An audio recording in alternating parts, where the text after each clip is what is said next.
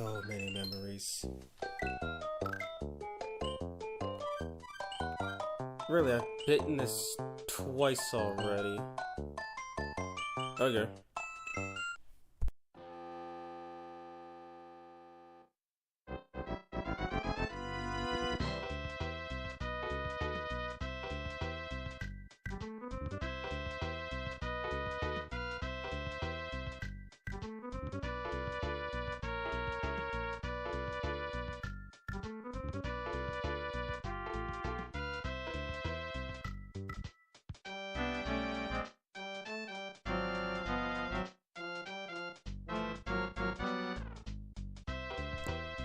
It's a me, Keaton last name.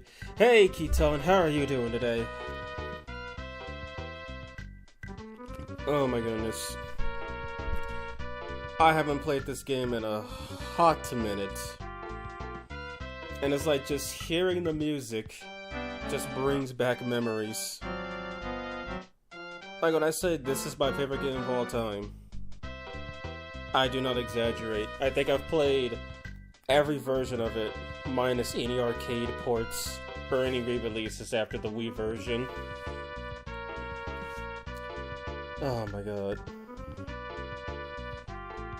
So I'm gonna let this play through again, and then I'm going to go to the actual game. Also, that part where Mario gets taken out of Raccoon or Tanuki form and goes small, that only happens in the Japanese version. That's not something that happens in the US releases. I'm doing better. Throat healed, just dealing with coughs. Well, that's good.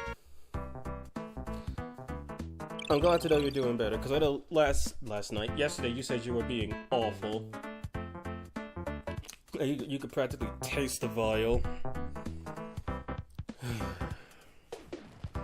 Excuse me if I do sound a tiny bit exhausted. I didn't get much sleep for some reason, even though I went to bed right after I ended the stream.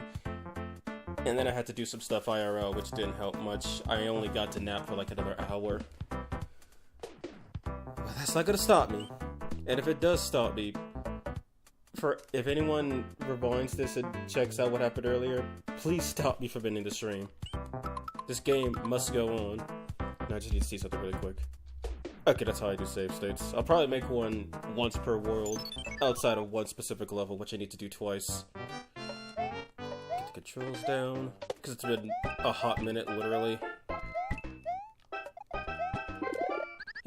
Wow! Here I am saying I'm really good at the game, and then I immediately die to an obstacle I don't think I've ever died to before. Please tell me that's not foreshadowing. Oh my god. That was probably the lamest death I've ever experienced in this game. And I've slid off of freaking one tile long things before. Well. I'm not gonna let stupid stuff like that happen again, but I should tell you that I'm at least a little bit tired.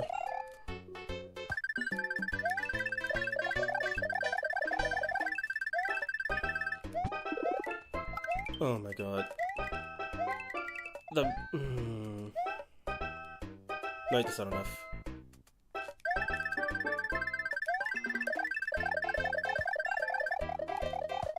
Whew.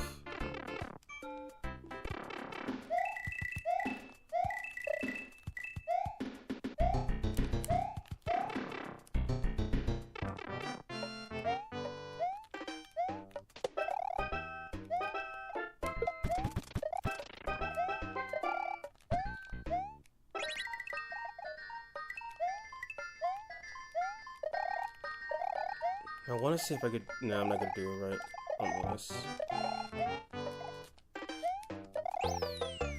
There we go. I just saw my first ad on your channel, lol. Hello, Okada 20th. How are you doing? I still don't know how to trigger that. I was doing worse than the Valkyrie from Back to the Shear's Quest in Chiyoda, and thankfully I was lucky enough to have a mom with Diabitra. Ah, the best kind of mom. So I do know there's a secret on World 1 that requires some arbitrary setup in the first level, which turns the Hammer Brother into a coin ship, but for the life of me, unless I'm just remembering it wrong, I just cannot get it right ever.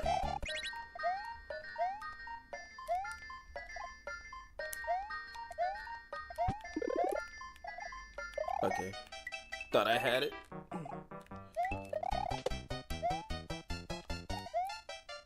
Please tell me I can get back up there. There should be enough room to run around. Yep.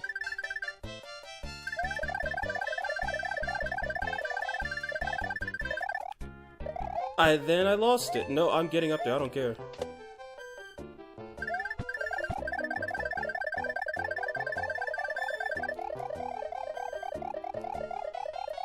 Take it. I don't care. I know in the Game Boy Advance remake they added like some extra bricks to the top where the pipe is, which, I mean, that's okay and all, but unless you have the leaf power-up, you're not gonna get them.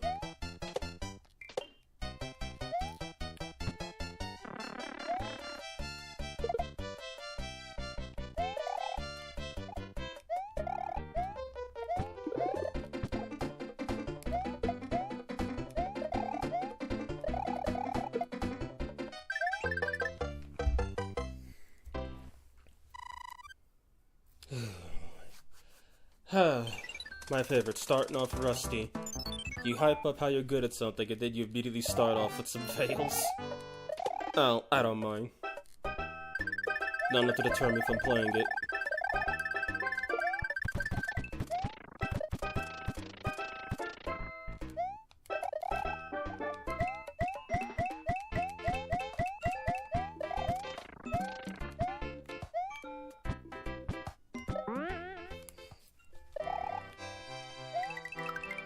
I'm surprised they don't make areas like this anymore in Mario games. Just a random area that has a bunch of coins in it. And if you have a leaf power-up, I think it's about right here. You can actually get a secret.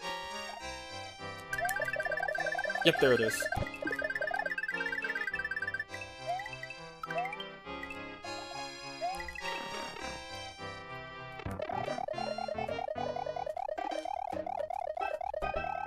There's also another secret. I'm gonna save this right here. So, I don't know if any of you guys watch speedruns of Mario 3, but there is a way to actually just skip to the final world immediately.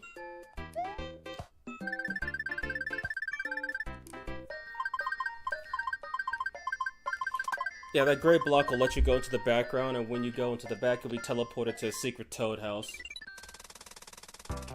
Where you pick up this warp whistle. And then inside the game's first fort, which is the first level,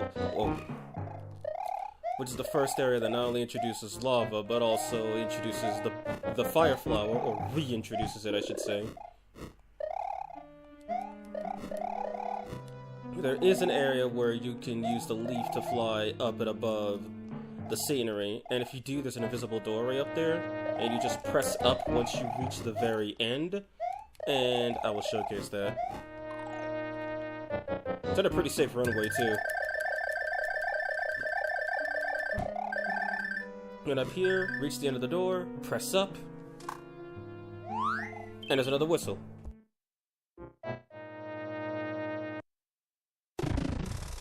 However, by doing that, with the fort destroyed, you can't actually break this shortcut, which you'll need in case you actually lose at any point to skip back to level 5.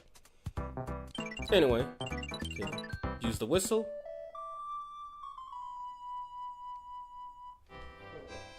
What's the best Mario power-up in your opinion? In terms of raw power that isn't just a cheat item for weaklings who die 10 times on a level, I would say it's probably the hammer suit, since it's capable of killing Bowser in one hit in this game, if you land it at the right angle. It also grants you immunity to fireball attacks, like the piranha plants, if you duck. Anyway, so here's what happens if you use the whistle in the warp zone.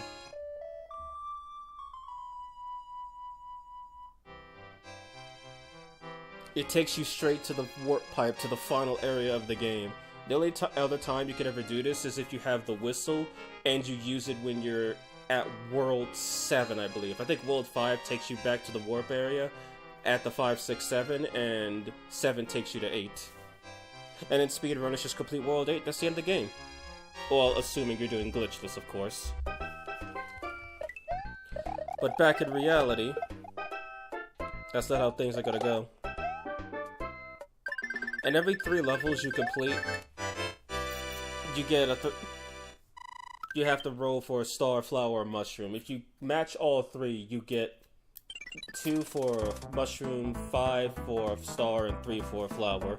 Or you get 1 every 3 levels if you don't match them. My god, the skip! Yeah. For me, it's the Elephant Mario for non-pure reasons. The star. I mean, theoretically speaking, yeah, the star is the strongest item, as it renders you immune to everything except crushing lava and bottomless pits.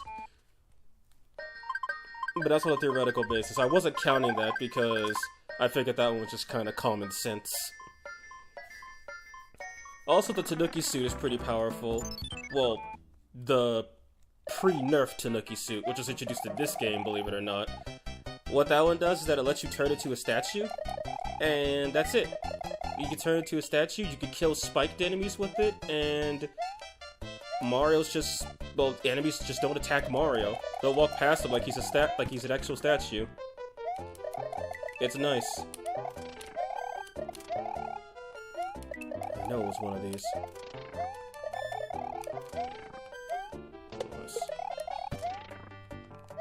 Okay, I think I know which one it was, but I missed it. But this one has a 1-up in it.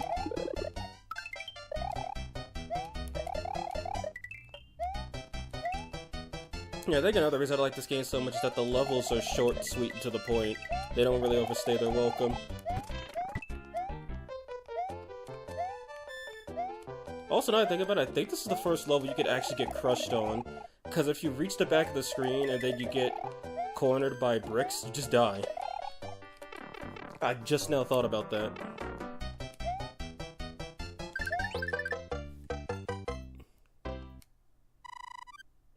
And yeah, that's skip, that's not a glitch, that's a default feature. People found that out long ago.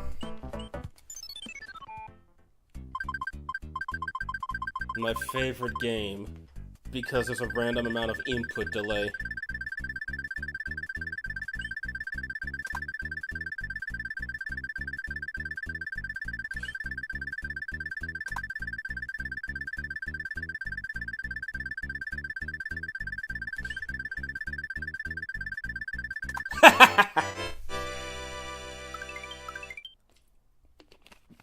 Honestly thought I wasn't gonna get that one, because the mushroom's pretty hard to get since it shows up twice instead of once. Well, it is for me anyway.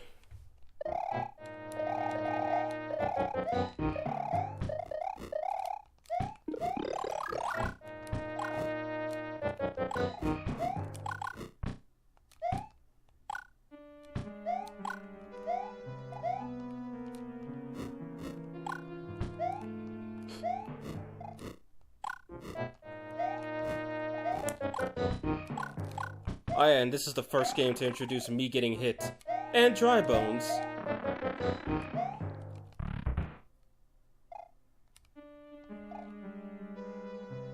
I always used to duck at this part. You don't actually have to duck to dodge the spikes and the gaps like that.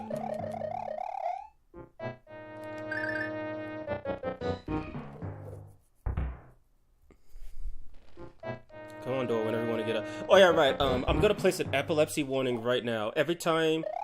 I'll explain in a second. Every time you kill Boom Boom, by the way, this is his first appearance in the series, the background will flash bright. It'll flash bright white, so just... epilepsy warning, right now.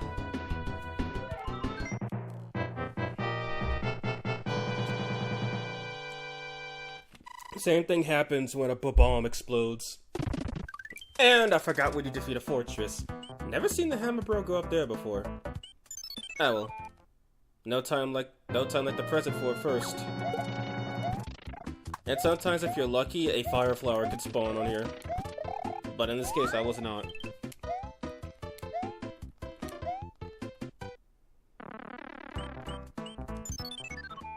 And if I'm right... Yeah, this level just automatically has you start off swimming... Or not swimming. It has you start off sliding down, like, without any button inputs. And also, it dives you into a pool of water to be like, hey, you could swim in this game. And yes, this is the first Mario game where water is no longer a hazard. It is just a part of the game. It's it's now an obstacle, not a hazard. Or should I say, it's no longer a piece of background that just acts as a nicer looking bottomless pit. Prepare for the boss fighter. Prepare for the boss. Oh, he's dead. Okay, no, it's the other one. And sadly, I lost that leaf, so I lost the tail, so I won't be able to fly and get that other one up. But doesn't matter. I'm gonna get plenty of them this run anyway. Yeah, Boom Boom fights get significantly harder later on. Because if my Boom Boom has two different types of forms. He can either jump around really high, or he can fly. The flying one is a lot more annoying to deal with than him jumping. But the real annoying one is when you start adding more obstacles to make jumping on him harder. And there is a castle fully encased in ice. That one's the most sarcasm fun. Also, if I might, I think this background only shows up in this level. It doesn't show up at any other level in the game. Because all the other underground levels are just that, underground. They're not hybrids.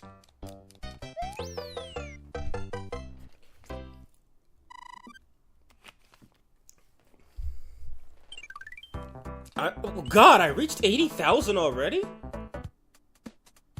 Now, something I don't think people know, you can actually stack those card games. Now, I'm not going to play that one now. I'm going to try to stack as many as I can until I get to World 7. They cannot spawn on World 8, but they still could spawn on Worlds 1 through 7.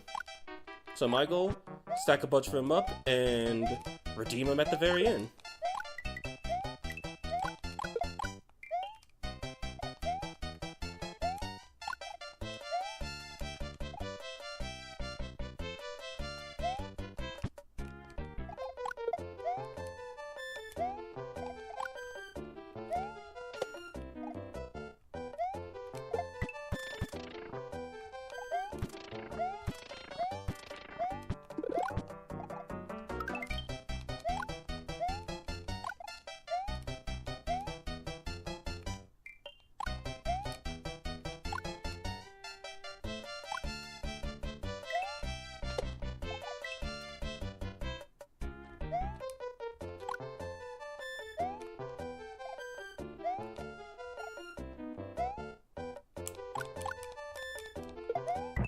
Okay, there we go, still got the timing.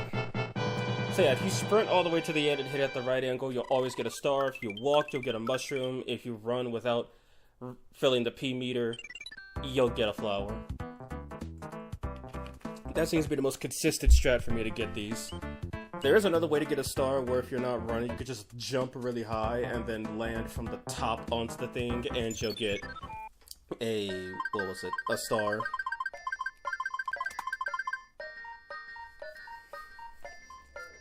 That Koopa did the Kirby falling meme. Oh yeah, in every world, the kings of this world, they'll all be turned into different creatures. The creatures are different between NES and SNES versions, with the SNES versions making references to other games that have been released by this time, and the NES version being random things. Like here, I think he's supposed to be a dog, but instead it's a Cobrat from Mario 2. Anyway, first airship, let's go. Where we get reintroduced to Bullet Bill, of all creatures. And you get introduced to cannons, which do not care about where you are and will shoot regardless. Now, Bill Blasters do care, but cannons do not. Does that make them scarier? Kind of. Because whereas you can manipulate a Bill Blaster to not hit you, you can't manipulate a cannon to not shoot. Still wonder why those don't shoot for. I'm guessing it was either too much for the system or it was too brutal during testing.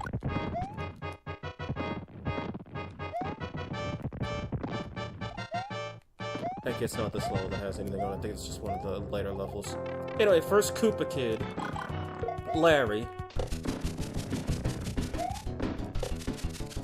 Funny how this guy is the final Koopa Kid you fight in Mario World.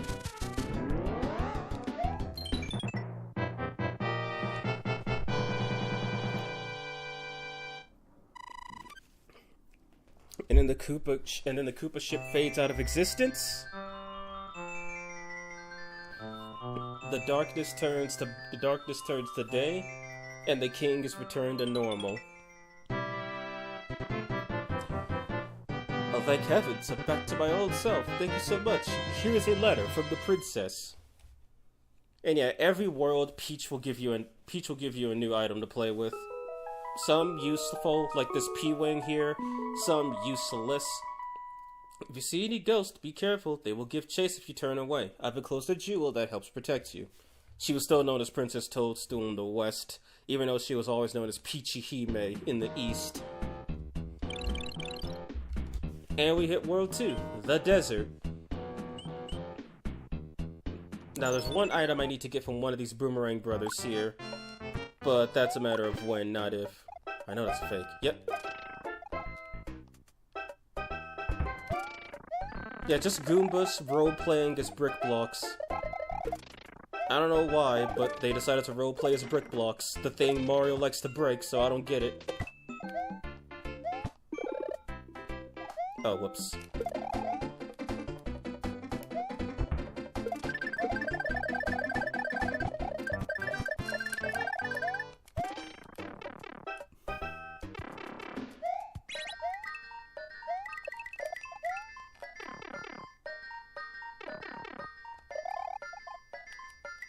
Is that a fire snake?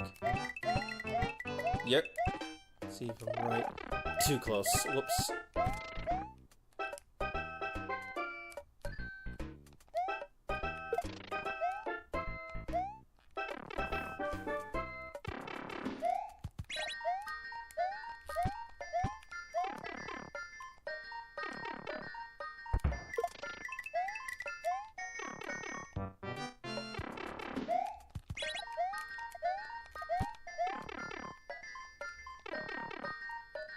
Yeah, the coins out here the bricks out here keep respawning, and the P-switch keeps resetting once you leave this area. So you could use it to grind a few coins to get a life or two.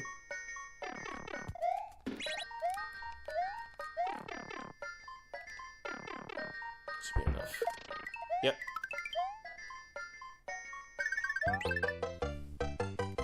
Spiderwebs? Sheesh. These Koopa kids don't even clean their own ships. How irresponsible, I know, right?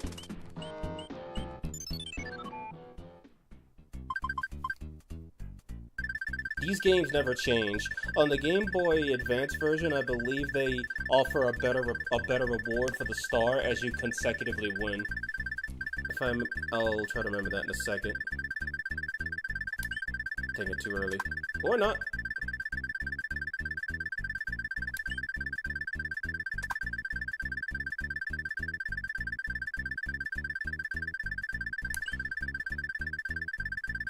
The fuck? Again, random timing. There's no time limit, you could grind to 99 lives. In that one level, yes, you could.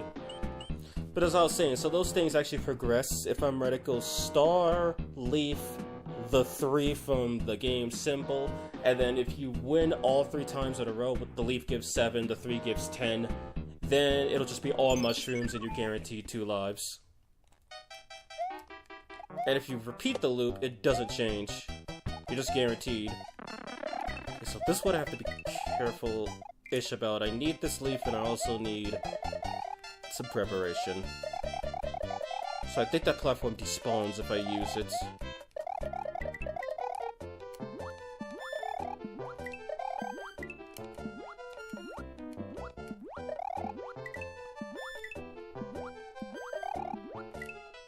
I'm doing this for a reason. Collect all the coins now so I don't actually break them as bricks later. Actually, I think that's all of them. There's a P-switch you need to press to turn these into bricks. Or turn these bricks into coins.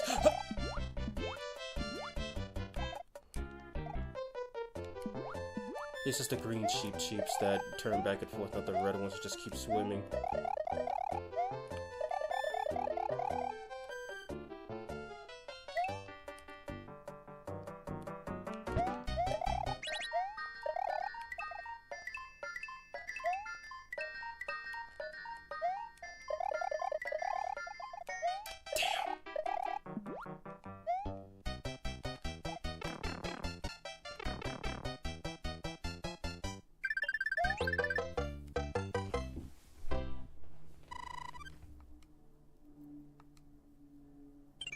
Okay, it still spawned. So I thought you could only miss one coin. No, you could miss two. If you get enough coins in that one level, this blue toad house will spawn.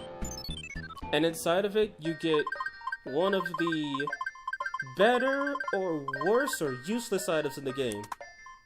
The anchor. If you don't complete the airship on your first attempt, it'll fly away to a different level. And every time you lose, it'll fly away. In my case, it's more annoying than horrifying because it can't trap itself behind levels. The anchor will stop it from running away. And you can use the anchor when you're not... What's the term I'm looking for? You can use the anchor when there's no airship present, but that's effectively just a discard button at that point. Anyway. Second Fortress. Ever get introduced to everyone else's favorite enemy? The Thwomp. This is also his first appearance.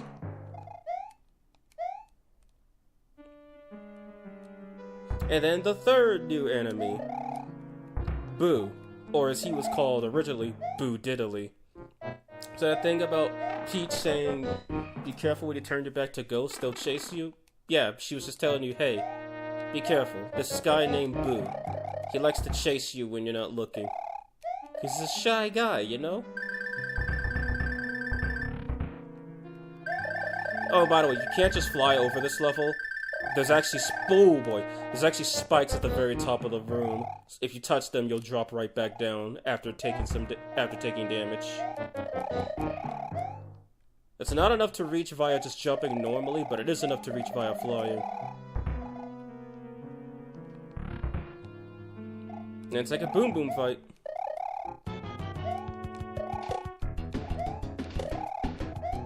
Epilepsy. Drops the anchor on the floor. The airship that was not even bound to it. Ah, damn it, time to stop, you guys. God dang it, the card game just had to spawn right there. Ah, well. These pipes, they're not actually levels, but they're basically just used to move around the map. They only become a mechanical part in World 7, but here they're just shortcuts to skip to other parts of the level, or of the parts of the world, I should say.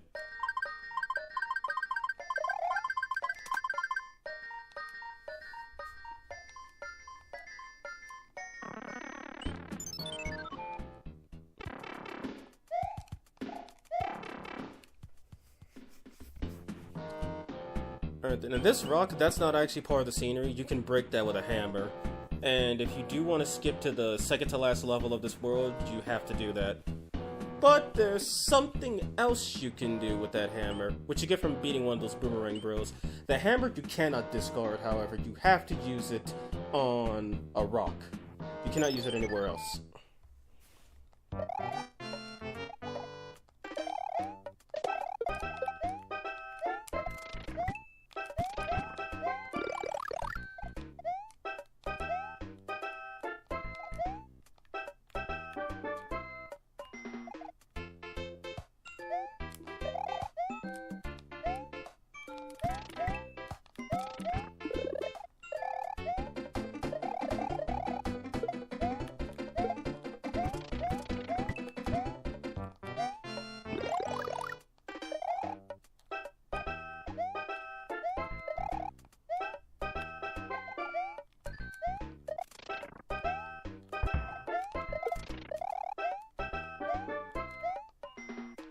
Wait, I think I just forgot something.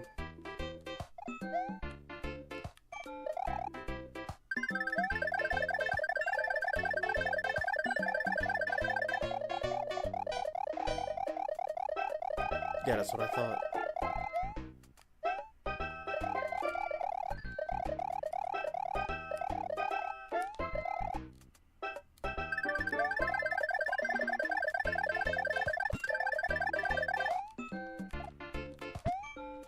And drop.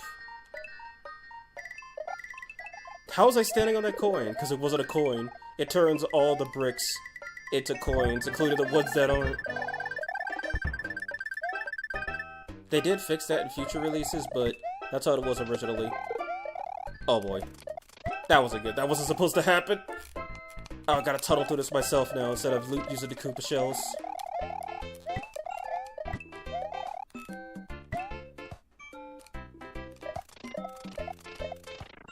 Yeah, you're supposed to use a Koopa Shell to break through that, but I kind of screwed up and killed it by accident. Anyway. God dang it, I jumped too late. Those stars were unsatisfyingly short. Yeah, I think Mario 3 has the shortest Starman time of any game, with Mario 1, I believe, having the longest. And here we go. World 2 Desert, featuring everyone's favorite enemy, the Angry Sun. And like, legit, the level's just called Desert.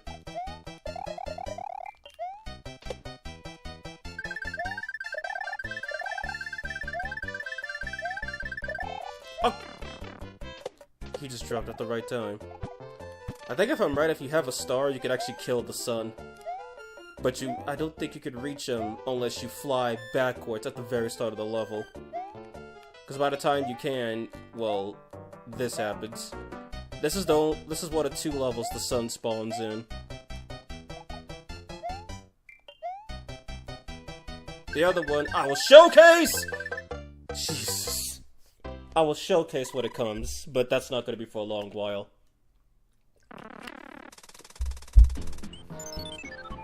Boomerang Brothers. Yeah, they're green in this game instead of wearing blue equipment.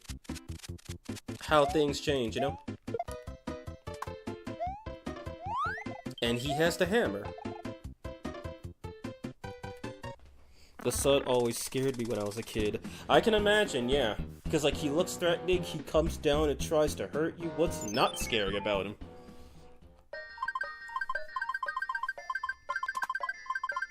And I've reached row 2 of my item slots. Now if I'm right... Yeah, you have to press up and down to navigate your item slots. The Game Boy Advance just shows you all of them, which is cool. But, yeah, this one you have to make sure to scroll up or down. And once you fill up, I think, 4 slots worth of items, that's it. It starts replacing the last item in your slot. So remember that or you'll lose your P-Wing.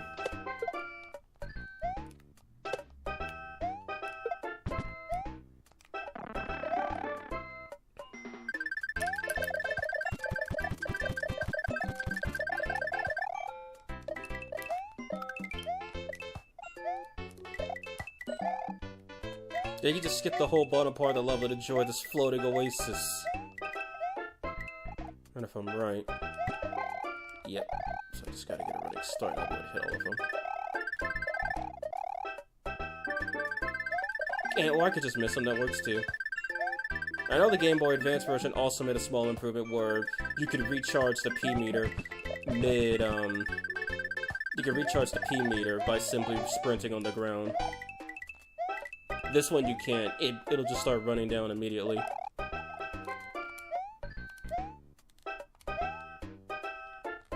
Oh, was it one on the ground or was it one up there?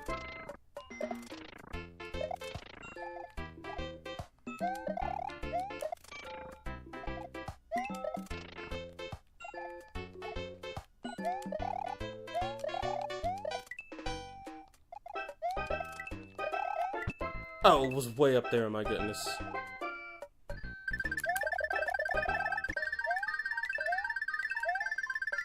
Also, maybe it's just me, but I like how the bricks of the coins don't animate when you use the P-switch. That doesn't happen in the Game Boy version, but it does happen in the original NES version.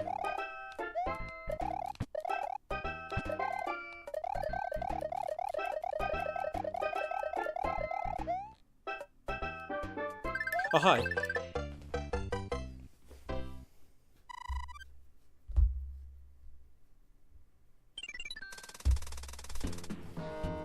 Okay, now, I'll show this and then I'll deal with it later.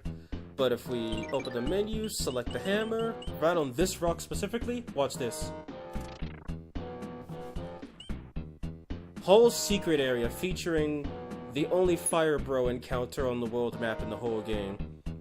And you don't need to fight him, but I will be fighting him. Actually, no, screw it, I might as well just fight him now. Let me collect this really quick.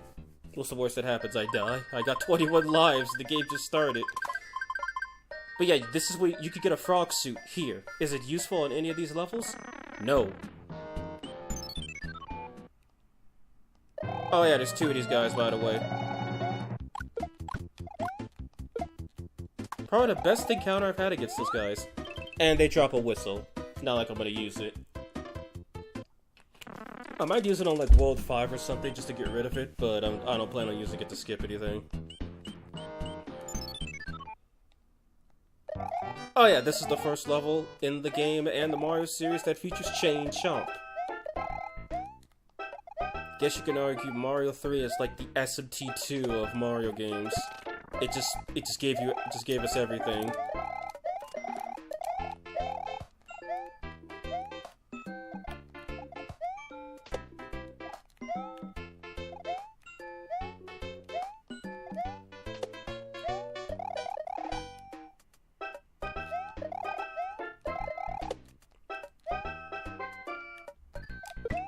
Oh yeah, another thing, this game, while it does feature the Koopas coming out of their shells, I forgot to mention that this is also the first one we can actually pick up the Koopas and throw them around. Also, if I remember correctly, I don't think brick blocks were breakable from the side in Mario 1. Oh yeah, introduced the vine, I forgot about that too. And this game also introduced auto-scrolling. And I would say moving backwards, but Mario USA actually introduced that. Or Mario 2.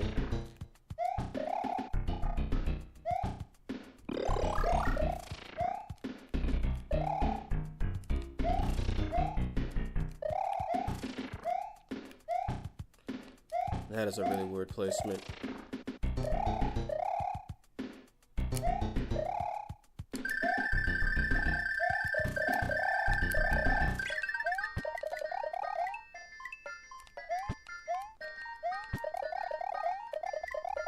God,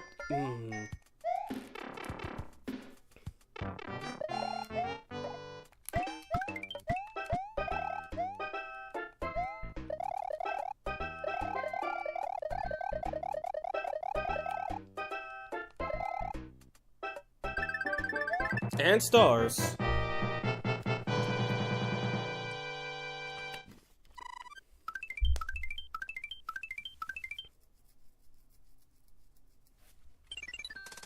Excuse me if I don't talk much during these levels, I'm just trying to focus. Like, I have to go into a focus mode when I do platformers, otherwise I'm more prone to screw-ups. Yeah, piss off, game. Like I said, that game cheats. If the Boomerang Bros spawned on the same platform as you, you'd probably be dead. Oh, and by the way, World 1 is the only time you'll ever run into a Hammer Brother that's alone. From now on, they'll all be in duets.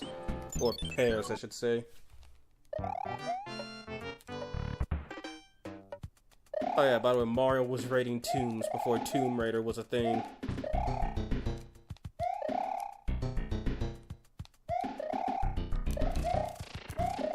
Yeah, if you don't have a... I got stuck on this level as a kid because I didn't know that you needed a Buzzy Beetle to break those. Nor did I know you could just break them by whipping them with the tail of the Tanuki leaf.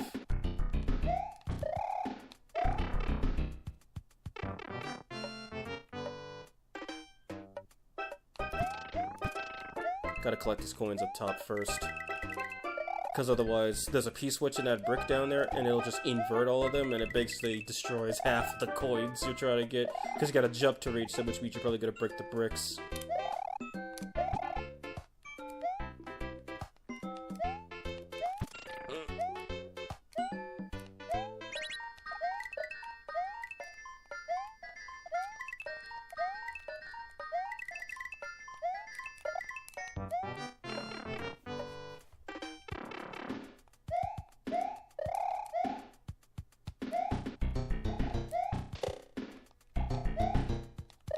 You can't stop those Buzzy Beetles by jumping on them, but it's still a risk. If you could jump over them, why would you jump on them? A mushroom, dang it. At this rate, you'll beat the game before Smiley arrives. I might. Oh, and Keaton, I didn't do the randomizer seed after you and a few others left, so I was gonna do that before this, but I'm probably just gonna do it afterwards. And I don't know what that beetle is called, but I know he's from Super Mario 2. And now that he's fallen off of his vine, he is forever permanently stuck there. RIP. Yeah, Smiley's gonna come in and be like, "Hello everybody, I am here!" And I'm gonna be like, "Oh hey Smiley, I just beat Bowser!" And he's like, "Wait, what, already?" But don't worry, the worlds do get longer, and there are some levels that I can firmly admit I am not good at.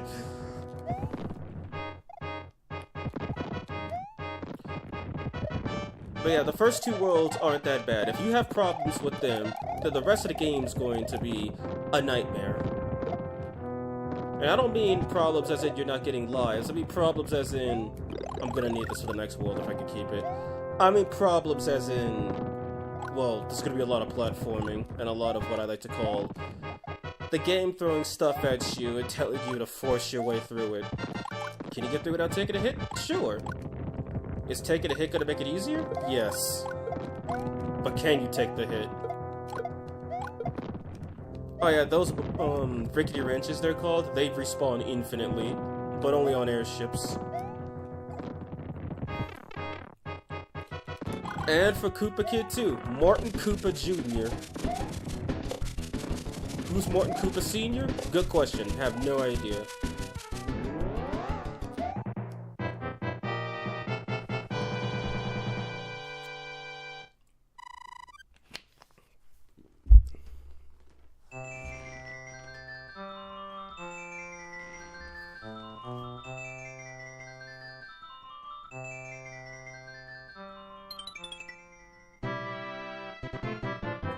The messages are the same, but yeah, each king also looks different. All 7 of the 8 worlds all have a different looking king. Well, technically all 8 of them if you count Bowser, but I digress. You can stomp on enemies using Kuribo's shoe. Now, for one, this cloud lets you skip levels. I'm going to use it just to show that, and then I'm going to go back and complete that level. But, also, fun note, in Japan, Goombas are called Kuribo. Like the Yu-Gi-Oh monster. They're called Kuribos in Japan. So Kuribo's shoe should be Goomba's shoe. And I'm like, and if you put it like that, it's like Goomba's shoe. What the heck is a Goomba's shoe? And then, but here it's like, who the hell is Kuribo? And what's up with his shoe? By the way, Kuribo's shoe only appears in one level in the whole game. Prepare for the boss take it, he died faster than it takes for me to write this message. Don't worry, that might change for the next Koopa Kid, because she's kind of powerful. By that I mean annoying. Anyway, here we go. Here we go. Seaside, or Oceanside, or Sealand, or Waterland, whatever the translation decides to call it. Also, if I'm right, I think the original translation is just called Every World Desert, Every World Blank Land. Let's take, ooh, a pipe, let's take it. Let's get out of here. Okay, good. It spawned at the start, that's nice. I can't get through, I'm stuck!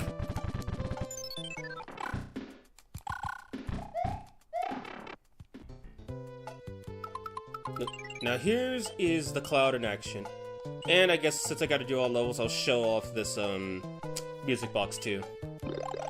So with the cloud, you could use it to just skip past levels. However, you cannot use it to skip past battle encounters with Hammer Brothers. To do that, you'll need to use the music box. And actually, you know what? Nah, wait, nah. Let me save. 3-1, let's go. First water level. And if this was Mario 1, you would already be dead. Because well, I'm kidding. But this one decides to spawn you not in the water, but right on top of it. To show you that you have the ability to do what you could not do in Mario 1. You can just jump out the water. Oh, and this game also has jet currents, or water currents as I say, where some of the pipes just have currents coming out of them. And they do always come out of pipes. There's no random, haha, this wall actually has a current. Enjoy flying into the abyss. The game doesn't do that, but what I want to know is why this... There we go. That blooper's flying towards me, but the other one's going away from me. Is he just moving the same direction I'm moving? Yep. And I hate that. Oh, okay, you're funny, aren't you?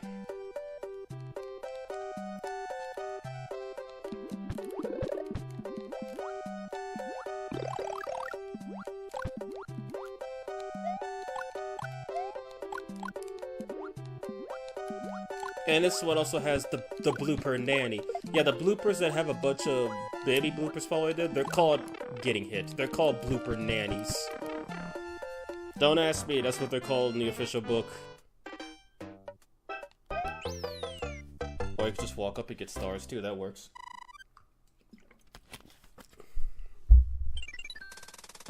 As a gamer, this level scares me. Yeah, because you have limited mobility and the enemies don't. And they can have erotic patterns, too.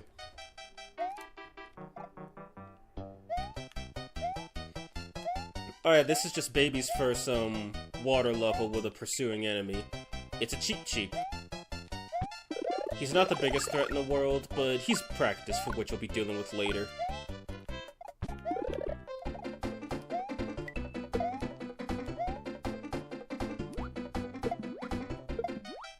Item! Probably the most progress I've ever made with that item in this level. And at least those donut blocks don't drop immediately, they take a while. And right, that cheat that goes back and forth, he keeps respawning, but the ones that jump around like that, they don't. They're gone as soon as you take them out. And this is also, in level 2 is actually where the enemies start, or the piranha plants start shooting 2 fireballs. But, yeah. Also, nice that they put a piranha plant right there at the very end, just to trip you up. No, because I'm forced to take a bath! Okay, level 3 I'll show in a bit. First,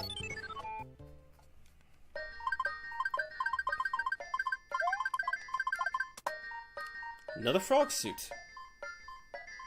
You only get a finite amount of these, so take advantage of them. Anyway, this level got me so many times as a kid. The way the guidebooks refer to it is that there's a heavy tide going through, and there's a hungry fish. That thing, who was known as Boss Bass, is swimming around. And basically, you have to jump to dodge it. And it took me a while to notice this, but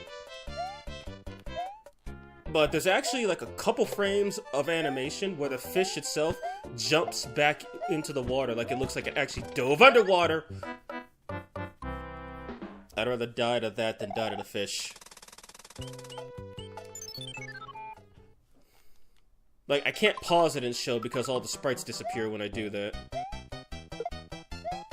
And if the fish touches you, you take damage. If the mouth specifically touches you, you die. Doesn't matter how big Mario is. In fact, the guidebook straight up warned you this thing could swallow Super Mario in one gulp. So if it could take Big Mario down, Little Mario has no chance. He can be killed though, but he'll respawn, so you gotta be careful. Case in point.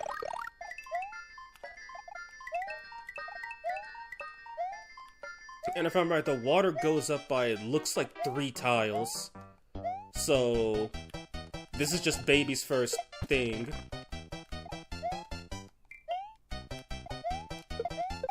The other one has it rise by, I believe, 5 or 6 tiles.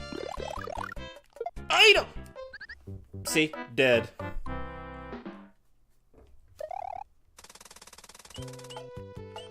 Okay, enough horsing around. Let's actually beat this level.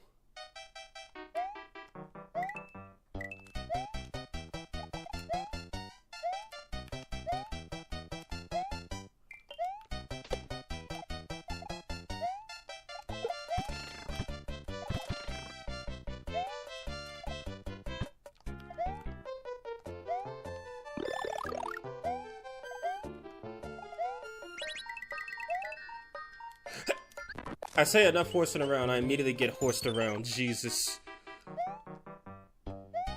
Nice little child me and adult me have something in common.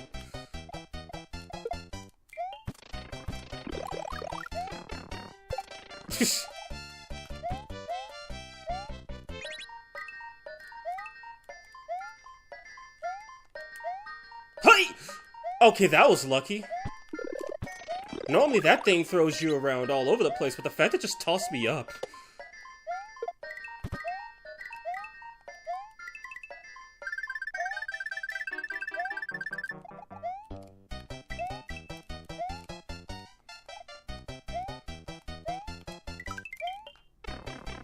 That took way too many. That took way too many attempts. Oh damn, first death of the run. I thought you were good. Hey, I said I was good. I didn't say I was perfect. Plus, if I was perfect, I would have already beaten this world. I've seen people do it that quickly. No wrong warps.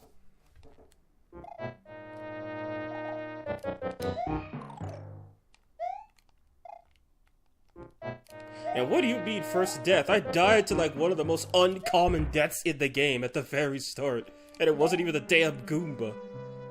Now if I'm right, there should be a bonus at the very end of this level.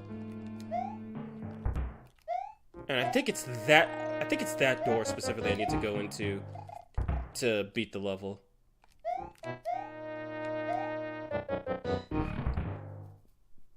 Yep, here we go. Oops.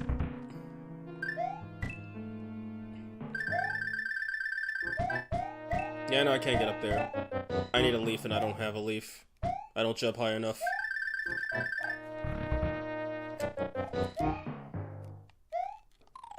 So if it's not the door that I think it is, then it's that one.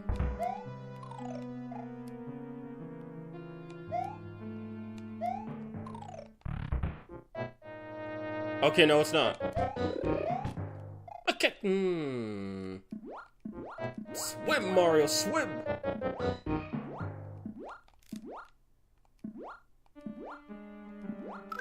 I was gonna catch it sooner or later. Oh, hey, a leaf. All these pipes, by the way, take you back to the same place. So it was not that door. But it still took me somewhere nice. And I know it's none of those three.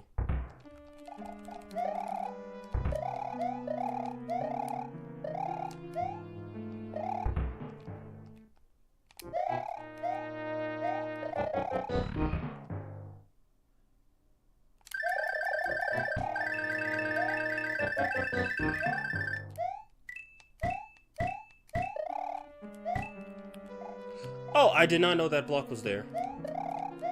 So I could have gotten in here. Well, how considerate of the developers.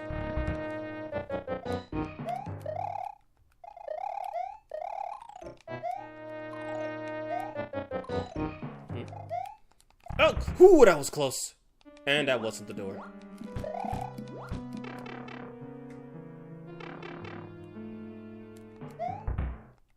He reanimated the frame I went in.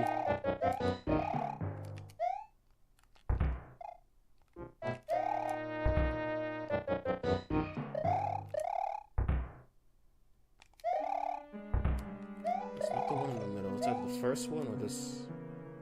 I think I already went in that one. So close. Oh, come on, I'm already out of time. Well, there's not many more doors I could check. God, I haven't played this in forever.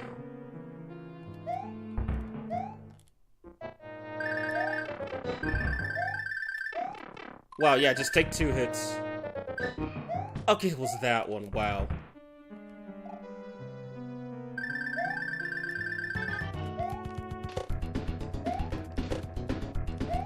Epilepsy. Nova Visor, that Goomba death was beamed and not an embarrassing death. Wink, wink.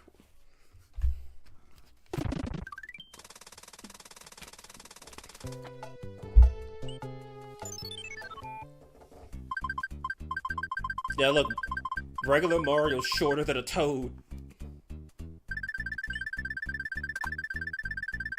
Or Canopio, I think he's called in Japanese.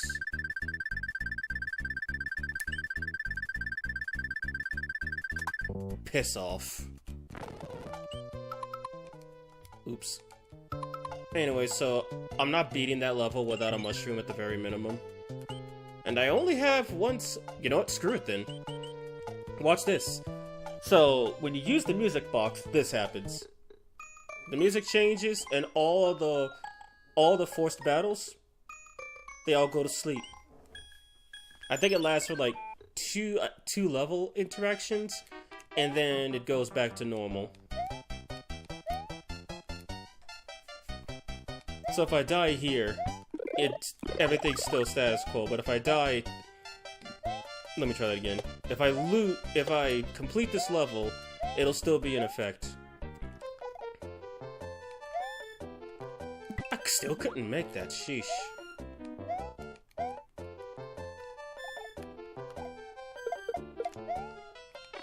And I dove right into him, my god. Or is that Goomba her specifically?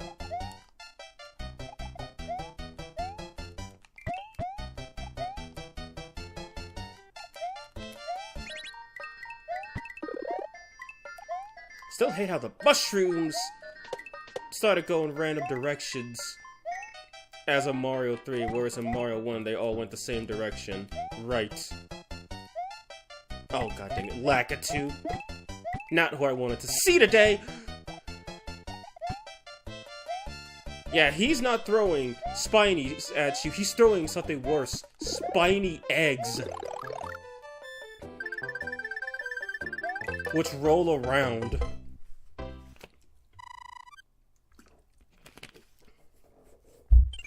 Kinda surprised it did not suffer an L.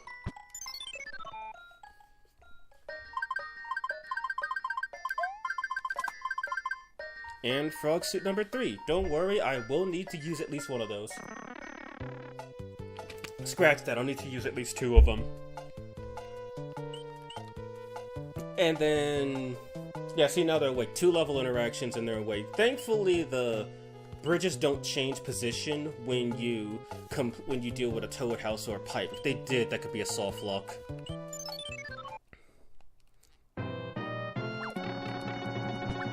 Okay, that was horrible. My god, what just happened? So I didn't know ducking puts you under the water. I thought you could only do that when you're small. So I think the real answer is I should probably use one of my fire flowers. I'm about to say, yeah, that thing's supposed to be Big Bertha, not Boss Bass, despite them looking to say, please don't tell me that thing despawned. No, it didn't. I got hit. That's worse.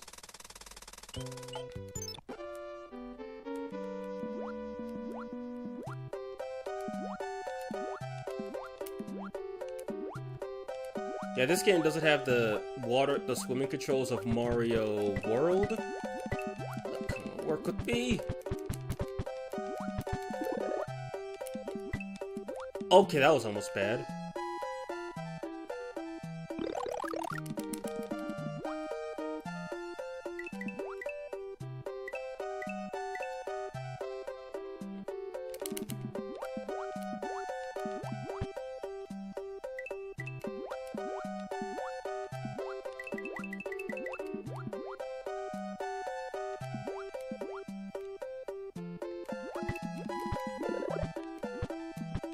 Oh hey, Fireflower, my beloved.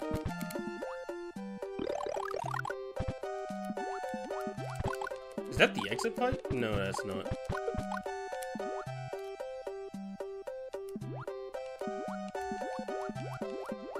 Now the one thing about the frog suit is that you can actually use it to run through these, I think they're called jet streams and guides, but I'm gonna call them currents. You can actually swim against the currents. Mario can't do that otherwise, and there's one bonus later in the game that requires you to swim through a current. You cannot get it unless you have the frog suit. Oh, these platforms float.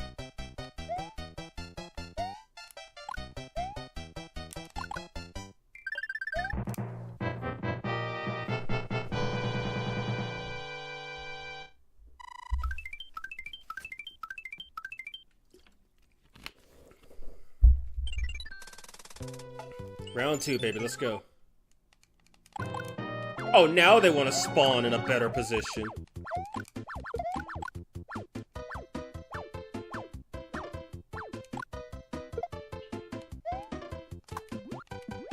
By the way, ducking also pressing down prevents you from jumping out of the water.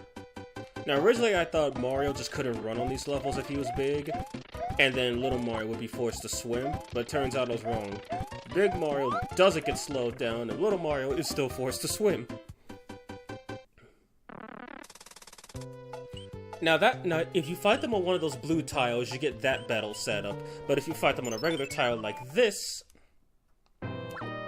you get this one, which I'm just going to refer to as the generic one, because it plays basically every map from here on out.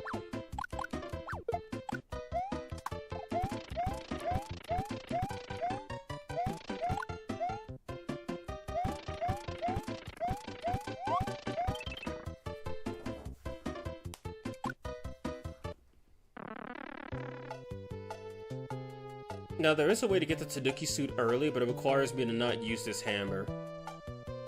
However, if I don't use this hammer, there's some bonuses that I'm missing out on.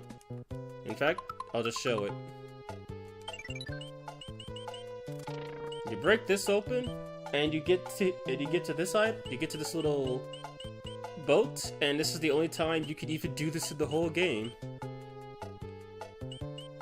Yeah, this bridge, I don't know why this is here. Especially since you can just go around. But yeah, you can't just cheese it and reach the end. You have to specifically duck it up here to get off.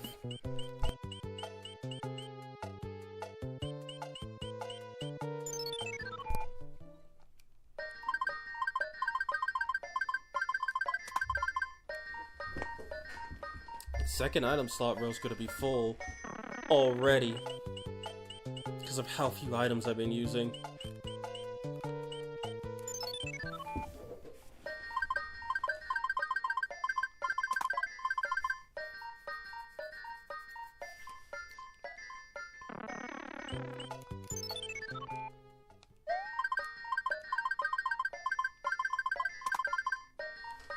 And the other reason I've been avoiding the card games is because if you get it right, you can get a lot of items from them pretty easily.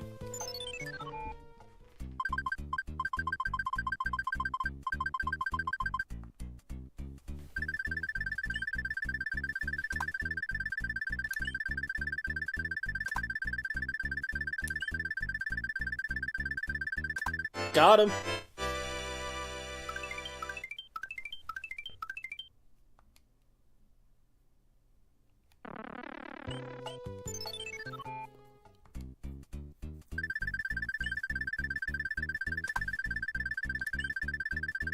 Of course. Okay, so with these bridges here, if you have a cloud or you've already completed level 6, you could skip 7 and the fort and just go straight to 8. But alas, that bridge means nothing. Or the drawbridge, I should say, means nothing. More cloud gazing.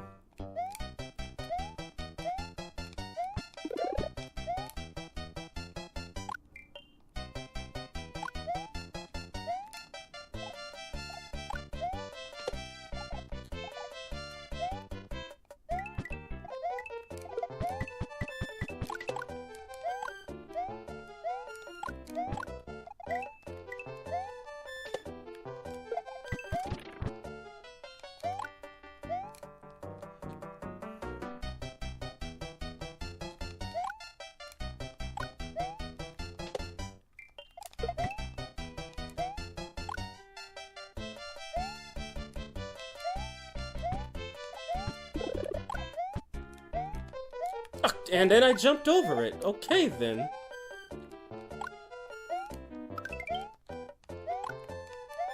Get oversell this.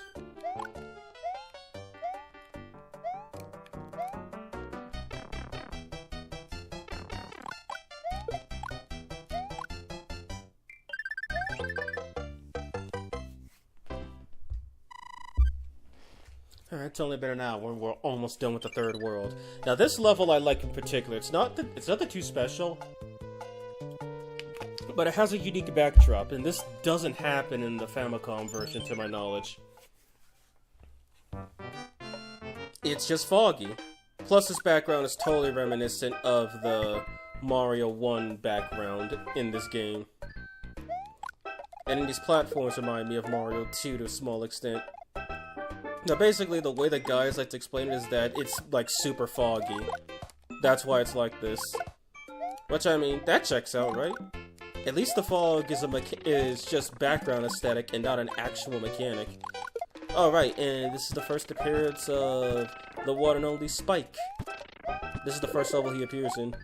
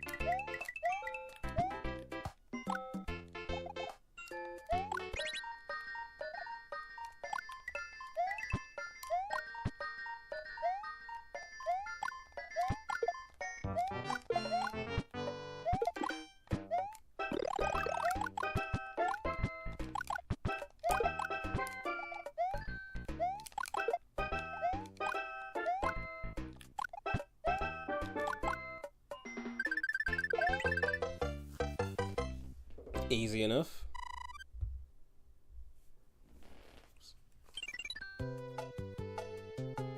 Actually, no, I'm gonna skip the fort for now and go to level 8, because this one's gonna be a problem.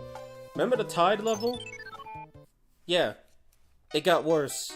Now instead of 3 tiles, it goes up. Oh, I said 5. I'm sorry, I meant 6.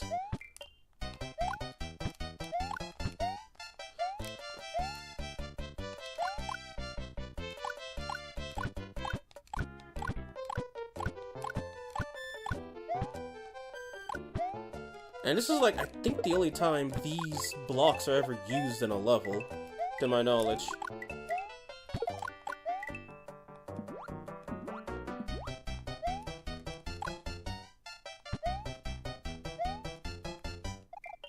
And the exit's right there, but why not?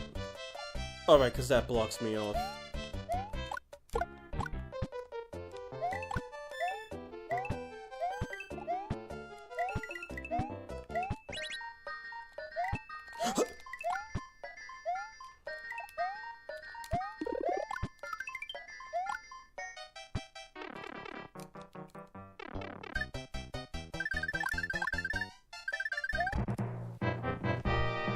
Another 5 lives.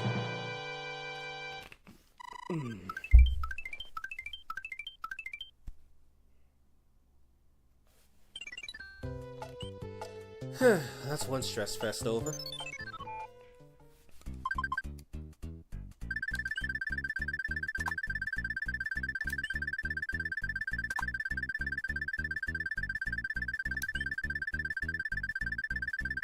Piss off.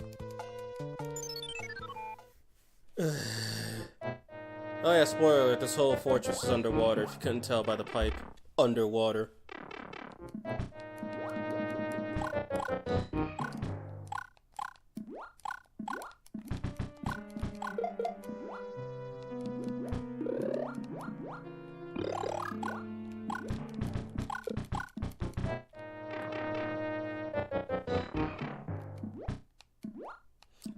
Oh, and this is Boo's, lanky brother, Stretch. The only way you could kill him, to my knowledge, is with either the hammer suit or a Starman. And the platform itself doesn't hurt you. Just the scary guys themselves.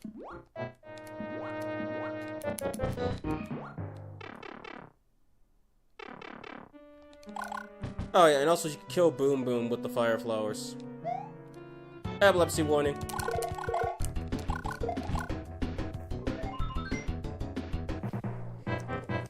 I'm trying to beat my Minato only run. I was stuck on Tiamat for a long while, so now it's time I end her. Well hey, if you want some advice, I should have probably shown this during the infinite loop bullcrap. you could cheese Tiamat with Omagatoki Momentum. If you could kill, like, one of her heads per turn with Omagatoki Momentum, and by per turn, I mean per hit, you basically have infinite resources. It's much easier done with demons like Masakado, but you could pull that off with pretty much any demon, since you only need one that's either a strong light or dark user, a strong magic user, or a strong physical user to do that, and you'll run through her health extremely quickly. I'd say give it a try if you can. And then we get this regular looking level.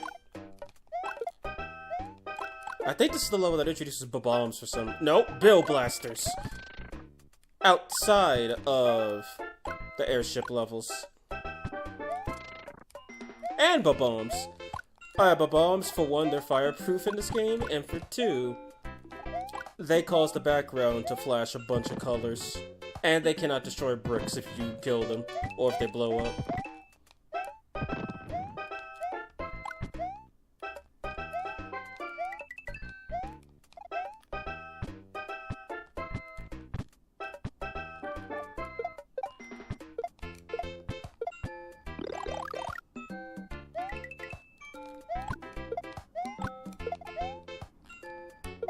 I want to see something really quick.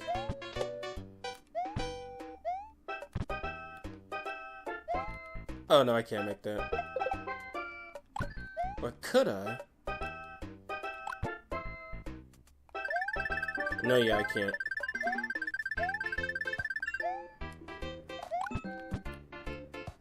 There's a secret in that pipe, but I obviously missed it because I don't have a leaf, and I killed the only other thing that could take it out.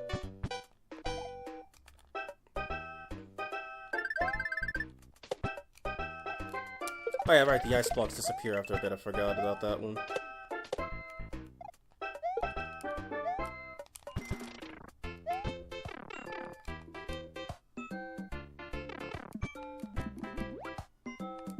Actually, wait a minute. Is it a bonus or is it just a shortcut?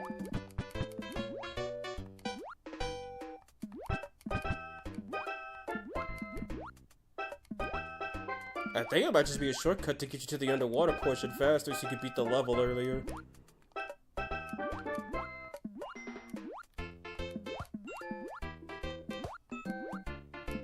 Yeah, no, it's just a shortcut.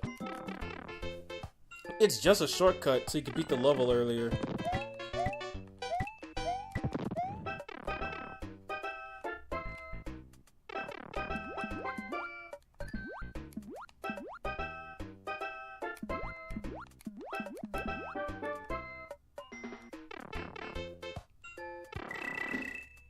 I missed it. Whoops. Guess I gotta go back.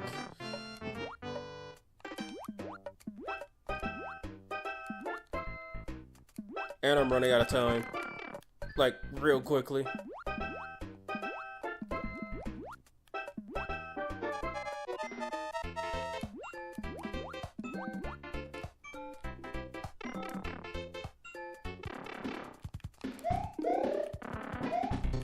Free frog suit, I'll take it.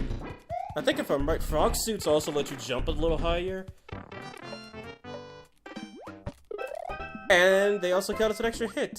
I wish I could have saved that, because there's a unique dialogue you get if you beat the,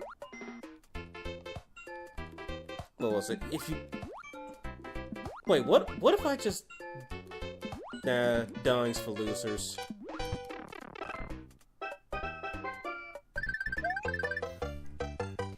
I never thought about using momentum. My slime could easily kill the head that's weak to physical in 1 to 2 actions.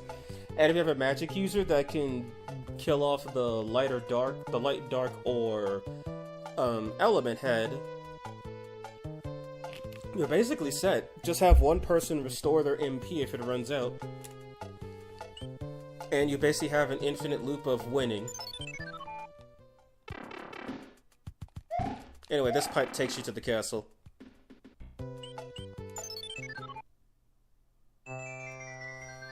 And here he is a purple Dino Rhino from Super Mario World, which confirms that Super Mario All-Stars was released after Mario World, which I think Mario World was released like 92 or 91.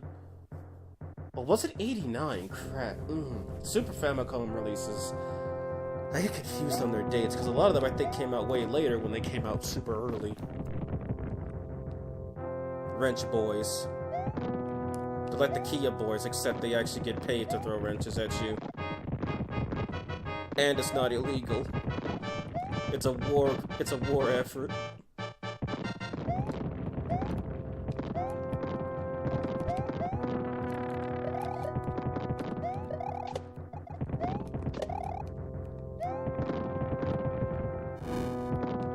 Oh yeah, the first airship to introduce the flamethrower.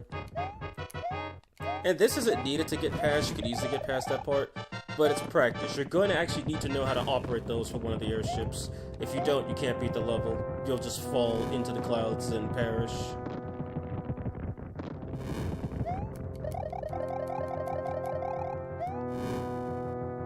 Anyway, did you guys know that Mario was always diverse and inclusive? Third Koopaling, Wendy Yo Koopa. Her and her sonic rings of bullcrap.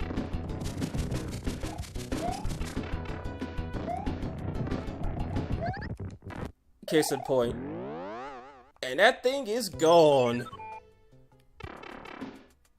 If I didn't take that hit from her literally framing it. How many items do I have? I do need to make some yeah, I do need to make some space, and I'm not wasting a frog suit. It's like Luigi said, I don't need the frog suit. And I got 3 fire flowers, I can blow one. If I press the right button, of course.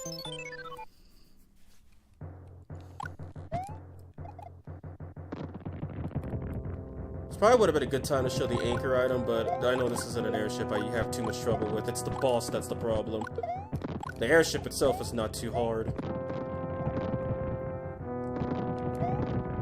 Which I kind of find that funny in some games, where it's like, the level is super easy, but the boss is really hard. Or in the reverse, where the level is super hard, but the boss is super easy.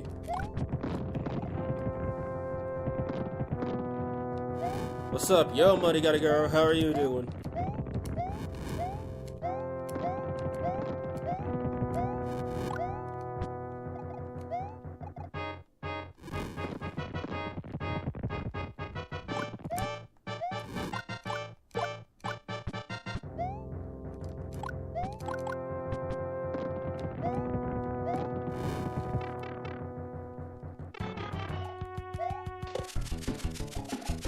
Funny how their spiked shells don't hurt Mario in this game, but in future games they do.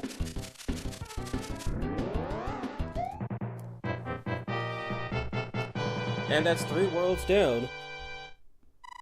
In only an hour and 20 minutes. Yeah, Smiley might miss the whole thing at this point. About the syncing with the music. And yes, we have Dark Mario. We have Dark-Skinned Mario as the king of World 3. JK, but he really does look like Mario. The white block contains magic powers that will enable you to defeat your enemies. The fuck are you talking about, woman? What white block?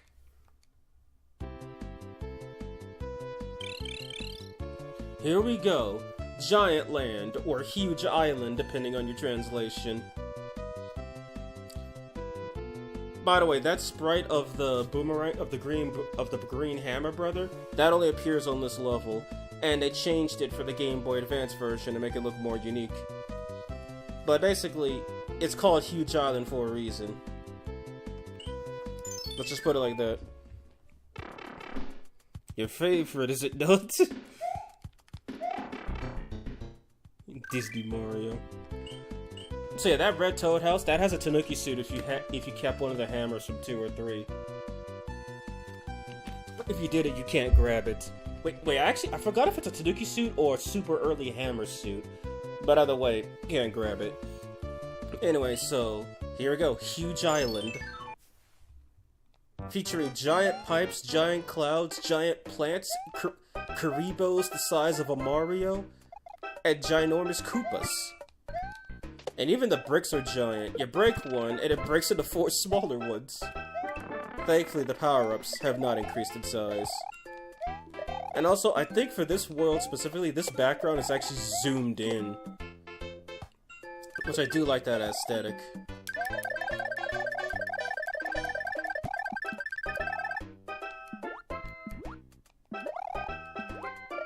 And yeah, just a regular pipe with a regular Venus fire trap for some reason.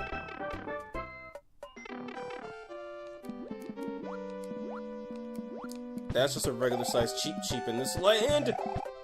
Don't ask, just accept. If I'm right, this is the only, like, really big water section in the world.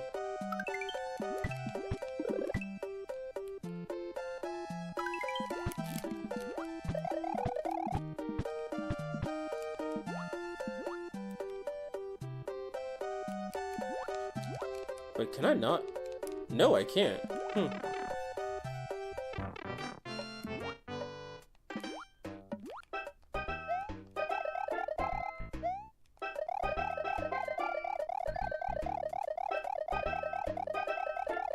I think I just... Yep, I died. Jesus.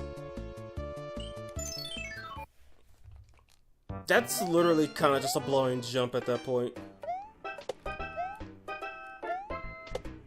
Well, I got 2 lives out of it, so I'll call it fair and balanced.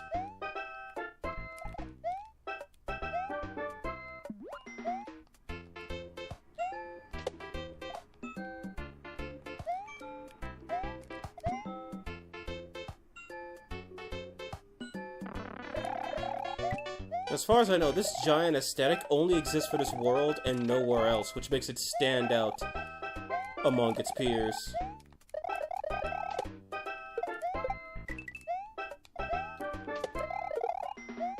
But for some reason, there's no giant Venus fire trap, it's just regular-sized ones. And go!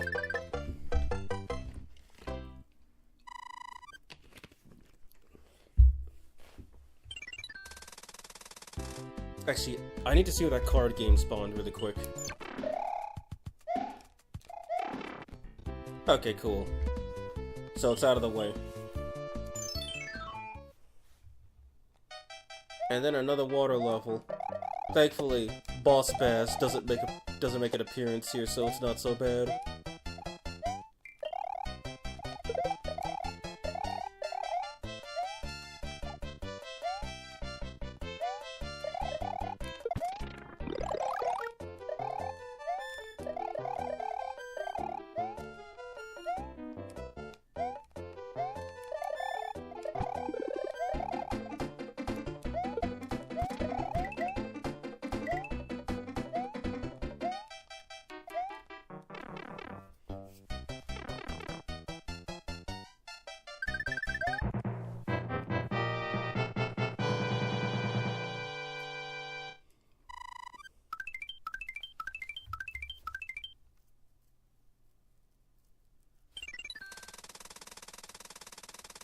Alright, first Sledge Bro battle.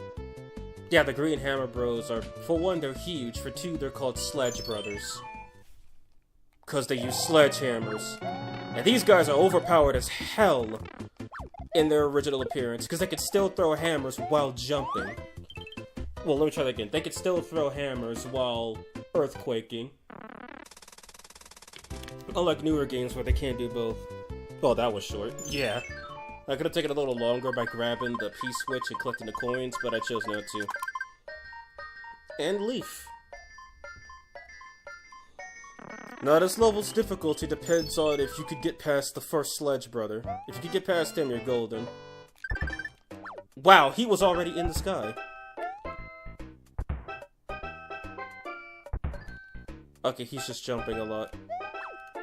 If you could get past him, then you've got past the hardest part of the level. Now all you have to do is not die. By the way, both of those pipes go to the same place.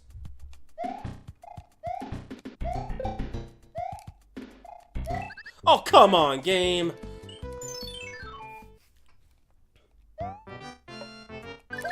And then that time I jumped right into him.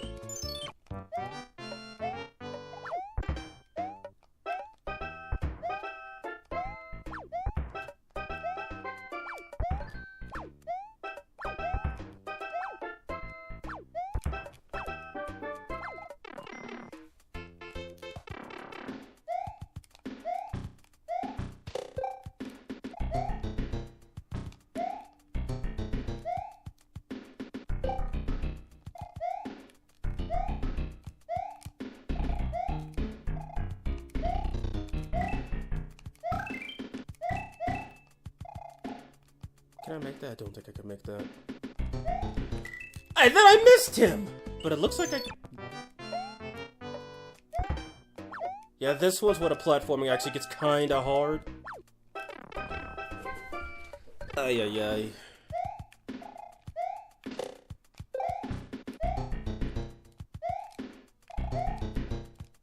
Okay, you don't need him to make that. You just need a lot of running room!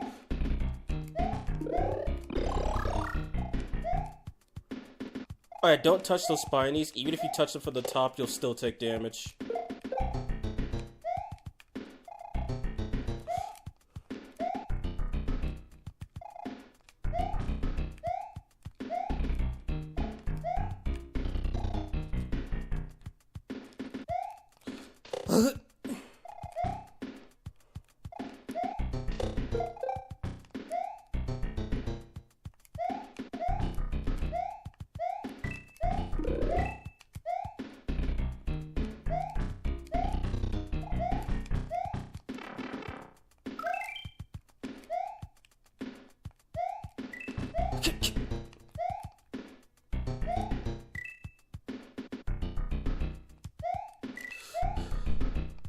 I think that's the end. Yeah. I hate that level, my god.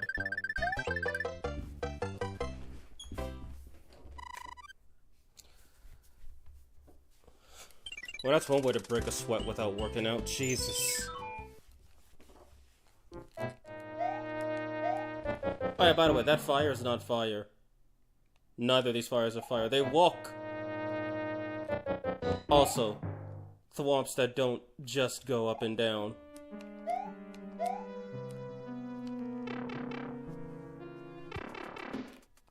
And then random underground level and a castle level. This just turned into a Mario Maker level now.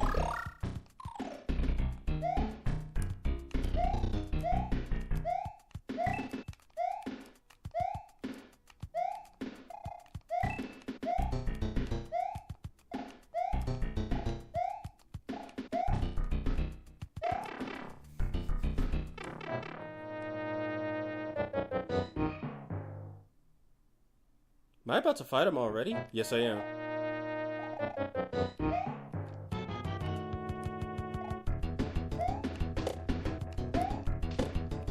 And epilepsy warning.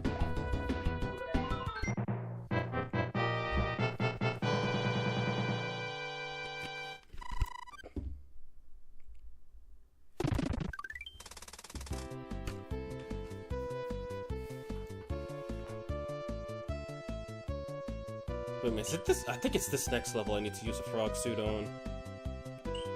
I'm gonna save stakes, I need to check it out. But I believe it is this level. Okay, yes it is. The reason I say I need to use a frog suit on is because there's a little bit of a loop you can actually do to get some lives. Way too easy. You can get past this current with the frog suit, jump in here.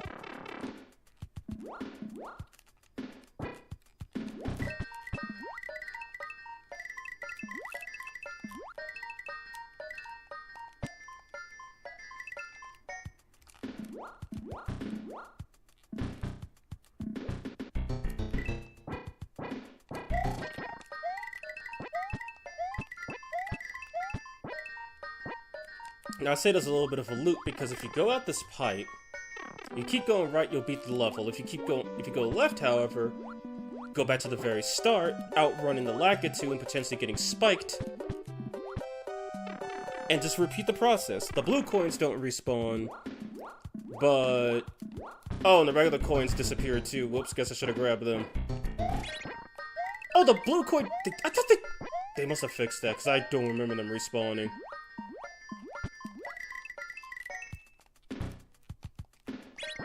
And it looks like they also don't appear around that little area where the P-switch is.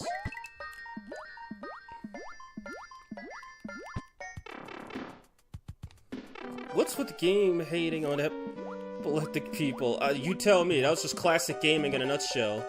Where everything would flash multiple colors. That's why they added those warnings in all future games. Even games that are nowhere near as bad, they still have those warnings.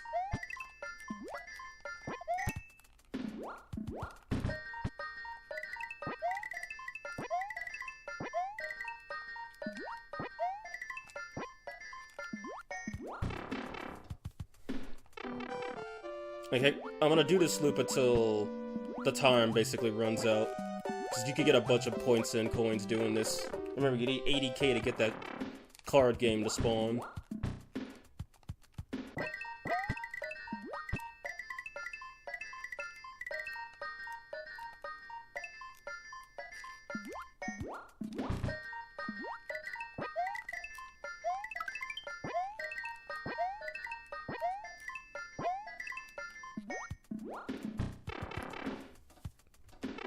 It was all cause of Pikachu.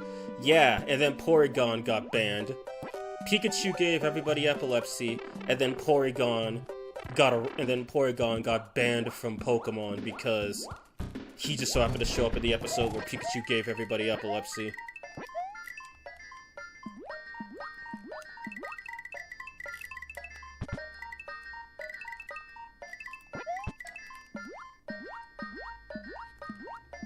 Okay, this next loop's gonna be the last time I do it.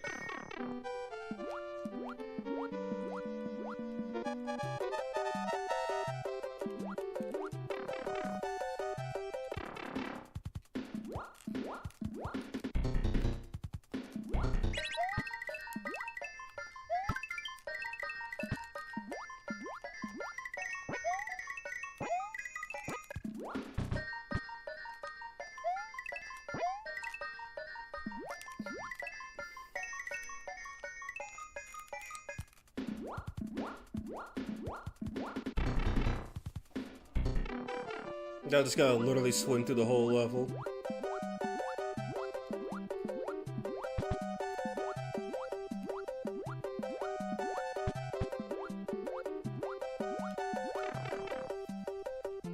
Hashtag justice for Porygon.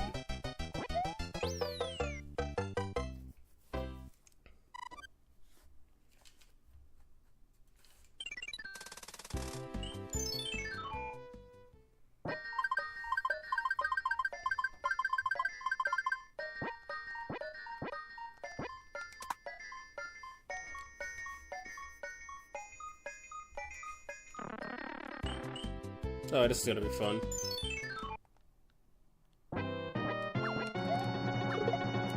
Kinda expected that to happen.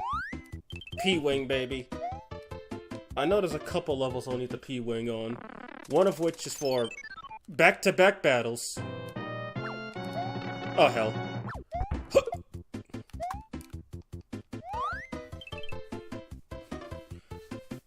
One of which is for a level I don't want to do, and the other one is for a level I can also infinitely loop, to greater effect, actually. Yeah, let's do level 5 first. There is a Tanuki suit on this level, but I don't think I'll be grabbing it. It requires you to fly at a very specific angle, at the very start.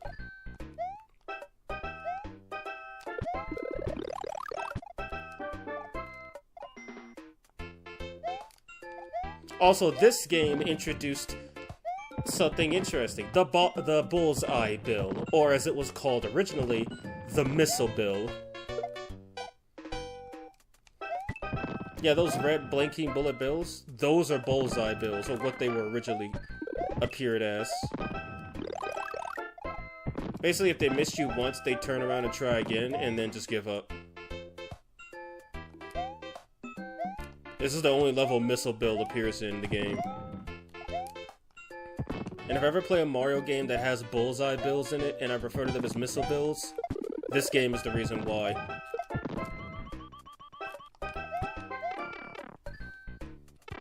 Okay, never mind. I guess we're getting a Tanuki suit then.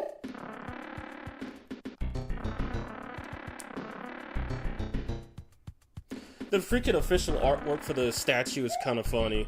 Because it shows Mario just, like, looking at them, like, as the statue. And the enemy's just walking by oblivious, unbeknownst that they just passed their adversary!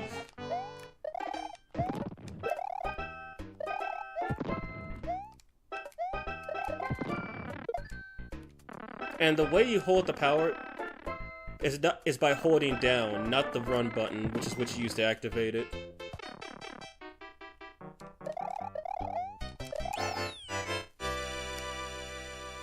But yeah, the Tanuki suit you didn't get from the feather, not the feather, the leaf, you got from an actual suit. Because this thing is powerful as hell. It's basically, and also from what I've learned, you could actually layer this thing with a P-Wing. If you have the P-Wing effect and you grab a Tanuki suit, you now have Tanuki P-Wing.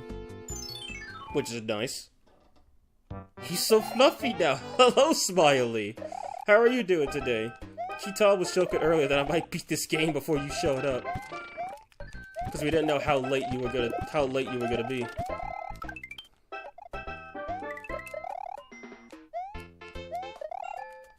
Okay, so you could play this level like it's huge island with regular sized sprites, or you could do the Super Mario 64 tiny huge island trick and just go through the door. And now the enemies will all be regular sized losers. But for funsies, every time I see a door, I'm gonna go in it. It's like a horror game where you go through every door and then one of them has the gruesome, grotesque game over screen waiting for you. But yeah, the game is much easier with smaller enemies, who would have thought? Since that gives you more room to navigate instead of a 4x4 square. Hey! Nice one. How's everyone doing? We're doing good. Hi, Smiley. We beat the game 3-4 times. Yo, you forgot Elcom. You did. He's here watching right now. I'm doing alright. Just got home from work, so I'm tired. Yeah, I get it. That's work in a nutshell. It just drains the life out of you. But once it's done, it's done. And Fire Flower. Let's do this cheating game. Oh yeah, so this castle is actually required. It's not on the main path, but you have to beat it to get the bridge to the castle. The fortress, I mean. You have to beat that fortress to get the bridge to the castle. Of course.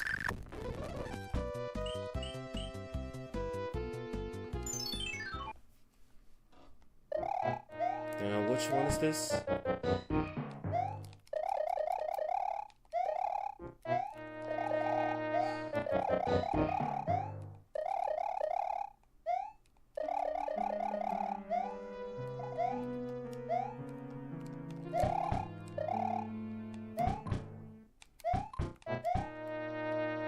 Oh, well, yeah, they gonna... Yeah, they are.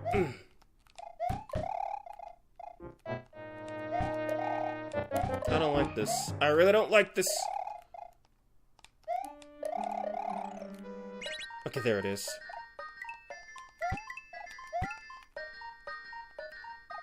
Random sewer network inside of a fortress.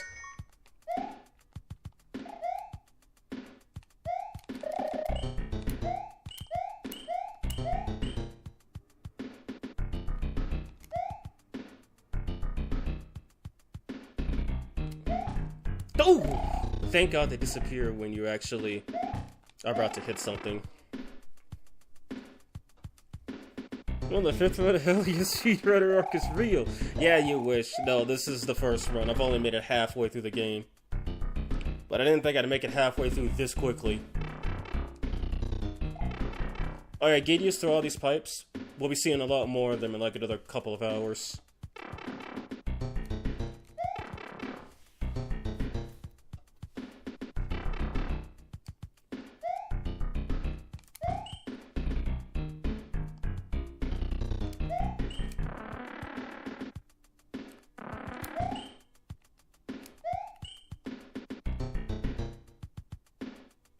Yeah, that's it.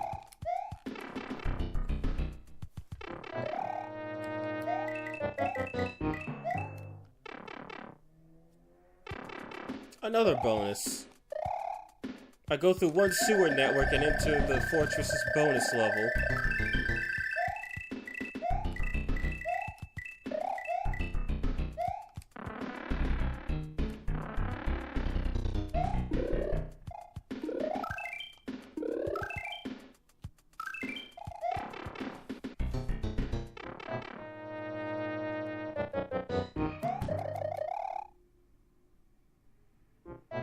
Of course, here we go. Round...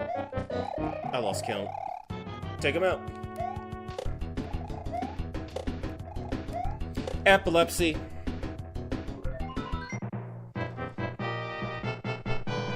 By the way, have you heard the unused Mario USA Underground theme?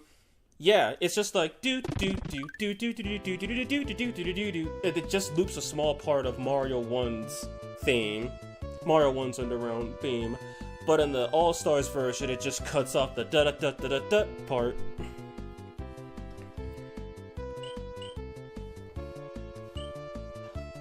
Also, speaking of Mario, apparently people do not like the Nintendo Switch charging $80. They do not like Nintendo charging $80 for a game. Who would have thought? Also, yes, that is Donkey Kong Jr. The king got turned into Donkey Kong Jr.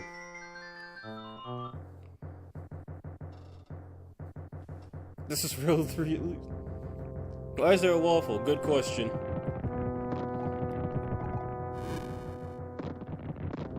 Like, if I'm right, there's no cannons on this level, and all the Bill Blasters are just rocket engines. They're just flamethrowers. And the flamethrower unit specifically known as the rocket engine appears in this level too. And despite this thing being mostly jet-powered, or rocket-powered I should say, it ain't moving too fast. But yeah, those tubes down there, according to guides, they're called rocket engines. Which makes sense, they only appear on the aircraft in this game. $80 digital, $90 physical. Yeah, basically confirmed. People are not happy about that at all. And as for the people who say they are not happy about that, I say, of course! Sneaky bastard. I say, of course you're not happy about it. Because you're paying $10 more than the average game. And if people eat that stuff up, then everyone's gonna suffer. If 1 million people say I won't buy your game and then 12 million people still buy it, then the industry's going to adjust for the 12 million.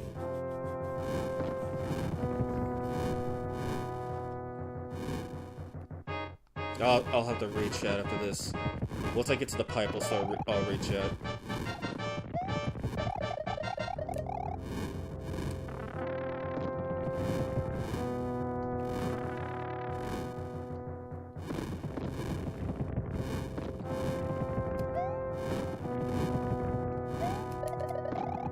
Okay. Promises have been made. Oh, actually, there's a version of the unused Underground theme from Mario USA without those crazy drums. Recommend to give it a listen. Okay, I will.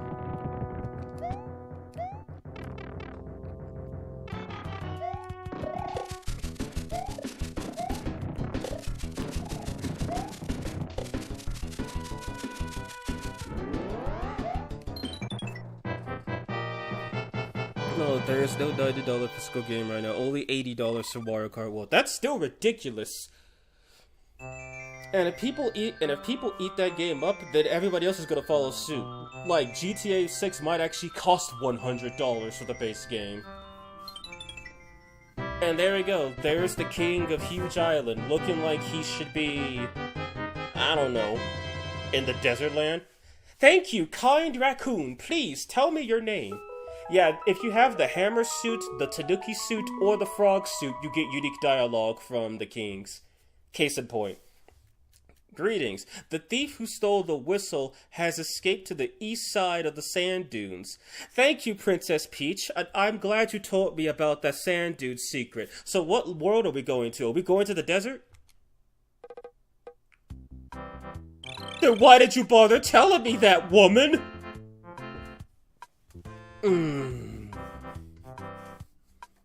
Also, I like the ground theme of this level. It's really good. I wish it played for the whole game. Well, not the whole game. The whole world. Na na na. Na nee nee nee nee nee. Oh yeah, that fortress level, by the way, you don't need to complete that to beat this world. That tower level on the other end, however, which that sprite only appears on this map, you do have to beat it. Agreed, it's still absurd. Imagine paying $90 for a game that is not finished, and then the finish date is in $20 DLC. Yeah. Best case scenario, you get Dragon Age the Veil Guard. Oh, hi, Buster Beetle.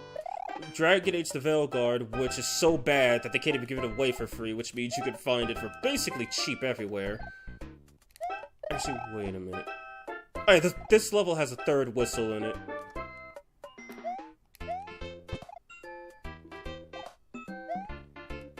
You know what? Screw it. I'm not gonna bother. There's a bonus you get for flying up, and there's a third whistle in it for you if you go for it, but you don't really need it. Stupid J-Chump. Oh yeah, this is the first level that introduces the Nipper plant. And if I'm right... Oh, no. Rip. Oh, I could have made it out of that. Wow. I thought you could kill them with the thing. Ah, whatever. And if I'm right, those beetles that are moving really fast, they're called Buster Beetles. You're not shown why they're called Buster Beetles in this level, but just know that they're basically... Some guys refer to them as evolved Buzzy Beetles, which, yeah, they all are fireproof. And one level in World 6, they're basically all over the place. Can you whistle, by the way? Not very well. Looks like I might have forgotten how to.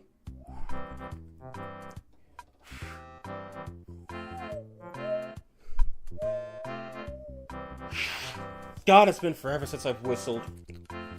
Yeah, I can't whistle anymore, god damn it. Okay, so this is the level I need to save state on. No, Mario's no longer adorable. This is the level I need to save state on, because there's actually two parts of it. So, I'll see which part I get first, then I'll reload the state and do the next part. This is the only level I'm gonna be save scumming on. Save at the pipe. And since I don't have a raccoon tail, it's gonna be kind of difficult. Thankfully, this jump block is here. I say that and then... funny. The game requires you to do some actual, fairly heavy-duty platforming just to reach the easy part of the level, and die. You know what? I won't save state deaths. If I die, I'll take the L. Just so I could show it's legit, at least. You snap your fingers, at least? Yeah, it actually took me a while to learn how to snap, because I was never actually taught how. I kind of just figured it out through mitosis. I pressed up, game? Okay, there we go. So this is the easy part of the level. This is the easy part of the level. And by easy, I mean it's brain dead easy. If you can get past that platforming part, then this part is so easy that you have no choice but to get through it.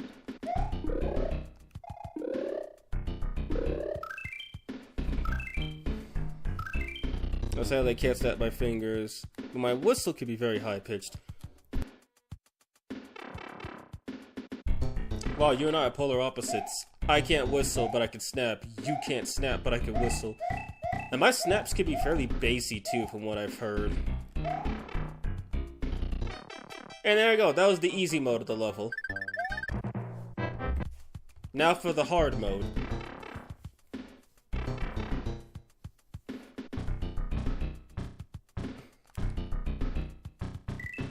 So for the hard mode, you just simply screw up the platforming.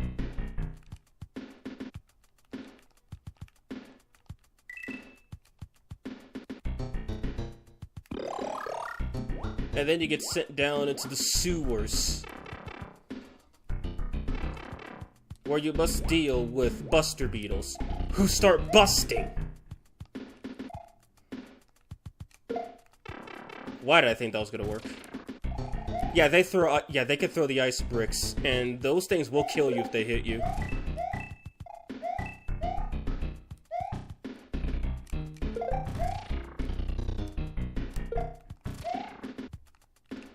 And they don't wear off when they grab them.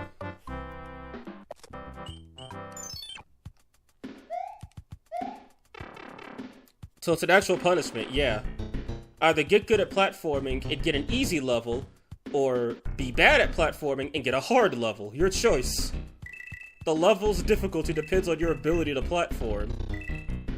And not even in a, you'll just fall to your doom, you'll actually get sent down to a harder portion of the level. Which is an interesting punishment if you ask me. And I like how it immediately shows you, oh hey, remember that random beetle that did nothing? Yeah, it turns out he could do something. Busting makes them feel good.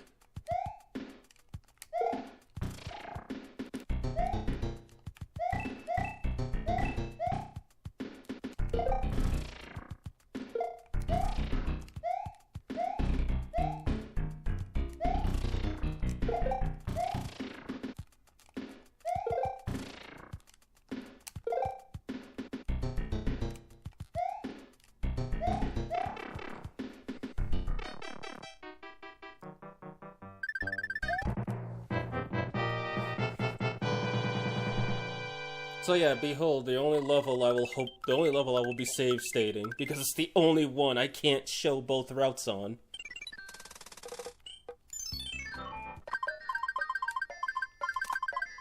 And Tanuki suit. Gotta hold on to those.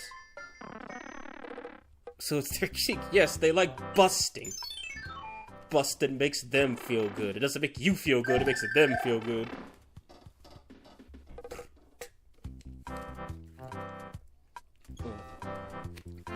Take a quick stretch break. I've been sitting down for the past couple of hours. You know, stretch my bones, stretch my legs. As I listen to, it's not my favorite world theme, but it's most certainly one of my favorites. Simply because it doesn't exist for long enough. I like busting too. Jeez, that takes me back. I love old memes. Alright, level 3 first. So, level 3 has this weird enemy in it. You'll see what I mean. We start the sky, and then we just get out the sky. For one, spinies with no Lakitu. I know, foreign, alien. It's common in new games, less common in old games, and I think this is the first one to do so. And yeah, look at that. It's Goomba in a shoe. It's Karibo's shoe. No, like, seriously, they didn't translate the name. They verbatim called it Karibo's shoe, even though Karibo got localized as Goomba. So I was always like, who the hell is this Karibo guy, and what's his shoe doing in the game? Also, you cannot get this shoe if you step on the Goomba's head. It'll just destroy the shoe.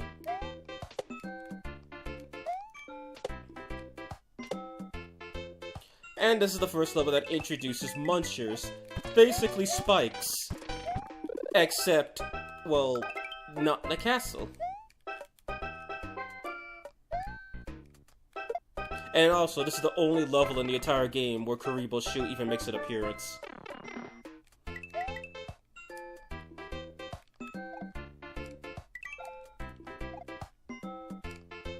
Jumping with these feels weird, because you think you couldn't, because you can't actually jump when the thing is in the air.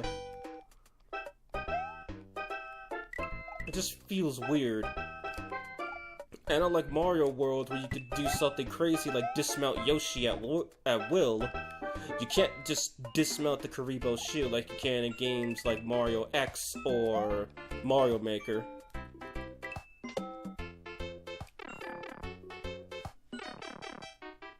And you don't get to keep the shoe either. It doesn't even give you points. Stretch everything. Now for the fortress. Again, I said you don't need to complete it, but I'm gonna do it. It's also kind of difficult if you don't know how to beat it. And also, this jump right here could throw you off immediately.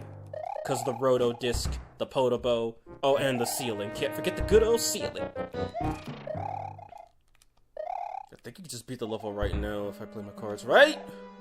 I hate that. I hate that stupid freaking Roto Disc so much. Yeah, you need to get up and get over there.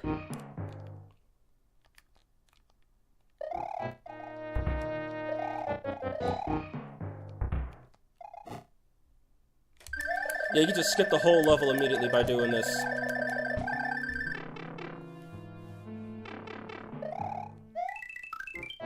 Or is this a bonus?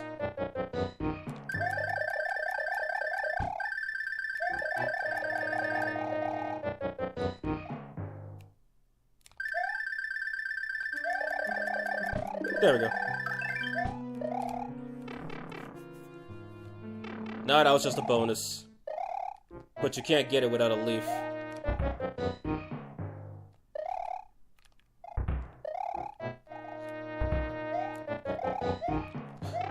Ooh.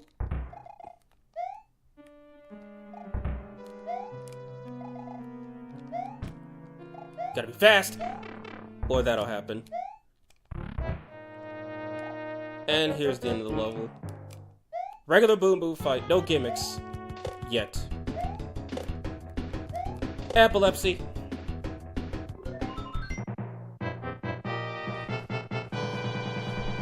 Shoutouts to my boy Weed Karibo. I'm sorry I can't spell. And bridge, so now you can just skip levels 1, 2, and 3 if you die. Or lose all your lives, I mean. And that's why I prefer pancakes over waffles. You like pancakes, Smiley? Sus. Damn. Okay, I need an explanation for that. Why is it sus?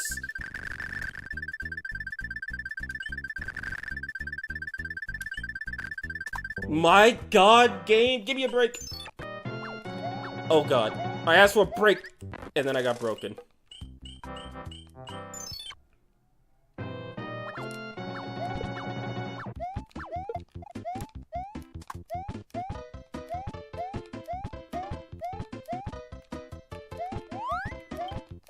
Yeah, just a P-wing from a random Hammer Bros fight.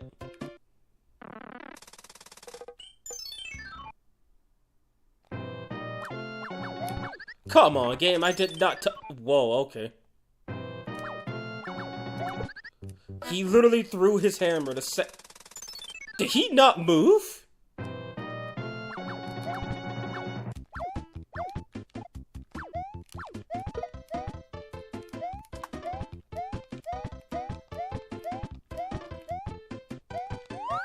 Only reason I keep hitting all these is because sometimes, on very rare occasions, there will be an item in one of those blocks. And for anyone who hasn't played this game, you might have been wondering, why are they still making stepping sounds? Cause we're not done. This is not the castle. This is a unique area called the tower. Mario Boss is too easy. Because of overuse Persona. I'm confused. Because overuse Persona, I mean, of course.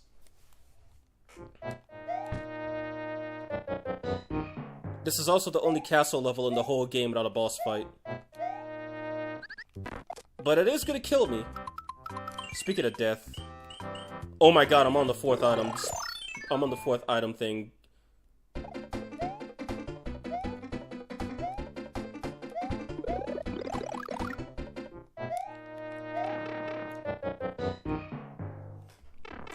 The greatest foes of my youth, Hammer Bros. Like in this game, they're bad. But in Mario 1, they're fucking awful. I hate dealing with Hammer Brothers in Mario 1. They're on a whole different timing to the rest of the series. Also, this is cool as hell. I don't know why they decided to do the golden bricks, but it looks really nice.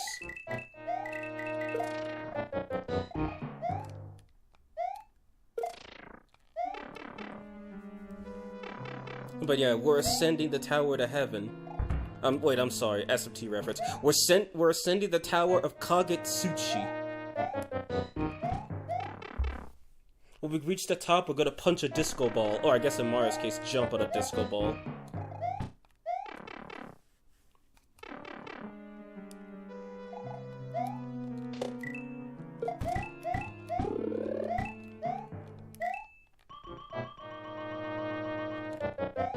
And there we go.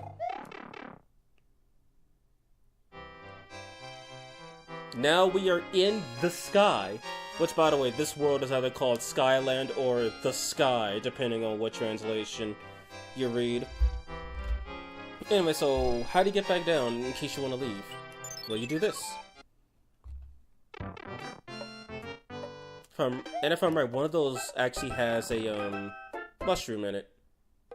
But if you want to get back up, you have to do the whole level again. It ain't that easy, cheat. And if you're stupid, you can kill yourself.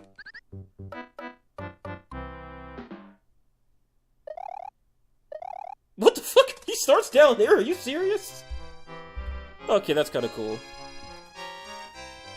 We are a city Tower of Babel. Skylanders? Yes, Skylanders. Oh, this level introduces those...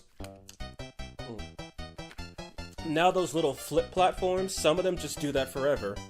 And if you're really unlucky, this thing could just catapult you straight into the abyss.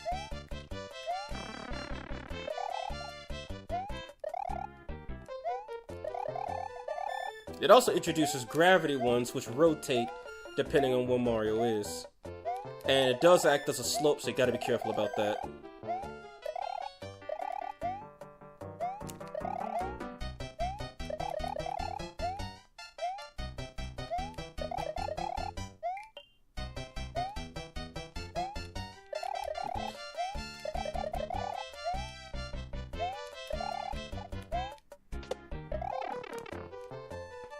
Oh, by the way, every one of these exits now has a Lakitu waiting to ambush you, so you gotta be quick.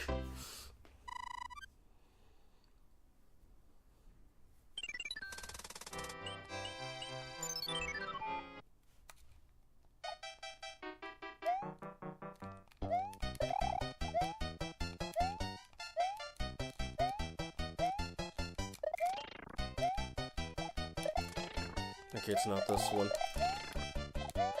This damn Goomba, get away from me. There we go. Another Tanuki.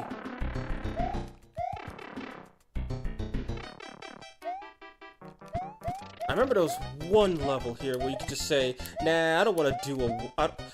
dang it! I did not mean to pick that up. Also, I just noticed that power disappeared. That power literally disappeared as soon as I hit the other one. Those platforms have crazy speedrun strats, I know. Like, you could easily just be catapulted to the other side. I'm pretty sure there's a specific way to do it, like a specific time and angle you have to be to actually get the right angle. But I know it's possible. Super Mario All-Stars. Hello, Chad, you Narukami. How are you doing today? We have Leaf. Game. I'll take it.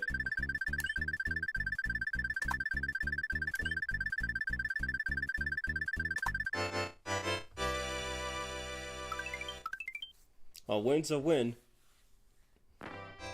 Now level 6, then level 7. Okay, this is an auto-scroller. This one introduces the Para-Buzzy, which are Buzzy Beetles that can fly. And they're even strong enough, they dip a little bit before they gain height, but they are strong enough to carry Mario, which is kind of insane. Also, I know this, from what I've seen, I did originally see Vinesauce do a playthrough of the NES version using a randomizer, and apparently there's some unused levels in the NES version. One of them has green Para-Buzzies, which move much faster than the red ones, and judging by the background, it was probably meant for the Sky World, but they took it out. Oh crap, a Fire Chomp? Nope.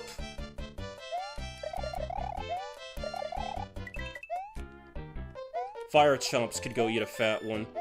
You'll understand why when I reach level 9.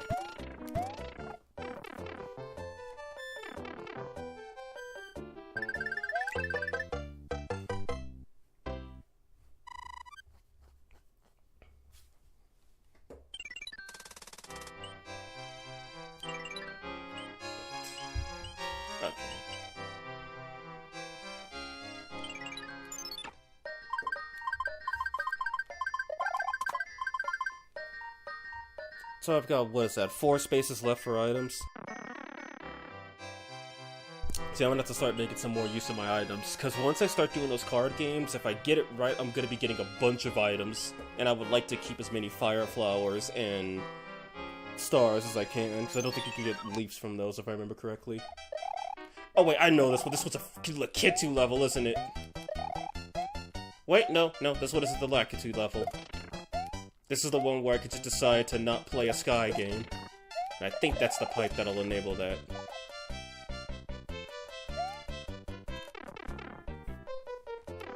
Yep. We're now just playing a regular ground level now. We don't want to be in the sky. Sky's not fun. It's also one of the few times we get to hear the athletic theme with the overworld music. Well, with the overworld theming, I should say. And I absolutely love that. I like stuff like that in games. Where it's like you get used to a status norm, and then it just throws in something a little more interesting. What the hell is the point of this star? Oh, it's a speedrun. Whoa, okay, there's more stuff. Another star?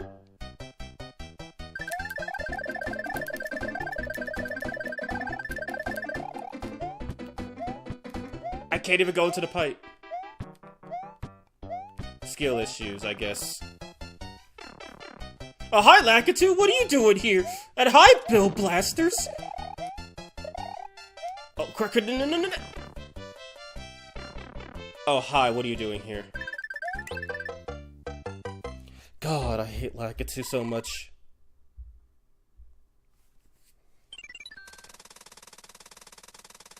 Okay, looks like I'm doing the fortress first.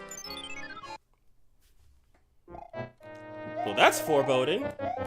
Just start the level with instant freaking death. Okay, it's this one. Okay, so here's something funny. That lava up top, this is not Super Mario World. That lava on the roof can't actually hurt you. As you can see by that Podobo going into the foreground before it splashes in, yeah, that lava is just an effect. It can't actually hurt you. It can't hurt you, guys. It's just an illusion. The lava on the bottom, however, is very much real and will kill you. Huh? Oh, come on, game!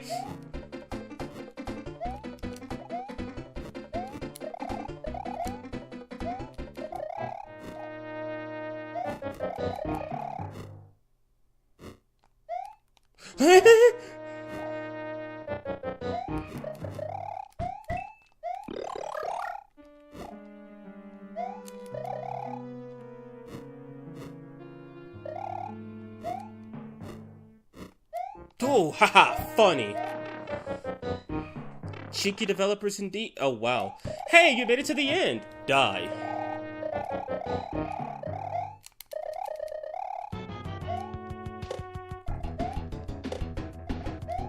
Epilepsy. Lakitu, another one of my enemies. B2W. Have you seen Mario Kart World characters? They brought back Boshi? What the hell? Developers, Boshi has returned. I am in shock. Same. I can't believe they brought him back of all things.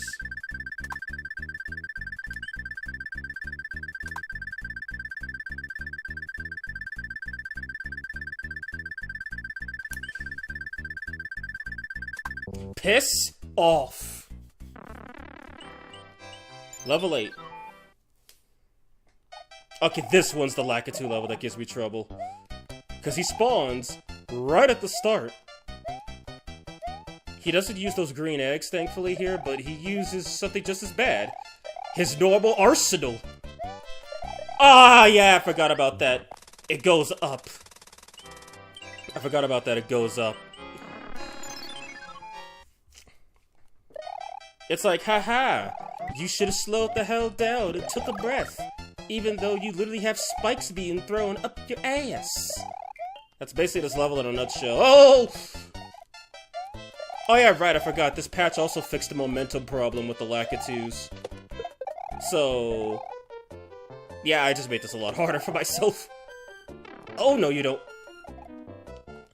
I'm jumping through it, I don't care. Like, you literally gotta get right up in his face and risk death to get that. I mean, it makes sense. The Super Mario RPG remake wasn't that long ago. Toadsworth, where are you at? Okay, he's just gonna farm there, I guess. Let's see if I can do level 9 without any upgrades, because this is another auto-scroller, but it's a vertical auto-scroller, not a horizontal one. So the death plane, well, I guess technically it's a diagonal one, which you don't see very often.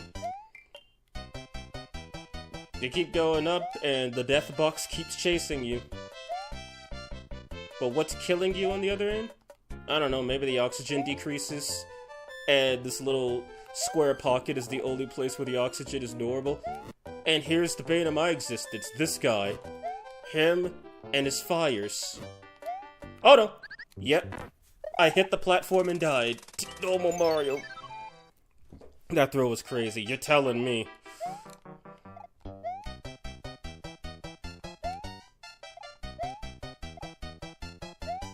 I can't use a star because auto-scroller, so if push comes to shove, because there's no power-ups on this level. I'll just use a power-up. Probably a fire... No, not a fire... Actually, a fucking fire flower.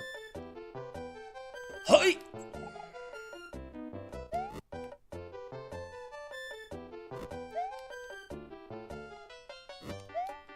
Huh? And then he'll keep following you, and once he runs out of fire, he'll just blow up. He just roleplays up a bomb. Jump, get it.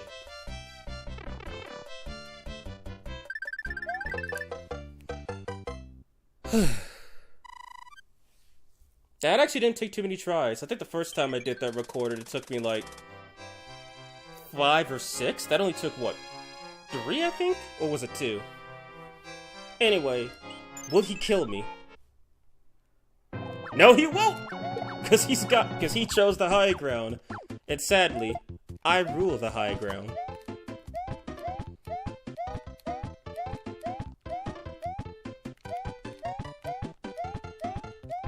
Nothing. How lame.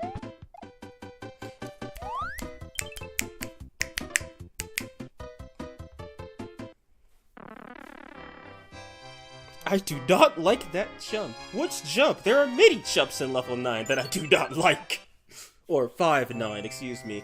And that is an auto albatos from Mario 2. Yes, they're called albatosses. It's albatross, but instead toss, because they throw bombs at you. Literally.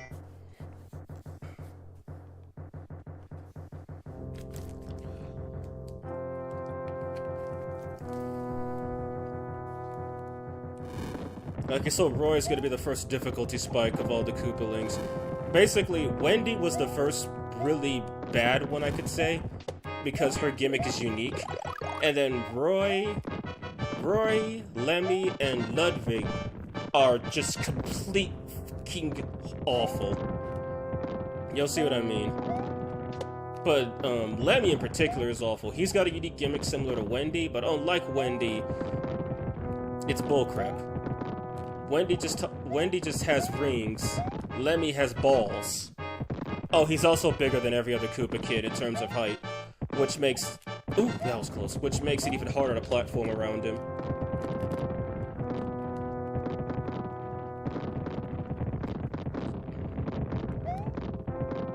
Anyway, Roy can earthquake. Every time he hits the ground, it's an earthquake. He also doesn't jump super high like the other Koopa kids.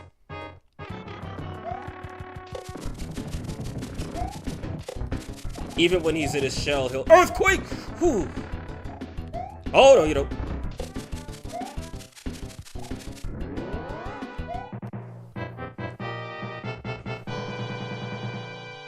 That went way better than I expected it to go. I already know everyone's gonna play with the cow. Personally, I'm looking forward to playing with Lakitu and Nabbit. Lakitu is playable now? Oh god. I thought he was the referee. Or the marshal, that's it. Yeah, look at this cloud man. He's got a freaky beard that looks like a cloud. What a legend. And he has a letter from the princess. Be careful in the ice world. The creatures trapped in ice will come to life if warmed. Thank you, princess. So what world am I going to?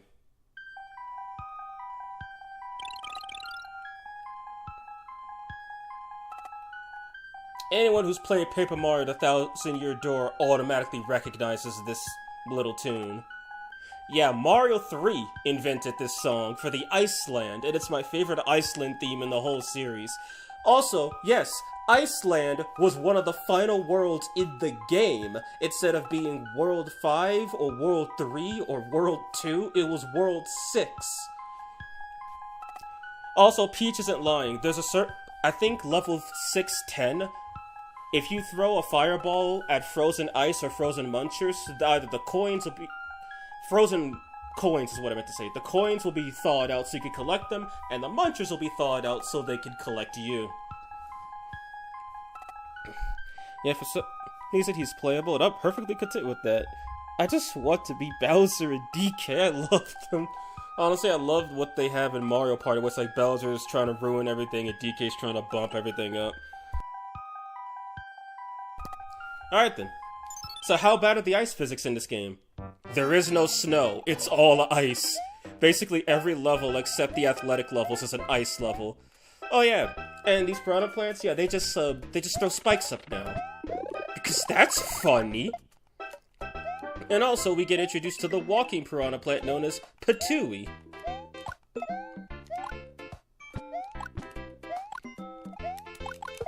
Now, if I'm right, I think one of the suits, like the Tanuki suit specifically, I'll have to double check this, which means I'll probably have to save scum again. I think that suit specifically is immune to the effects of ice.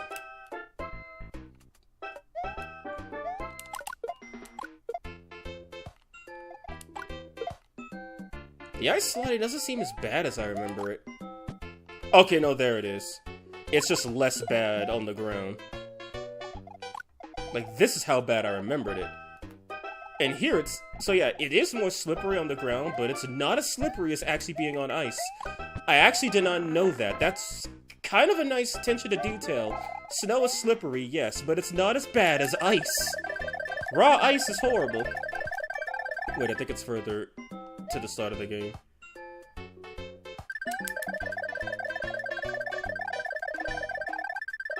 I know it's here. Why would it give it to me? There it is.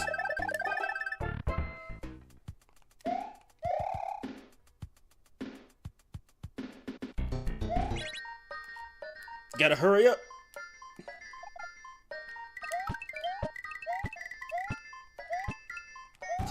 Oh wow, frame 1. Ah well.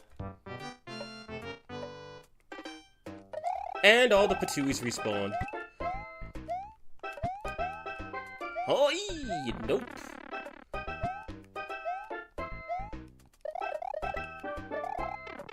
Of course. You just keep blowing on your balls, sir. I'm just gonna jump over you.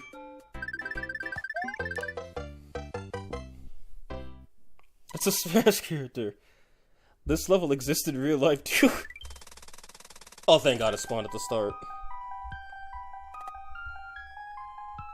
Lana, who's your favorite Koopa kid? I'm a fan of Morton. That's a good question. I think when I was younger, I was more of a fan of Wendy, but honestly, as I got older, I kind of like them all. I think I only like Wendy the most because she was the only female, so she stood out quite a bit from the others, despite all of them have different details.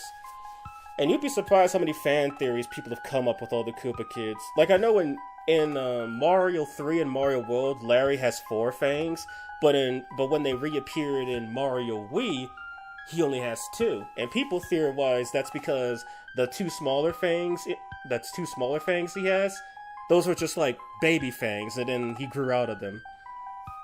Which is an interesting theory. Otherwise, if I had to take a guess, I don't really like one of them more than the other. They're all really uniquely designed. And originally people thought these were Bowser's children, until Miyamoto confirmed Bowser Jr. is his child. Which means the others are just Koopa kids.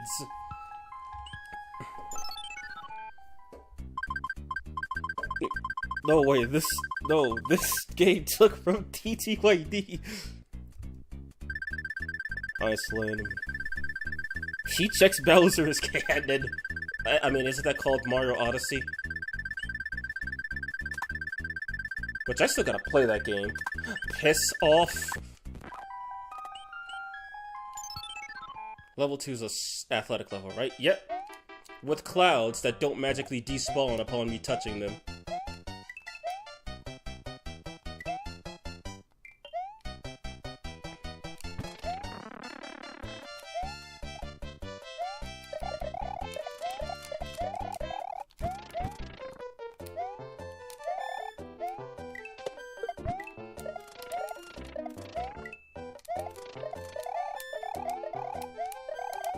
No, you're not dying to a brick today. Oh yeah, Mario World did not invent dynamic level scrolling. That was this game. This game did it first. Mario World is the GOAT according to everybody. But this game did it first. I mean, I'm not dunking on Mario World.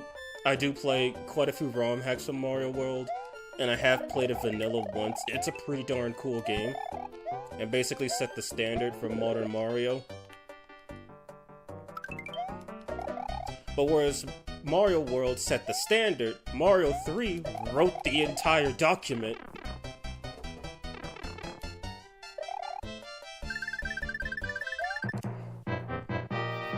He just.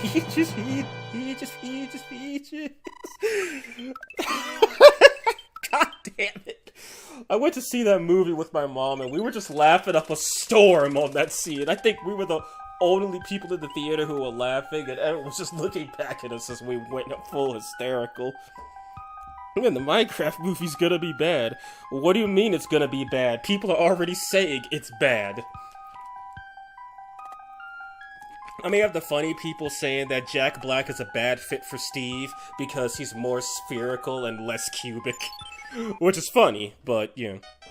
Interested to do a Kaizo Mario 3 one? I don't enjoy Kaizo games. I'm gonna be a real one with that one. I do not like Kaizo games. Hats off to anybody who can play them, but me, I would rather... That's not my kind of hard.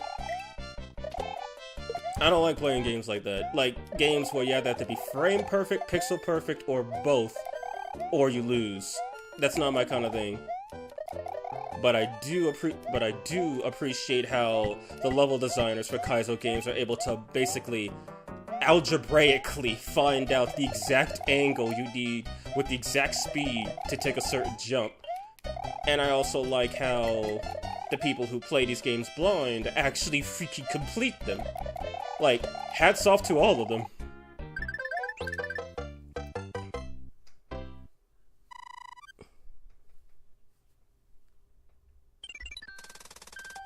And I know there's a Mario 3 Kaizo that exists for the NES version. I saw someone play it, and everyone was laughing at him getting killed by the thwomp that spawns at the very start of the level, right on top of you.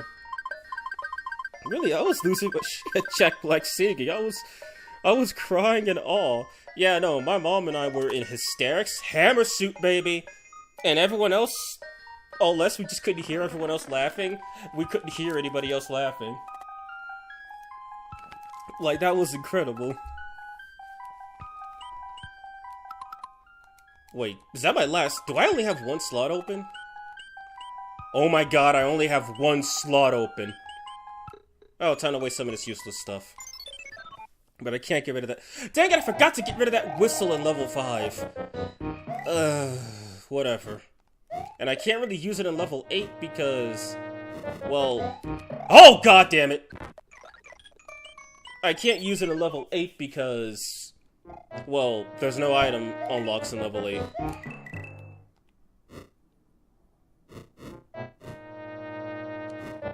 That Podobo just decided to go in a different timing, and I don't like him for that. Yeah, I'm also super not interested in Kaizo-style games. In fact, on the Mario World ROM hack forums, there's actually like 3 different difficulties for Mario ROM hacks. There's ones that fit the game's original difficulty, more or less. There's ones that are for people who've already played the game, like they don't know it back to front, inside and out, but they do know a fair bit about the game. And then there's ones that are actually difficult that push the player to their limits. And then there's Kaizo. So basically, easy, normal, hard, and get good. I just ran past the door. Let's go, go, go. Epilepsy.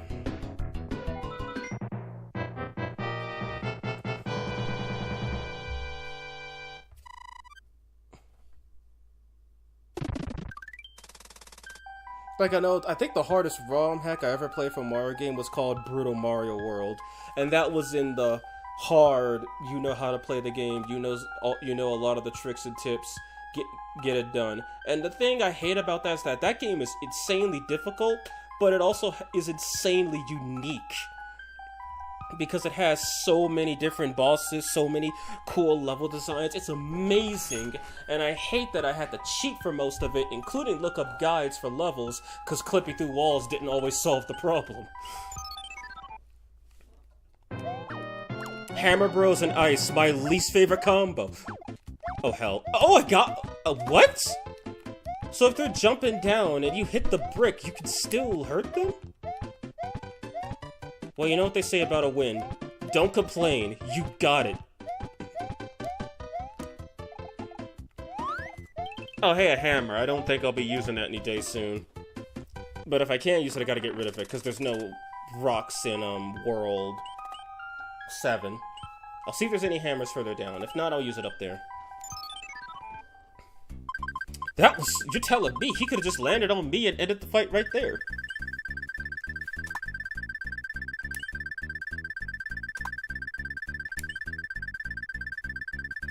Uh-huh, yeah, gotcha. Game cheats, I swear. Oh! Yeah, no, I saw that one coming.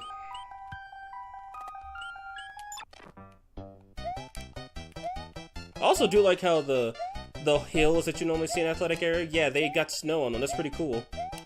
Eee, nope. Wait, no, that would have pushed me back so far if that actually had an item in it.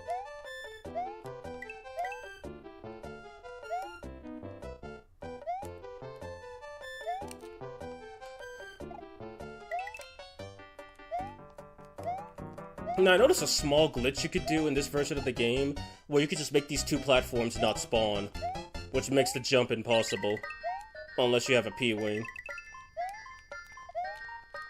No! Oh yeah, his fire tail could damage you, by the way. If I do this wrong, I'm gonna get dunked. We take those. And why do they still add baby carrot? Seriously, who uses them? It's like, because for me, whenever I use lightweights, I mean, I'll be fair. When I use lightweights, I typically just run with Toad, but the baby characters actually do have some use in Mario Kart Double Dash, so that makes sense with their chain jump ability. And that's one thing. I don't know why they used the baby characters, considering Yoshi's Island DS was whatever, and the new Yoshi's Island game, from what I've heard, tanked badly. Okay, so this level, I need a leaf to complete it. And this is where the Buster Beetles show you that they like busting. Oh no, that was a complete sentence. I wasn't making a joke. Oh, hi, brother. And that was a joke.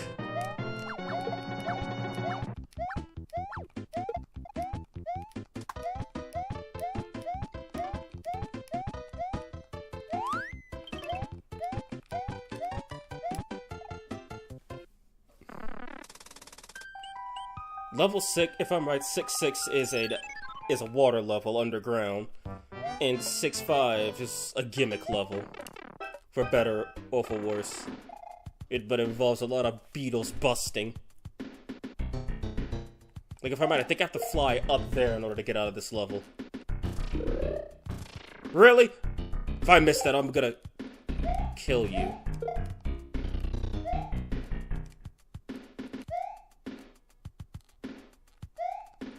That Koopa's also necessary, by the way, because you have to break some bricks, and you cannot do that with the leaf.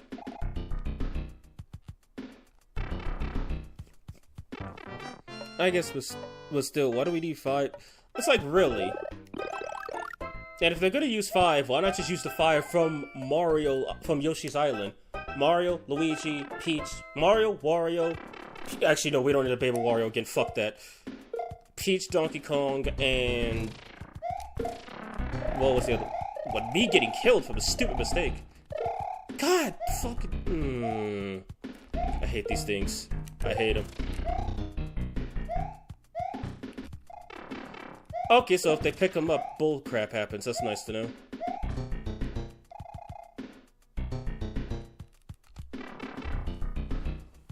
I love the slide speed. Yeah, it's so fast.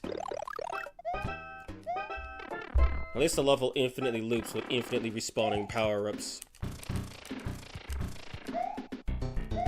Oh, no, no, no, no, no, no.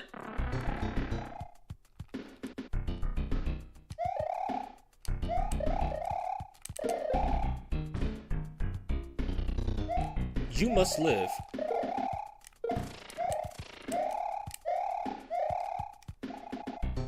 Okay, he can walk under that, but I can't, and we're the same height.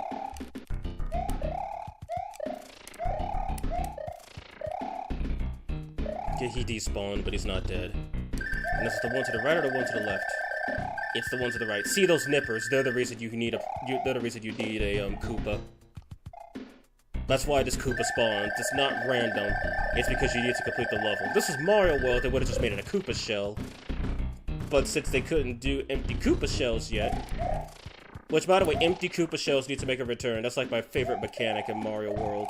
It's also why Kaizo puzzles are so complex in that game. Because you don't need a live Koopa to perform them. The streamer debuff. 75 lives. At this point, someone's probably gonna see this and be like, damn, he cheated. Now for a water level. Also, I like this crystalline background. It looks really cool. Shame it only appears for this world. Also, sometimes you can make this fish despawn, but yeah, he just spawns, despawns, and then just respawns again. He's cheating. He's hacking.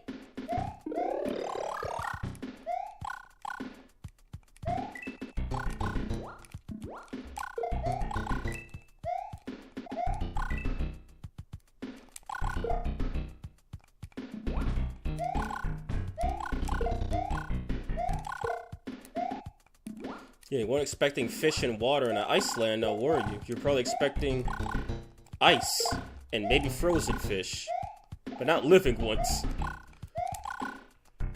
Oh, he's at a good angle. I can't get him.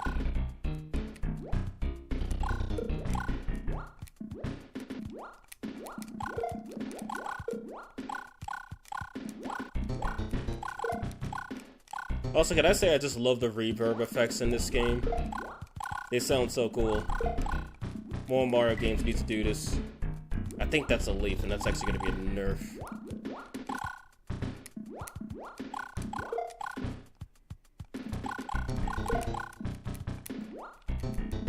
Oh.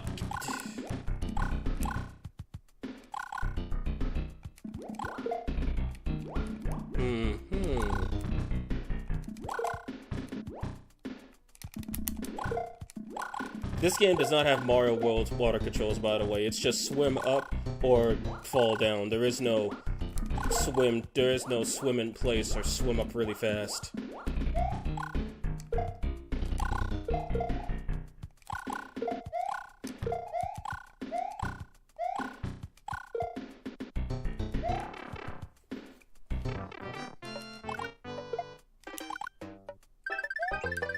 Get something.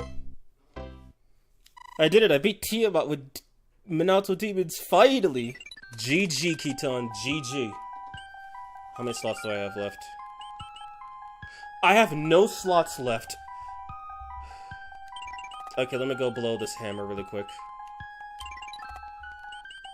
So I know I won't need it for the next world.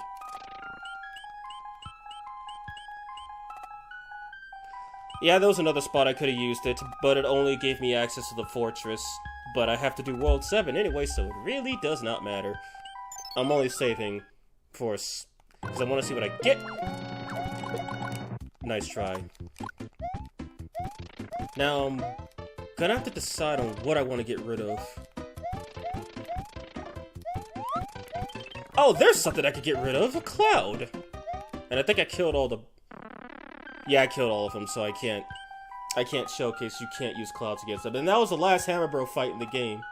Actually, wait, no, I can, actually. Watch this. Take a cloud, run into a fight you don't want to do. Too bad, you get in that fight. There we go, now I don't have to show that. So yeah, that was the last Hammer Bro fight in the game. You'll never see them on the overworld from this point onward.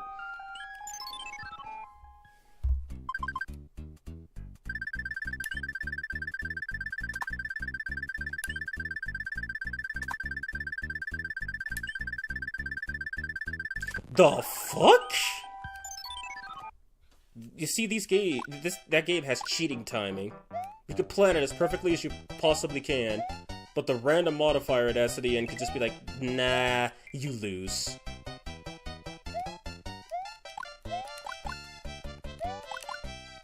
Are these? Yeah, for some reason, chain chomps are fireproof, but not fire chomps, which you'd think would be fireproof.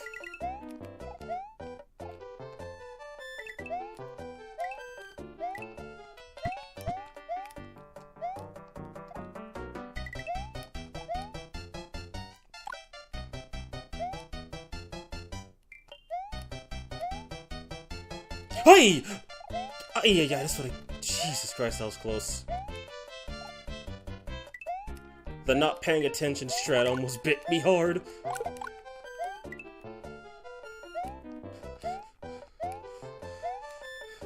Okay, this one's a funny one. They could have made it even funnier by throwing a piranha plant in there. Oh yeah, by the way, remember when Peach said something about don't use fire on the ice or it'll come back to life? Yeah, she wasn't lying for once.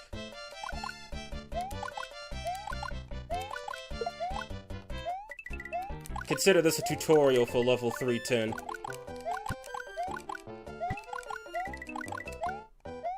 And I like that they put that coin block there in case you got stuck here without a flower.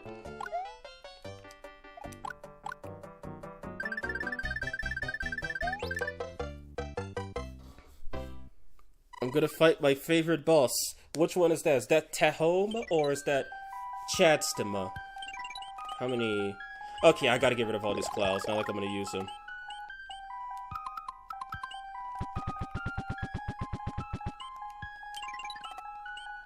So free up 2 slots.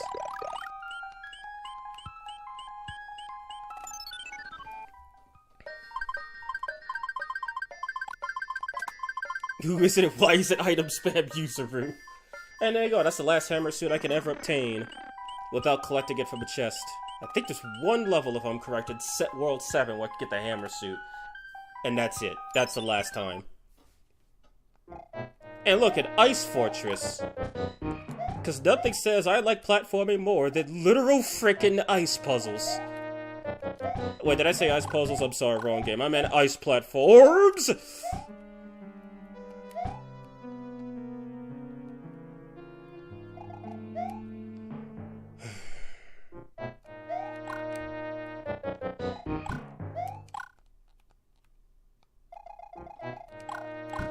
You stay your boo self right there! At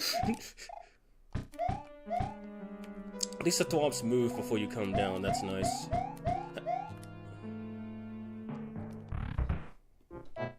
Oh yeah, I gotta fight Boom Boom on ice. My favorite TV show, it's Boom Boom on ice. And he starts on an elevated platform too, to make it even more fun.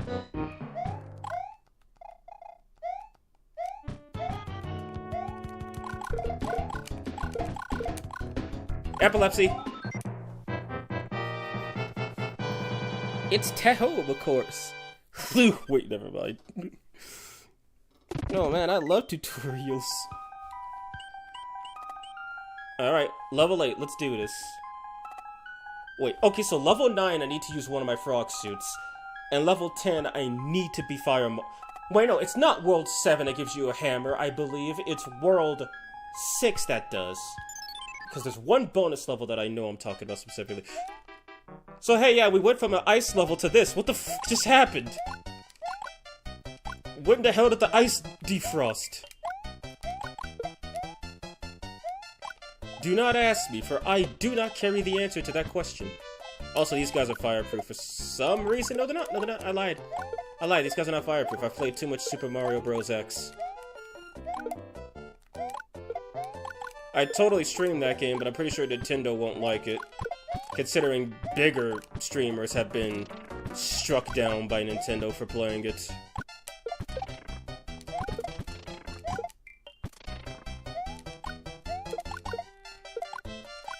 Just a random, normal freaking level in the middle of the ice world. My immersion is shattered and I want to go home now.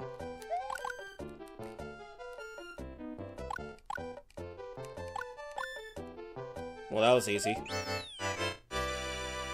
My favorite play, Boom Boom on Ice. Okay, here comes the kind of fun stuff, or the kind of interesting stuff about this world. Alright, that pipe takes you back to the start as well, so you can skip all the way here if you run out of lives.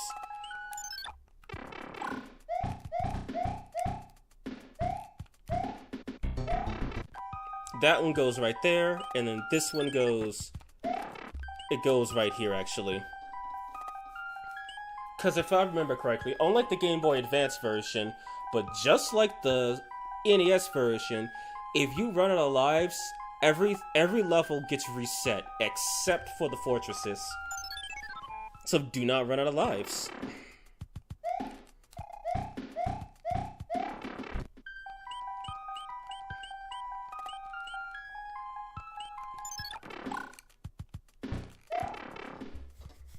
What is Super Mario Bros. X? Ty? No, actually. Super Mario Bros. X is a fan-made Mario game that has a level editor that is so good that the only game that I will ever say matches it is Mario Maker 2. And even then, you cannot make some of the levels in Mario Maker 2 that you can make in Mario X. Nintendo went after this directly by DMCAing the author, who then went on to do Terraria, by the way. Right when they were about to release Mario Maker 1, which in my opinion was garbage.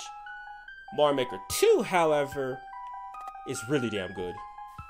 Basically, they saw how much people liked it, decided to capitalize on it, and then told the guy who was leading the charge, basically they put him at gunpoint, told him, "Stop, or we will bury you alive."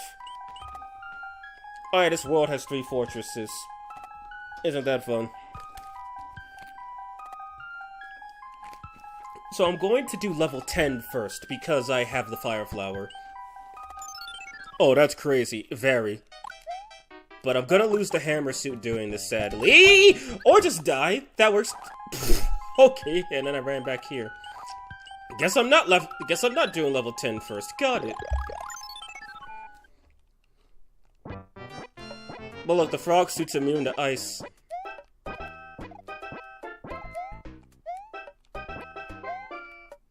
I don't know if you could just fly over that and end the level. If you can, then shortcut strats. Oh yeah, an underground level playing the water music. Be impressed, everybody. Just gotta... See, this is the jet stream that you need to get past. You can't get past it without the frog suit. But you can be killed by that one. And then you get a bonus. Which, yeah, this is not... For one, this is not the only bonus area in the game that has underground tiles with the bonus background. However, it is the only part of the game that has these water tiles, for some reason, without the proper water.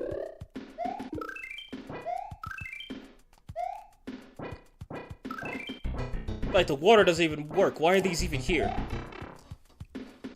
Nintendo in a nutshell. Like I said, Smiley, hate their fans, love their customers. Or respect their customers, I should say. Though considering the current controversy... The fucking Subarus, my god. Though considering the current controversy, liking or respecting their customers might be up for grabs, too.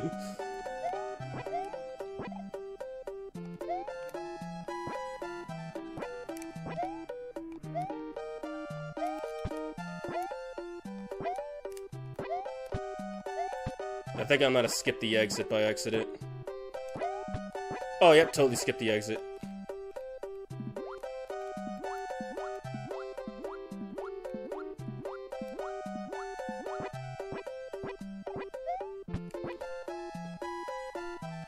Now, which pipe is it? I know it's one of the up ones.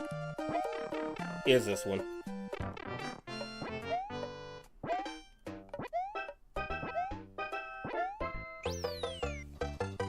Never forget it, everyone. Nintendo was not your friend.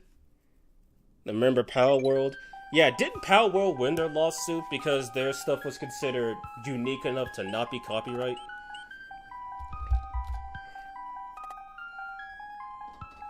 And Nintendo was my friend as a kid, and then as I grew up, I started disliking Nintendo a lot. Like, I'll say their games are good. They have quality in check. Nobody's ever gonna tell you that Nintendo has low quality games, except for Nintendo haters. But when it comes to treating their customers and their fans well, yeah, no. But keep in mind, they don't even have a refund policy. Shit. Okay, it's fine. Now see that black stuff? Those are munchers. If I shoot one, it'll thaw out and come back to life, as Princess Peach foretold. Case in point, so for one I need to get into that pipe, and for two, it's blocked off by munchers. So then how am I gonna get inside of it if it's blocked off by munchers? Well, if I could pull this off correctly, you're probably not gonna believe what you're seeing.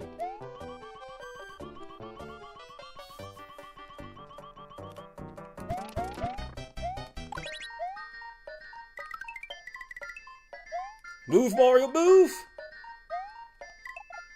Yes, they turn into coins. Do not ask, cause I don't know. And this is the only time you can get the hammer suit in the game. And if you get it while sliding, you get the unused hammer suit sliding sprite. Because as you can see, now I can't slide. Also, this is legit the strongest suit in the game. These hammers, you can one-tap Bowser with them. I'm not kidding. You could kill him in one hit. Before he even fires a fireball, you could kill him. It's that powerful. Because because if I'm right, it just hits multiple times. So that Koopa really... No, there he is. No, it's not the most practical for this level. Or maybe it is. Very much so. I hate you too! Stop throwing ice at me, you...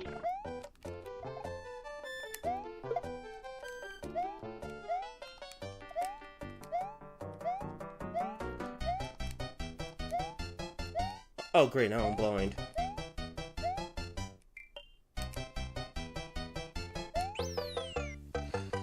Oh my god.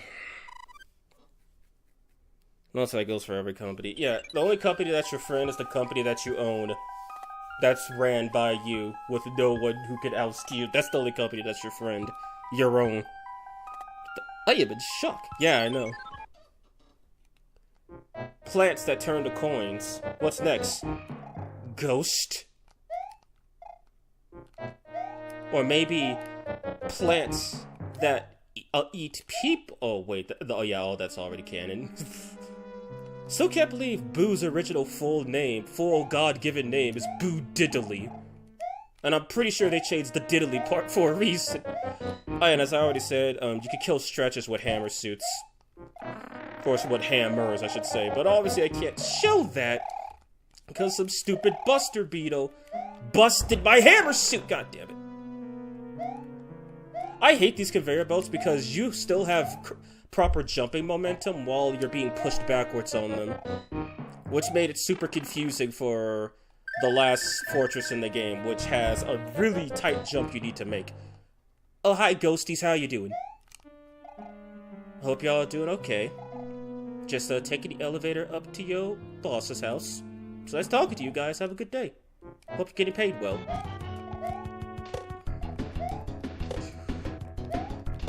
Epilepsy. And now we've lost the suit. Yep.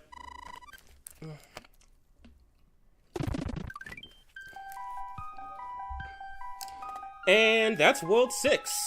Well, 95% of World 6.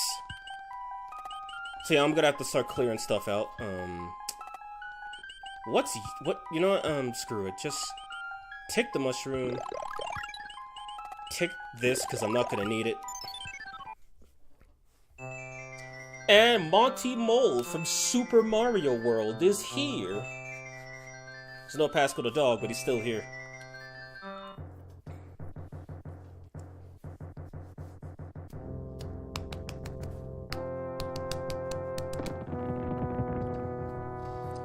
wanted a hug. Screw them. They kept throwing bricks of ice at me. Smiley, I don't know what part of the U.S. you live in, but all the parts of the U.S. that I've lived in, throwing a brick of ice at somebody is how you get hurt. I mean, don't you remember what happened to the U.S. colonies, where they were throwing bricks of ice at the English soldiers, so they started shooting at them? No, that's a true story. That's why the English started shooting at the colonists, because they weren't throwing snowballs. They were throwing snowballs that had bricks of ice inside of them. So they weren't shooting people because they were bastards. They were fighting back against people trying to kill them, basically.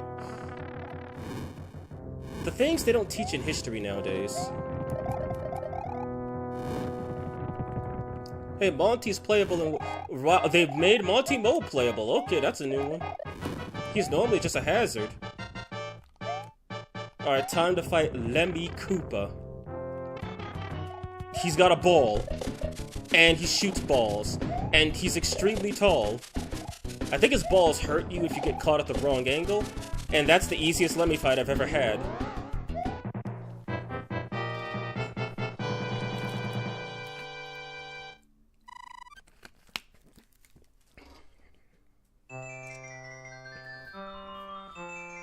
That is World 6 done and dusted.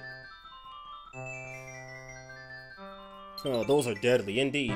Now this guy's looking a fair bit. This guy's looking a little bit bald, both in the head and the face, to be in the Icelands. But I digress.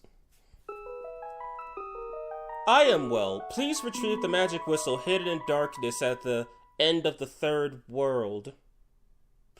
Peach, I know exactly what you're talking about. I know what level that is, Peach. Take me back there. Where are we going, huh? What's this third world? For fuck's sake, princess, consistency. Okay. This is the second to last world in the game, and it has what I would believe my favorite theme in the overworlds. I like the Famicom version. It's pretty cool. The Super Famicom version is peak. And I don't like the GBA version. It sounds like garbage when you compare it to those two. I wonder if Mario Kart World will have any renamed tracks. Who knows? But as far as people are concerned, they're just taking the Forza Horizon route. Like, not even Gran Turismo has done that, and people still really like that game. And I do too. I haven't played 7, but I at least appreciate that they're actually building cars from the ground up for the game, instead of, well, using Gran Turismo 4 models. Okay, so after I beat level 1, the card game should spawn. But yeah, this world... Oh yeah, right, Iceland is called either Iced Land or Iceland, depending on your translation.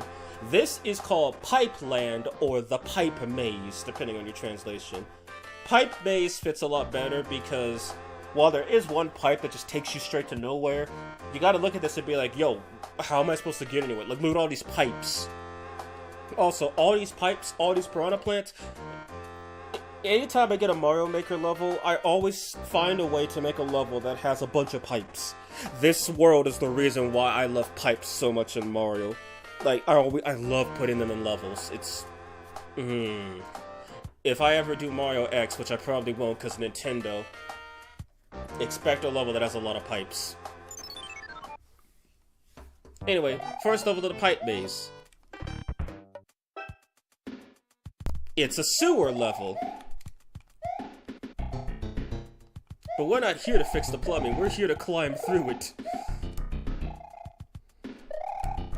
Oh, by the way, it's not the first level to do it, but yeah, it loops horizontally.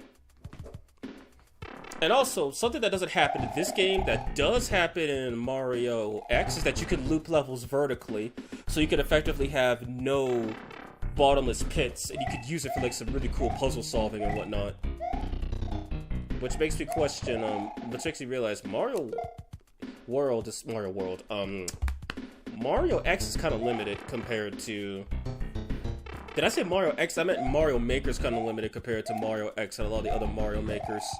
Even the ROM hacky tools for 3 and World, Lunar Magic, and whatever people use for 3, those offer basically the whole game and even allow you to do some stuff that the game straight up doesn't.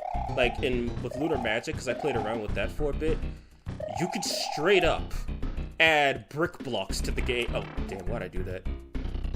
You could add brick blocks to the game. Which, yeah, bricks don't exist in Mario World, just the turn blocks, but you could actually add the bricks from Mario 1 and from Mario's 1, 2, and 3.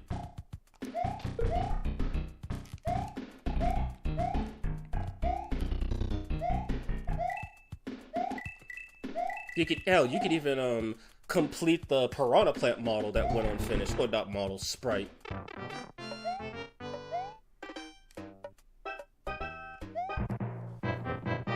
And there we go, I can now say I've officially obtained all 3 cards of each suite. And if Mario Kart will have any... Oh wait, no, everything. And it spawns at the very start. That's actually really good. And bad, because there's a Toad House I can't reach. Wait, no, that pipe doesn't go to a Toad House. It goes somewhere else. Yeah, get used to seeing these. We'll be seeing these for a while here. And actually, I'm going to take a small break. I need to use the restroom. BRB, guys.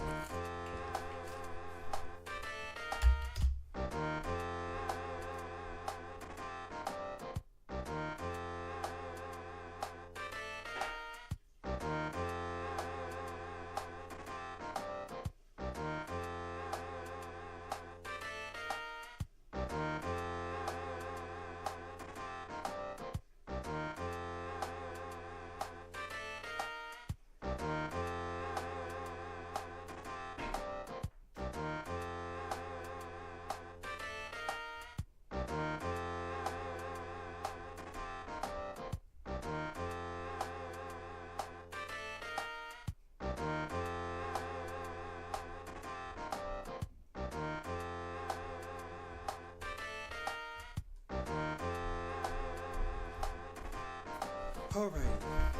Hope it wasn't gone too long.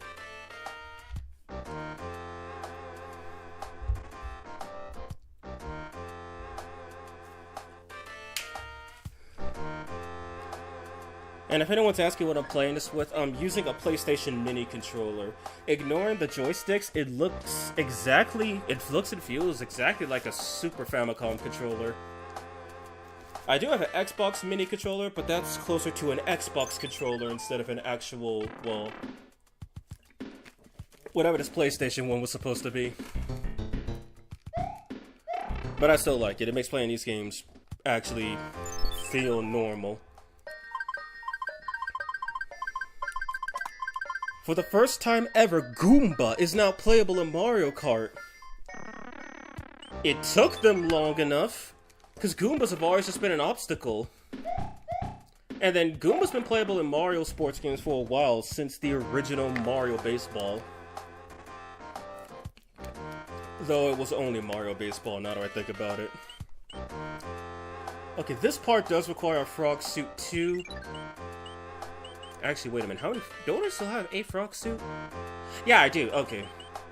I'm gonna see if I can do this with the frog suit. If I can't, then whatever. But first, if I use the whistle here... If I use the whistle at World 6 or 7, you just get to skip it and go to World 8.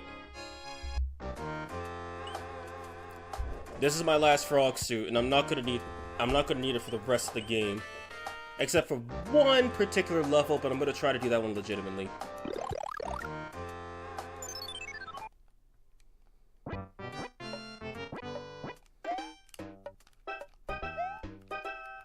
Oh yeah, when you have the frog suit, Mario actually does act like he's on ice, by the way, when he's carrying something, which is kind of interesting.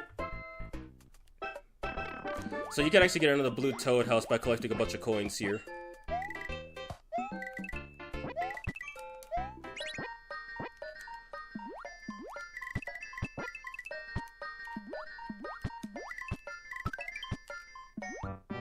I think I might have got the bonus. Just saying.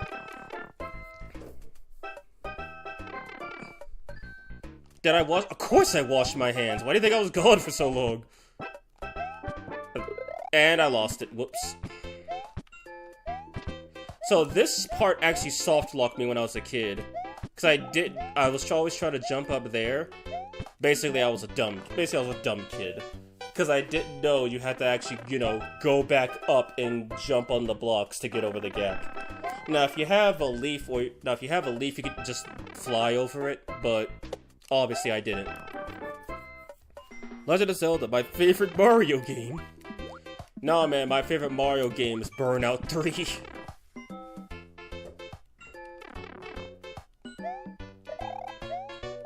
Oh wait, no, sorry. You meant actual Mario, not Mario Kart. Well, my favorite Mario game is actually... Which one was it? It's actually Chrono Trigger. JK. I do love Chrono Trigger though, but... Yeah, no. I wouldn't be playing this if it weren't my favorite. There's a whole section of the level I just did not explore. But I can actually go back up the pipe, that's cool. Oh damn, and again, I thought he was going down.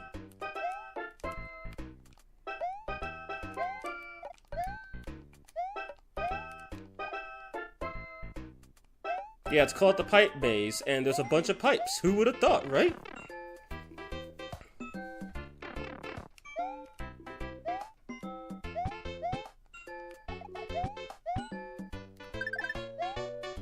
Oh, come on, I had that, you know it.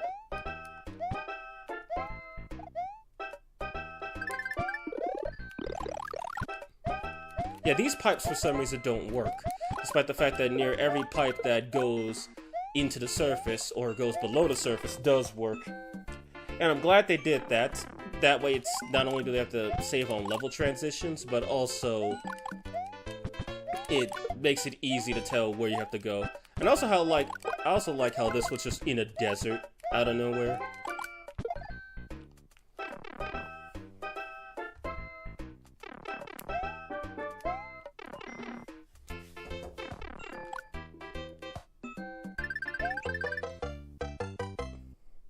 Next time ever. And there's the Blue Toad House.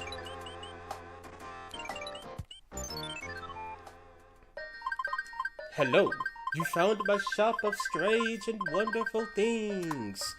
It's a frickin' P-Wing, baby, let's go.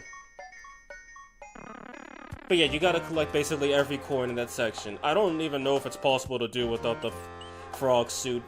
Like, Luigi says he doesn't need the frog suit, but sadly, this ain't Luigi. This is Mario. Level 3 and then level 5. JK, but yeah, level 3, level 4 is a water level, level 5 is a keep grabbing the stars or have a bad time level. Or maybe it's level 3 now that I think about it. Yeah, it's level 3. In the guidebooks, these are called continuous Starman. The first one is legit Starman, and the other ones only spawn if you have a Starman effect. That wasn't a star, are you kidding me?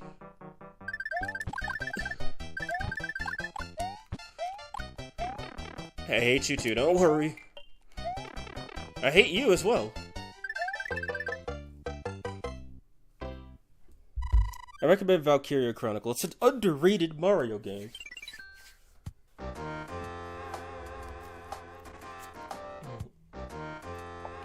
Oh man. That's why this channel is going to be a mix of Shin Megami Tensei and every RPG under the planet. Okay, I know this level. All three of these pipes go to the same area. Now there is a part where you could actually skip half the level by having the raccoon leaf, but I digress. If I go back and forth between calling it the raccoon leaf and the tanuki leaf, kinda don't care. You guys know what I mean. My favorite Mario game is SMT5 Vengeance, the best Mario game. Oh yeah, by the way, epilepsy warning with these bombs.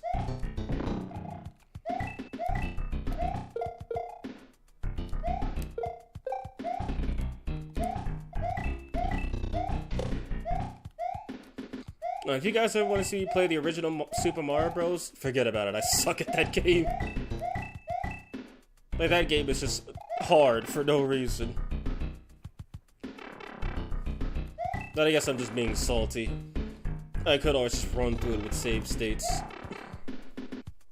But this one I could actually beat legitimately. Oh, hey, that's the exit. Then, wait.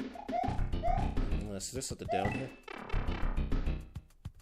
Of course there's something down here.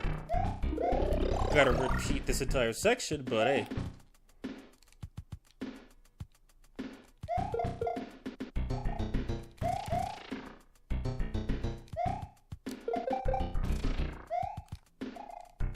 I'm just gonna hit this one for insurance.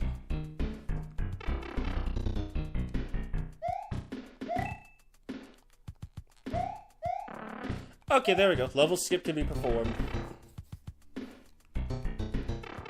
I thought that was a fire flower, though. I didn't think it was a raccoon leaf. Oh, you know what they say, learn something new every day. But you have to be going fast enough and you have to duck before you hit the wall. And that happens.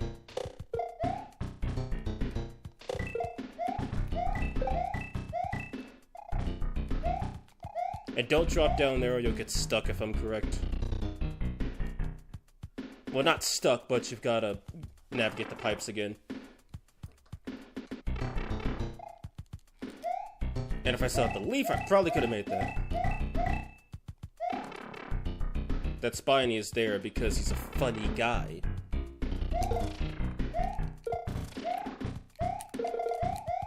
Now, if you're not careful, you can spend a long time in here and literally game over. And then I got stuck, what do you know?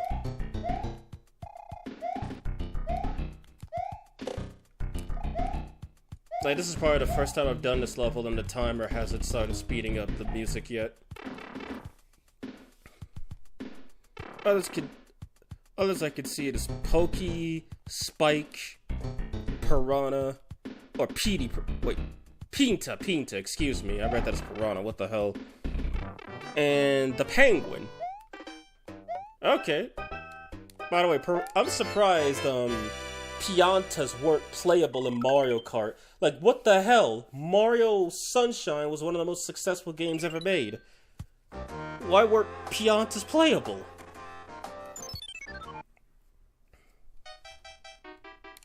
This one's the same. Go through either pipe, doesn't matter. And then he gets stuck into an auto-scrolling water level. What's worse than a water level? An auto-scrolling one. Also, if I'm right, that plant shooting the stuff, that's called a volcano lotus. Of course. And then these spiny... Yeah, these cheap are called spiny cheap. I don't know what the difference is, other than they just spawn off-screen and fly through obstacles. But it would have been interesting to see them on some levels where you're on land, and maybe they could just be a cheap you couldn't land on or something. And since I don't have a fire flower, I can kill this bastard as I run through the jellyfish fields from either SpongeBob SquarePants or Finding Nemo. Take your pick. Which one is this? And I think those things are called Gelectros, if I'm correct. They're treated as solid objects, so they're basically just a hurt box that you can't jump through or kill, but you can stand on it.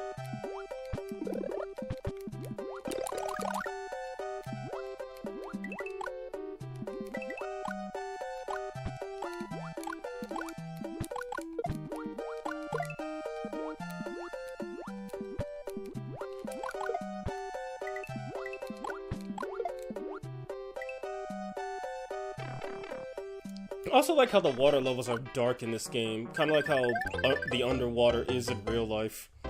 Kind of like it. Kind of find it annoying, but still. Shame Koopa Kids aren't in. Oh, come on. So far I haven't seen any. Just beat to home and enjoyed every second of it. Now I gotta revive half my party thanks to her Makitsui skill. It's from Jaws. Totally. Line up, get the prize, alright. Yeah, I hate you too, Toad. Nothing personal. It's just... Nothing personal. It's just personal.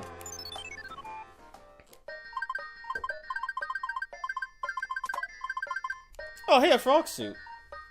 don't know what I'll use it for, but I got one.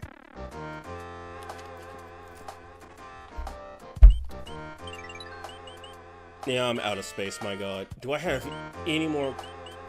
Wait, don't I have a music box? Yeah, I do. Do I have any more clouds? No, I don't. Yeah, music box can be used to put those piranha plants to sleep, too.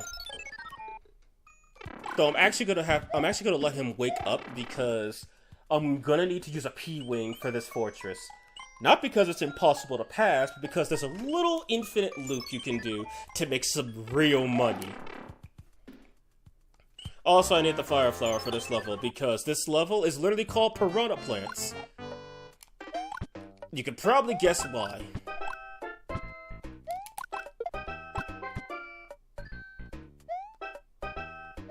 When I saw this level for the first time in a guidebook, this is probably where my pipe obsession started. Because it's like, oh my god, look at all these pipes. Also, the fact you can see where that piranha plant spawns in those small pipes. Like, you can see the little graphic below it. Also, those munchers, for one, they only spawn on the piranha plants map. For two, they don't hurt you until their mouths are open. Just interesting, because that's totally not how munchers function anywhere else. And now you're wondering, where do you go? Because clearly these pipes end right here. Well, for some reason this one works.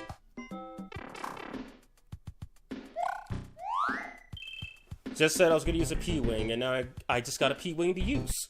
I can't stand that fish. Alright, P-Wing, baby, let's go. Infinite flight. This castle has no enemies in it whatsoever. And now it's time to make some money. Yeah, all these bricks are legit. Most of these bricks are legit.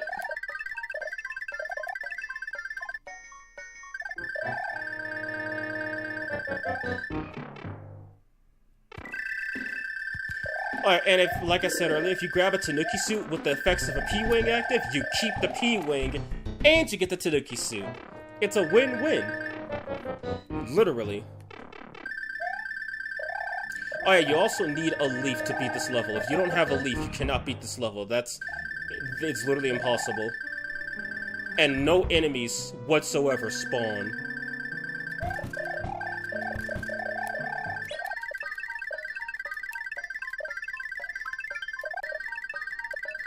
Look at all of this money. This is Gustav's castle we're robbing.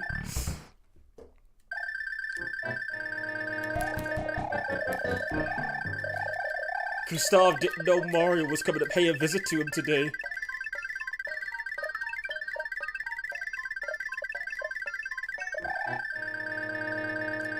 Oh crap, I missed it. Crap. Get in.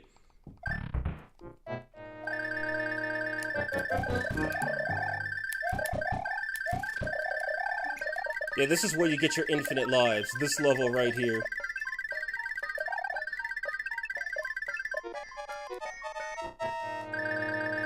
If I don't get in, couple more runs of this, if they don't take me forever.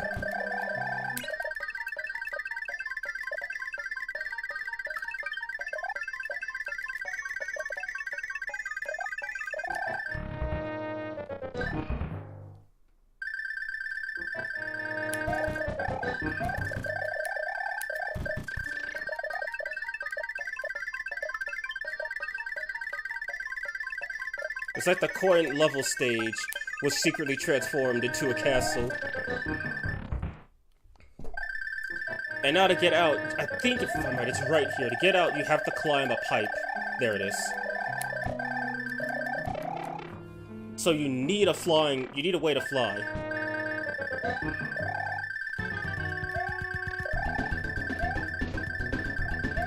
Epilepsy.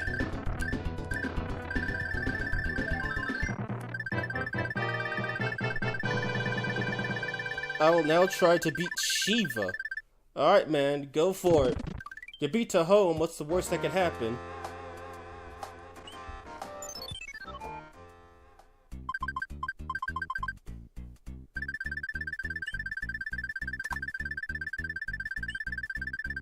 Of course. So yeah, that fortress is the money printer, quite literally.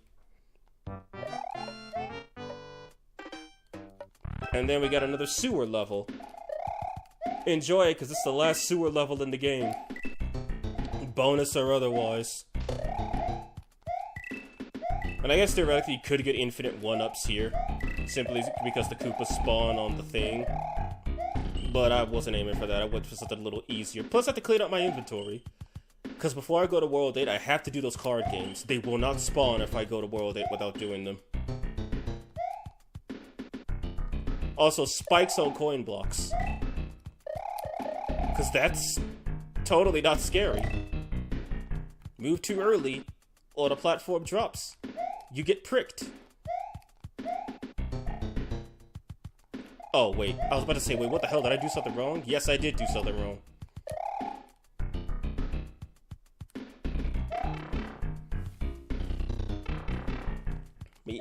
Smiley, why you wishing Kitan good luck? We all know he's got this covered in the bag.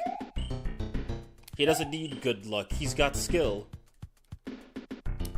Sadly, he doesn't have Lugaru, though. Since it's Minato only, he cannot summon the man, the myth, the legend. Oh boy, and there goes the suit. Rip! Should've just played it safe instead of trying to be cool.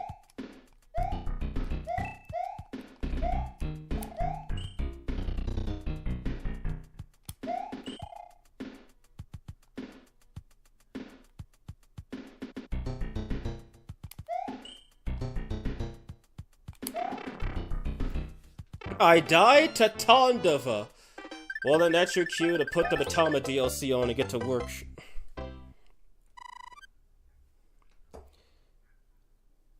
Peepa, Cataquack, Stingbee, Crab, Bat, Fishbone. Fishbone, really? Bittybud, and a Snowman. I still want to know why. What the f? Cause what kind of name is Cataquack? I know they're those things from Mario Sunshine. Actually, never mind. Cataquack makes sense. It's a catapult. That's a duck, but I digress. But those are some weird names. And Dolphin. Dolphin from Mario World is playable. What is this? Super Smash Bros. Ultimate Mario Kart Edition? That's what it sounds like. Okay, this is another Piranha Plant stage. Also, athletic theme with regular background. Let's go, baby. Enjoy that Piranha Plant. They're not gonna be here for long. This is another continuous Starman level, except instead of it making the level easier, it makes the level impossible or borderline uncompletable if you screw up somewhere.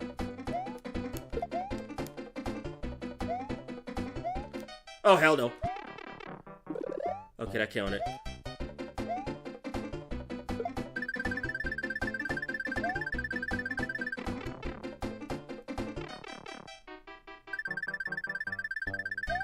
Aw, oh, damn it, I fucked it up.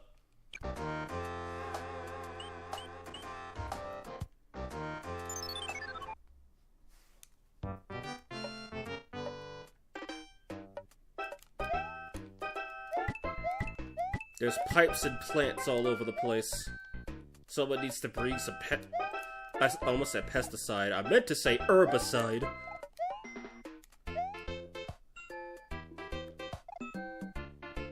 They're in sync. I hate them. And then...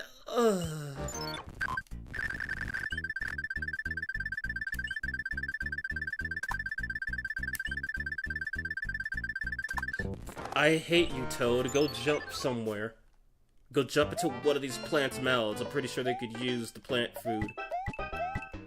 Mushrooms do be good for plants, after all. Depends on the plant, of course. Oh, come on! You know what? I got enough items. I'm using the stars. Screw this.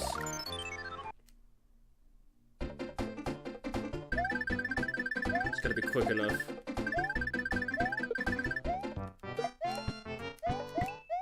Oh, speaking of stars! Okay, it lived. But I didn't.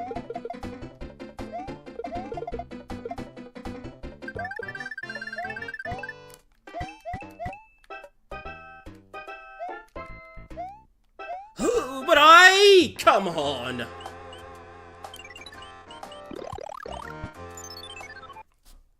Oh yeah, Satan, the best Minato demon.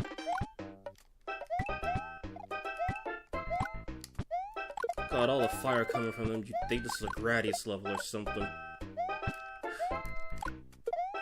I'm not gonna question how I killed him. I'm just gonna accept the fact that I did.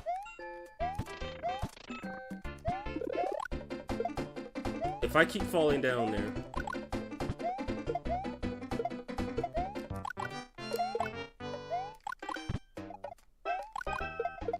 Yeah, this level has no regular enemies, just piranha plants.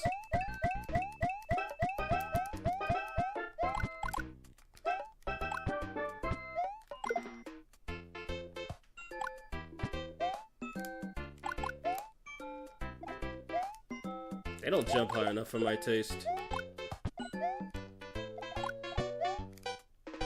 Oh wait, I know what level 10 is here. Wait, not level 10, not level 9. And here's this level's grand obstacle. Nipper. Nipper is harmless, but they can breathe fire. Now this is where the hammer suit shows you just how useful it is. That didn't kill him? I have been lied to. I think his flame sac ruptured.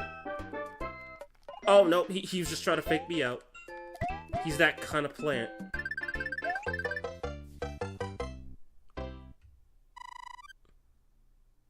The boss, you got a redesign, or it's a blue Yoshi biker outfit let.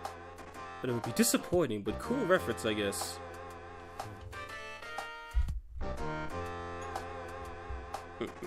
But yeah, I couldn't help myself putting Lugaru in my party. I already suffered through his absence with my fair Rioli run. Oh god, they're evolving! Yes, the plants are evolving, it's awful! Okay, I did not mean to use that, but whatever. At least it wasn't a P-Wing. What the fuck am I gonna do with these frog suits? I've already used all of them! I've already used them for their intended purposes. Oh, yeah, right, that pipe that goes to nowhere. Let me show that off really quick. If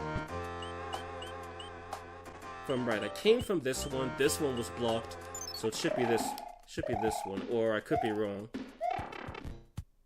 No, I'm wrong, I came from that one. The top one was blocked, I know that. And here we go, the best warp pipe in the game. Okay, never mind, this one's actually pretty decent. Then wait. I think I know which one it was.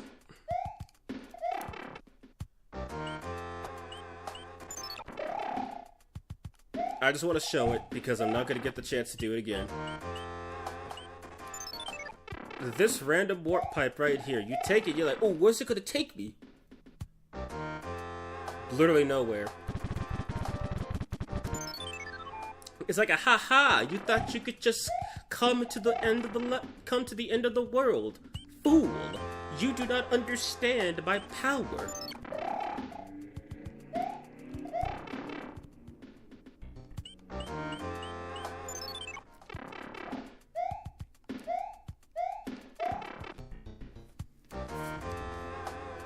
But to be fair, I did beat Tiamat without him, so that's a valid boss fight.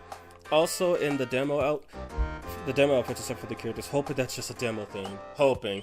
If you're saying it like that, that means you probably don't like it. Desert with athletic music, and now purple pipes. Yes, we have purple pipes now. I mean, this level's not as easy as it looks. For one, yeah, those broken seams are gaps. You can actually jump through them. For two, this is a maze. You can't just fly over the maze and win. You can start from the top, but you can't just fly to the top, fly over everything, and be like, yay, I won the game. No. Because the pipe is located within the maze. This section cannot be completed unless you get that warp pipe. Or this map cannot be completed, I should say. I think there's a free super leaf in it if you... Okay, there's a free super leaf in it if you actually make it to the other side by going over everything. But if you want to get to that exit, you gotta go inside. This level is a legit maze. It's less of a challenge of your actual platforming and more of a challenge of your puzzle solving, like how quickly can you navigate through this place. Spoiler alert, there is a timer.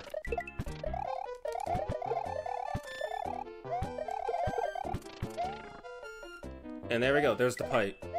And there's where you'll end up if you just go all the way around.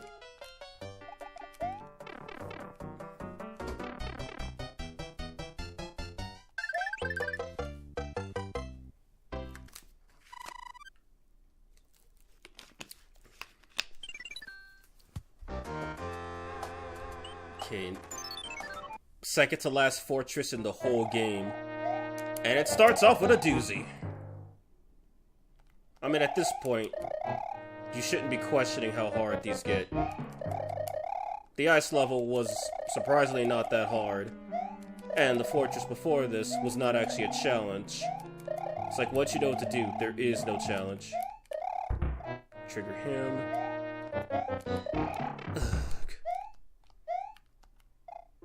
Wait for him to come up.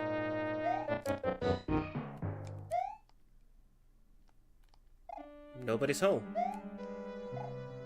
These guys are funny. Not. Oh! God! And then I walked right into him. I had it, and then I screwed it up.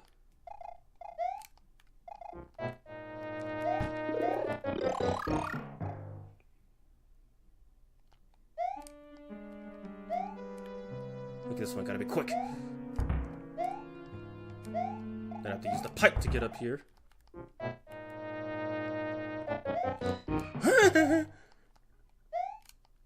And then, just gotta do this. I wonder how many people got screwed up by that jump. I'm just curious. Yeah, it's not even over yet either.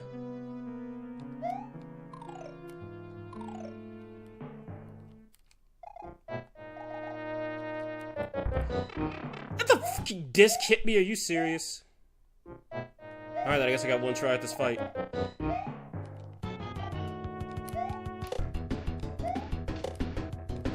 Oh, I thought he hit me for a second. Epilepsy!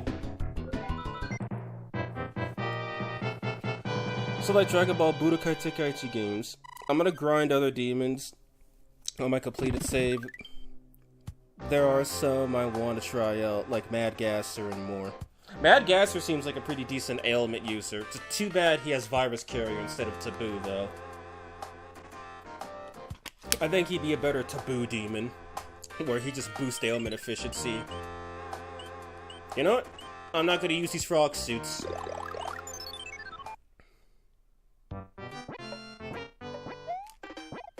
Yeah, now it's one pipe. Oh, thank God.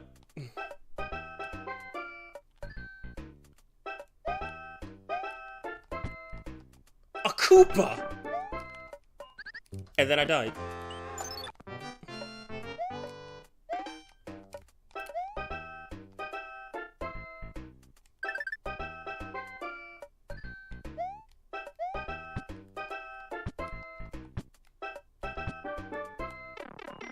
Simple enough.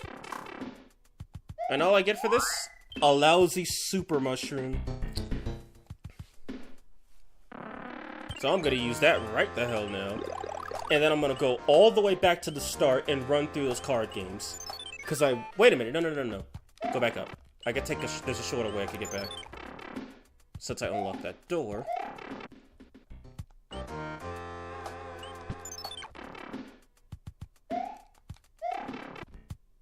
There we go. So now it's time to go through all of these card games. So where the heck is my calculator? So let's just do some math. So I have, what is that? 1,119,100 points, I believe. And then I need 80,000 to get the card game to appear. So I get 13 tries to get some items. Flip over any 2 cards and see if they match. Miss twice and you're out. And the best way, if you're using a guide, the best way to check which card you're dealing with, which game you're dealing with, flip over the first one, and flip over the second or third one. Mushroom. And here I was hoping it would spawn right on top of me. One time I wasn't recording, it's like the card games just spawned right on top of me consecutively. It was really fun, because I was able to just go back and forth with no intermissions. I use Backgaster with a proficiency booster demon like Damon or Zoo, depending on who fits him. Okay. 10 coins. I don't remember these off the back of my hand, obviously. There's one I do actually remember. Well, please tell me spawn back at the start, because I have no idea where to wait.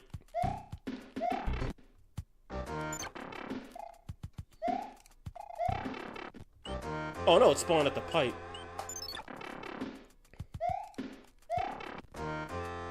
Wrong way. It might be tedious, but it's better than having it interrupt you at the worst possible time. By the way, the cards do save your progress.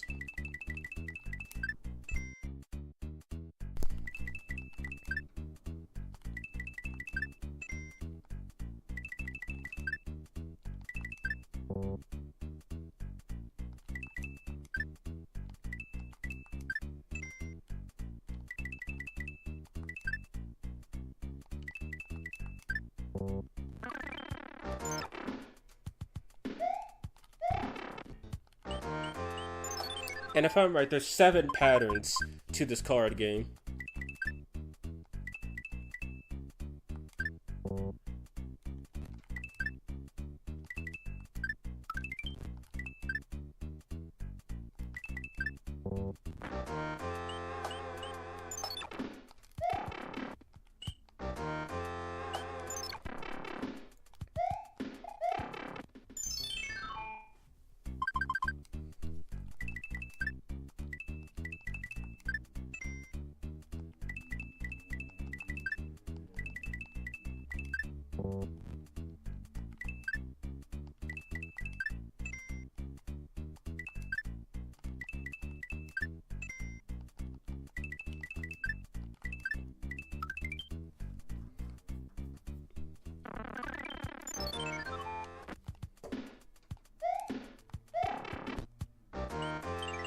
Check my item stock. Yep, I'm full of items. Look at that.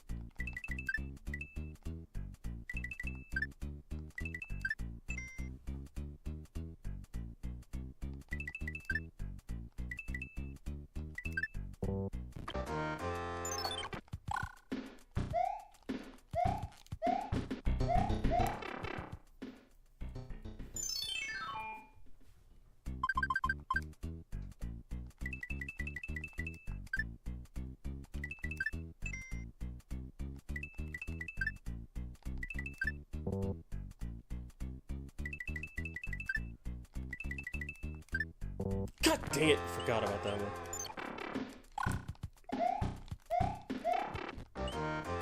Oh wow, that was my last chance too. Okay. And that's it. If I could go the right way, of course. So that's the last card game. That's the last. I've effectively 100%ed everything now. All that's left? Clean out this castle. And yes, he got turned into a Yoshi. And for the record, Yoshi, if I remember correctly, in the SNES version, he spawns as a piranha plant, but here, it's Yoshi. Just more proof that this game came out after Mario World.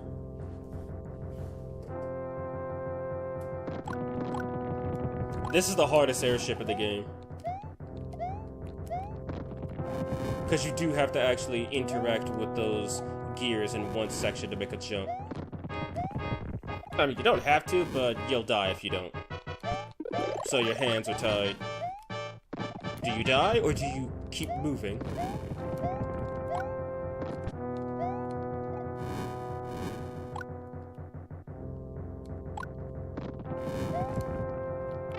Oh, then too far. Ooh, Yoshi screen time and Yoshi Day.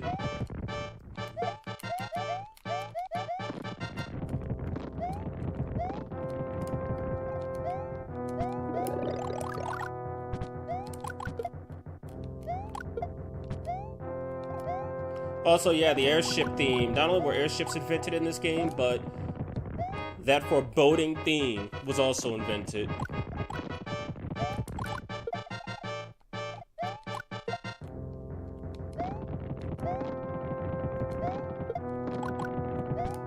This is the part I was talking about.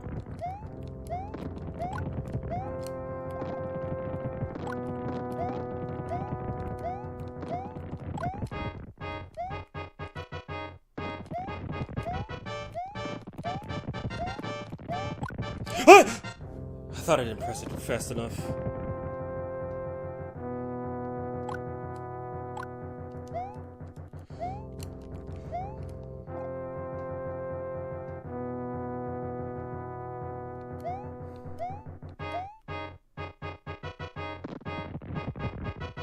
Final Koopaling, Ludwig von Koopa.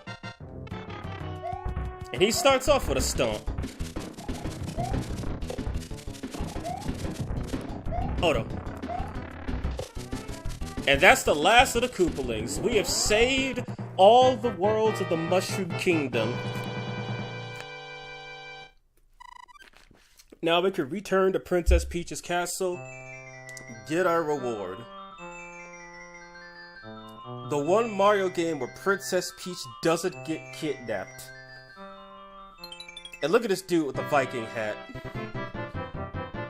Oh, thank heavens, I am back to my old self again. Thank you so much. Here's a letter from the princess.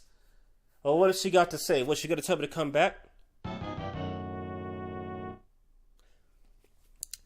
No lie.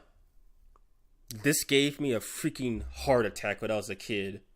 Not just the foreboding da-da-da-don, but then the black screen, the lack of music, and just Bowser staring you down. Yo, I kidnapped the princess while you were running around. She's here in my castle. If you dare to try and rescue her. King of the Koopas, Bowser.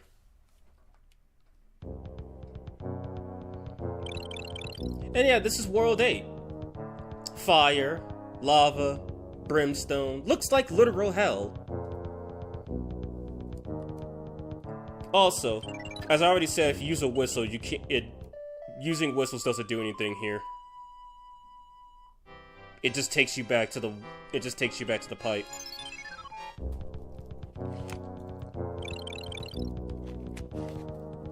But wait, there's more. Most easy final boss. So yeah, oh yeah, yeah, you'll notice these first two levels, for one, you cannot cloud over them because they're forced encounters, they're battles. And two, that is a tank. Bowser has a real-ass army. Like, Bowser wrote us a letter. Let's be honest, Peach is into it. So she was probably just minding her own business. She was probably bored at the castle, just called King Koopa and was like, yo, can you kidnap me? Like, Mario's out doing some world-saving stuff from your messes, and I'm also just bored here. Can you make my life a little interesting? So yeah, there's a whole side of Bowser's army that we just don't see in newer games today. Actual mother frickin' tanks, baby. In fact, this level is legit called Big Tanks. Oh, by the way, epilepsy warning. Oh yeah, those bombs without fuses, they just blow up on their own. You don't even have to hurt them. Bowser saved his whole ass army for defending his homeland. He doesn't say that. How did that wrench even hit me? I won't care. Bowser saved his whole army for homeland security.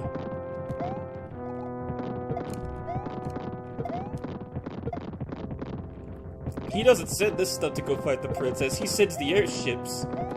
But then when someone invades his land, it's like, boo boy, tanks.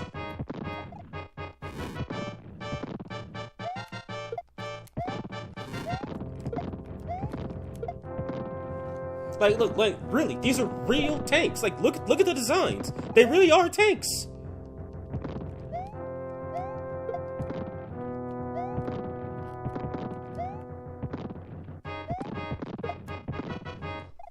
And I'm willing to bet those, bomb cannons, they're probably artillery guns. Just considering what they're doing.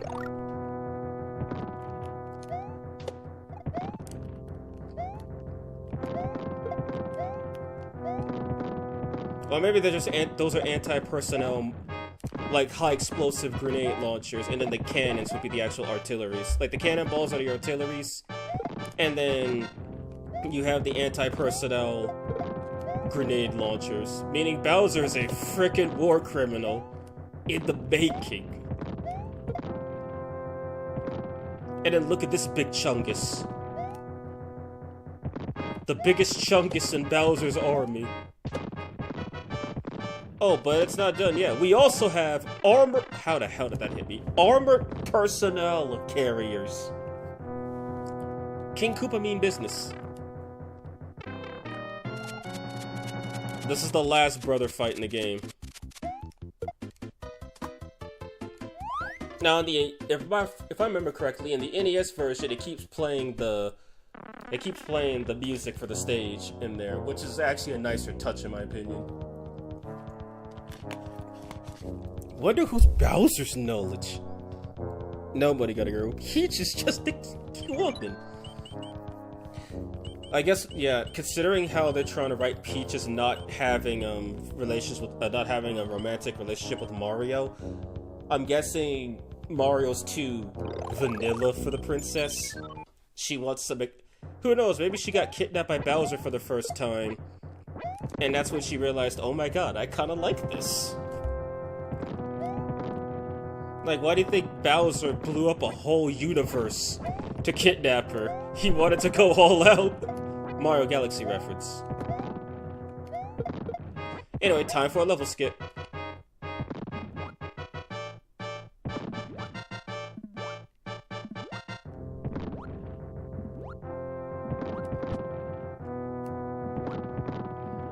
Now, this can be done without the frog suit, but here's the issue with it.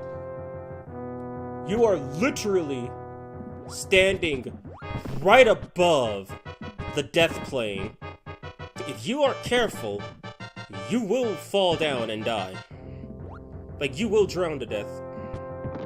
You are, like, right above the death plane. So you gotta be extremely careful about that. You don't need the frog suit, but it just makes it a lot easier, because then you don't have to mash the A button.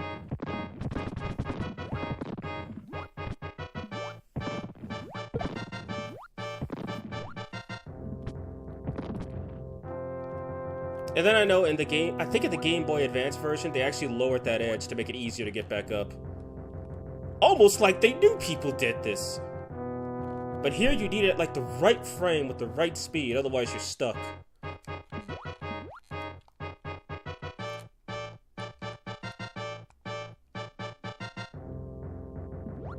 Is Mario stuck down here, seriously? I think he might be stuck, oh god. Now I guess we're doing this legit then. Toadsworth's Bowser's knowledge.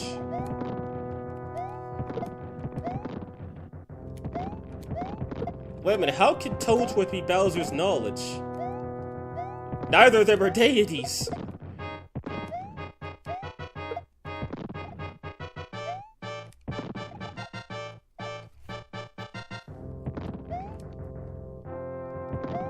But oh yeah, right, Bowser has an actual battleship. Not an airship with a bunch of cannons, a literal sea-bound battleship.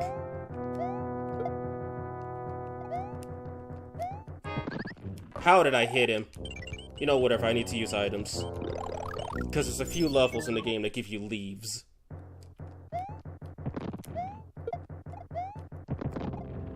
Good skip. Unfortunately, the frog skipped leg day.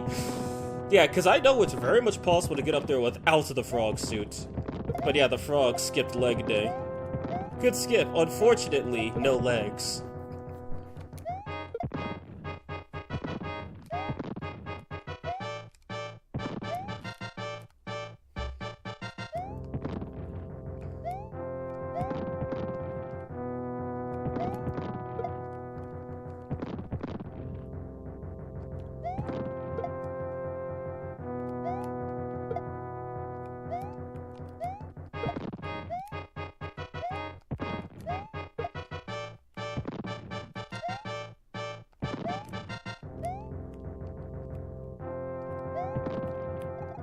Only in this game can you stare down the barrel of a cannon. This is the most American Mario game ever. Because look at all these guns! Alright, then there's just one bomb there ready to kill you if you thought coming early was a good idea. And more boom boom attacks. Seizure.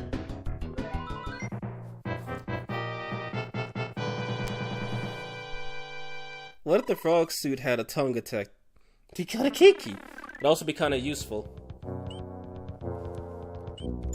Oh yeah, by the way, these are the only warp zones in the whole game where one of the pipes is on the ground instead of the ceiling. And there is an exit animation. I like it. Now in the Game Boy Advance version, you actually get to see Peach get dragged down that pipe that's blocked by the door. And now this level, yeah, just casual skulls, glowing skulls. Bowser has done nothing wrong, everybody.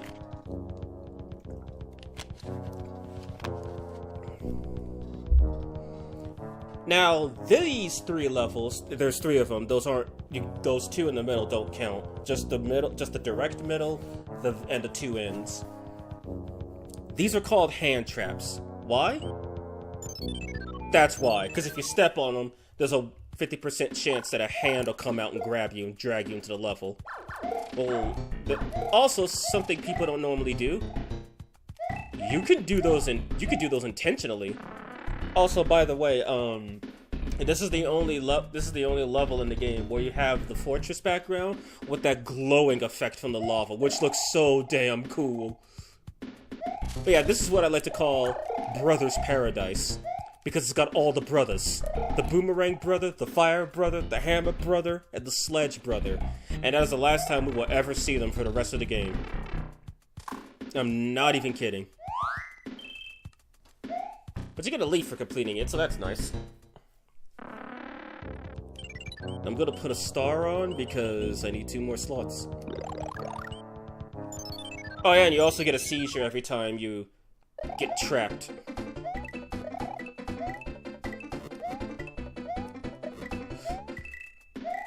But these levels are nice, sweet, and short, and I could have done that without the star. What the hell? It's the next one I get the star for. Correct, Bowser did nothing wrong.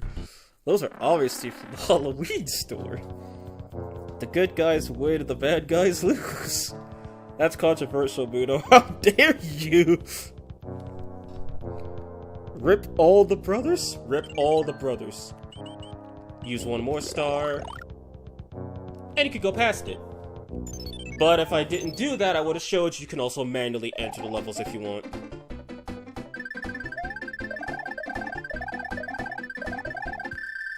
This one I hate because it reminds me of those stupid fucking cheap levels from Mario 1!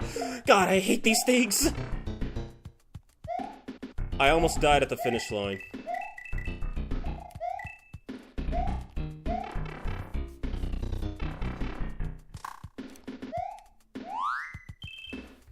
And that's the last item we will ever get for this game. Anyone else love that line for 2012 TNT show? Now this next level you could cheese fairly easily with a P-Wing. Use it? It's also the fastest auto-scroller in the game, and the last auto-scroller in the game. And the guidebooks call it Bowser's Air Force. Why? Because all of these airships have jet engines. These are literally fighter jets, right? These are jet-powered airships. These small ones you could call fighter jets if you want.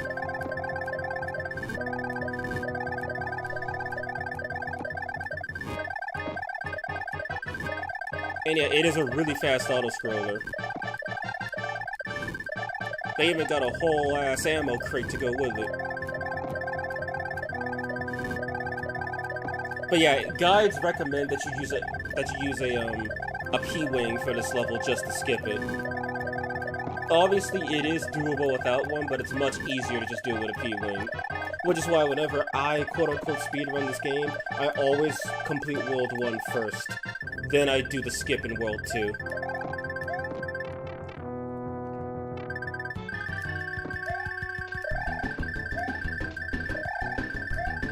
Epilepsy.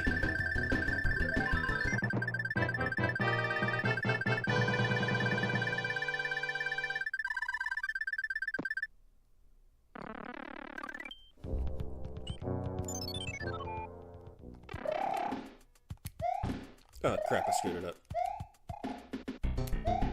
There we go. Dankness. It's dank. Oh yeah, by the way, these are the only 2 regular levels in the game. And also, they're the only 2 night levels in the game. Like, I mean, literally, it's nighttime. For beta.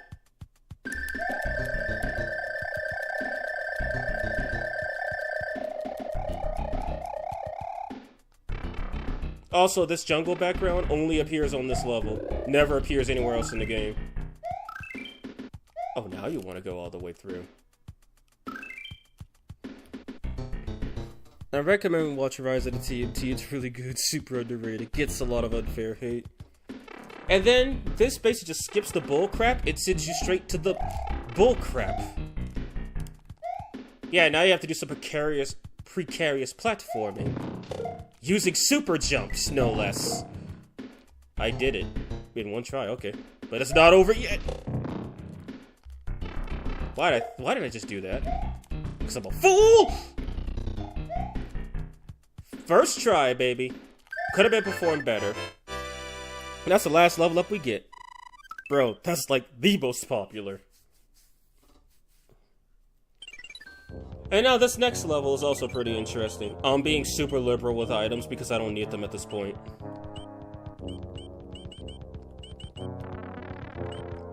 World 8-2.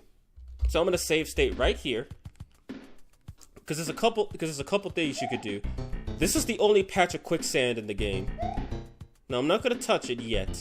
I'm gonna just play the level like God Miyamoto intended. But yeah, those quicksands can't kill you because there's pipes blocking them.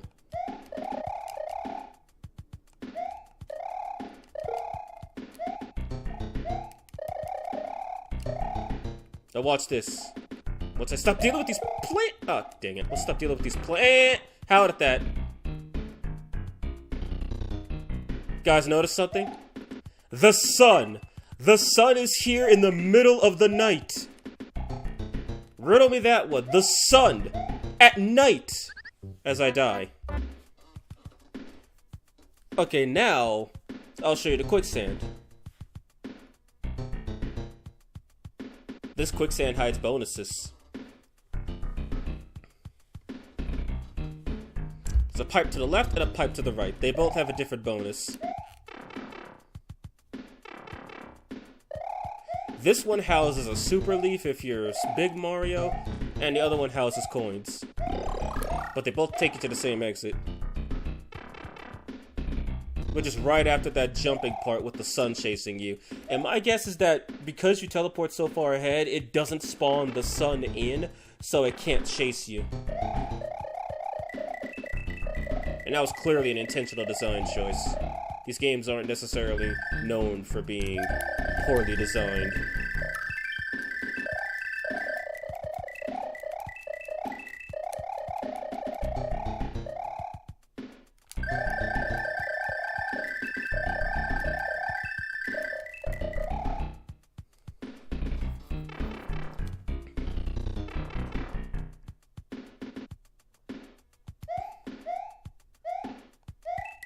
Also, yeah, the night music is the underground music, and I absolutely love that.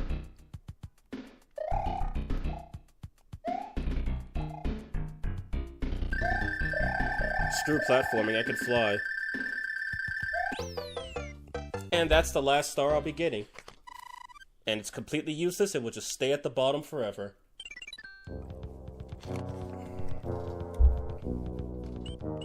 Oh, hey, a pipe.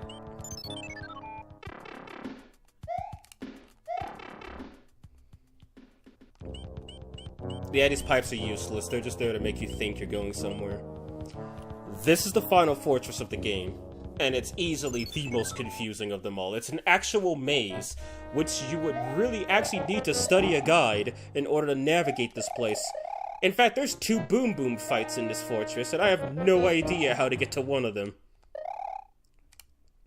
But I'll put it like this. One is hard mode, one is easy mode. Let's leave it at that.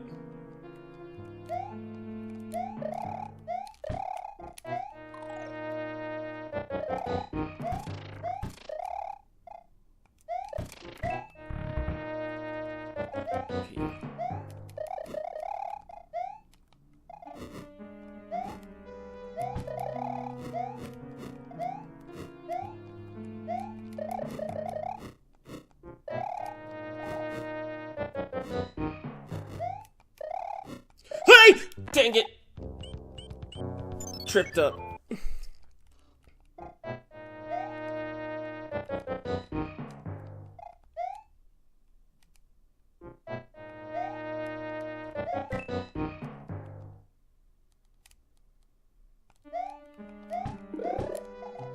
Really? Hey!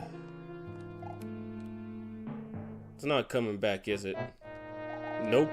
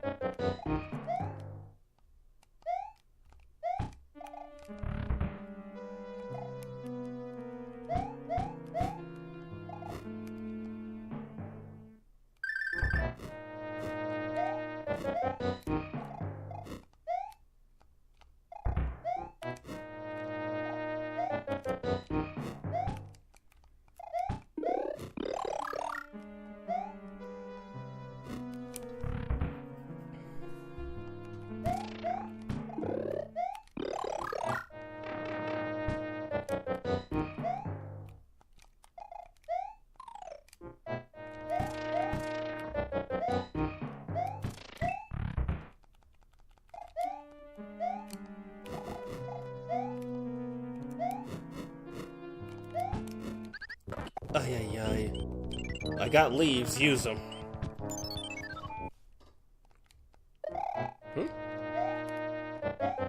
What time is it? Wait, give me a minute, guys.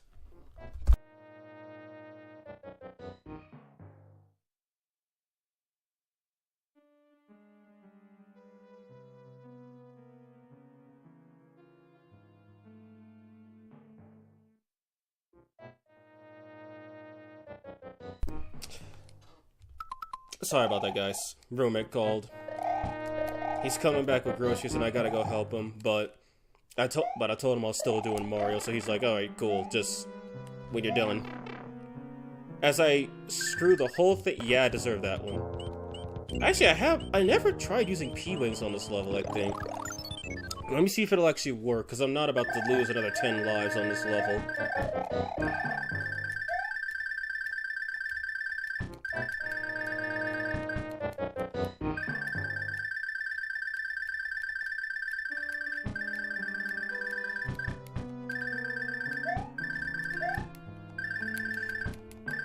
I also do like how the Game Boy Advance version actually made Mario flap his tail while crouched and trying to fly. This one doesn't.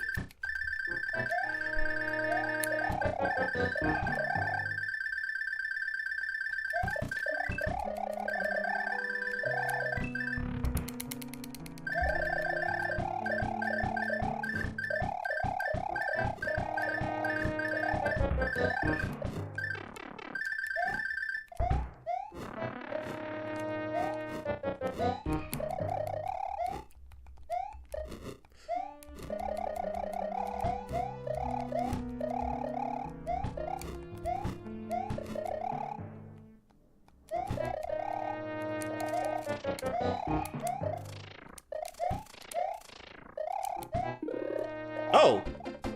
That's kinda you, game.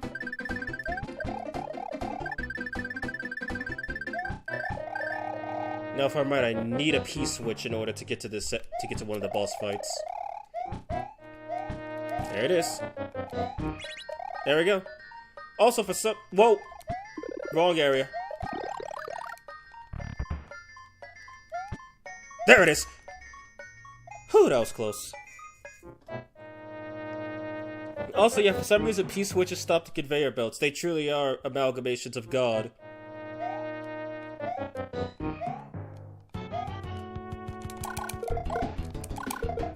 Caesar!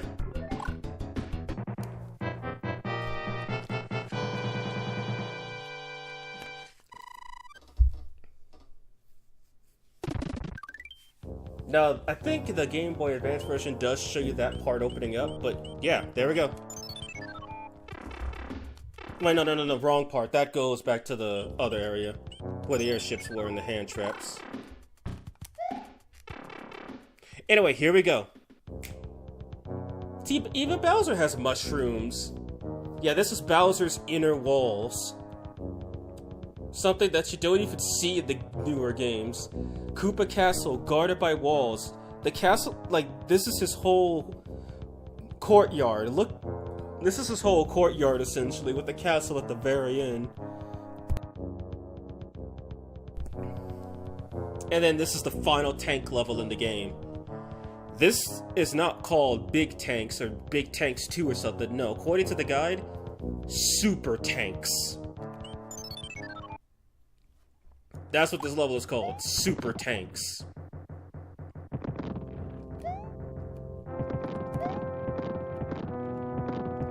I think I farm up a few points right there if you know what you're doing.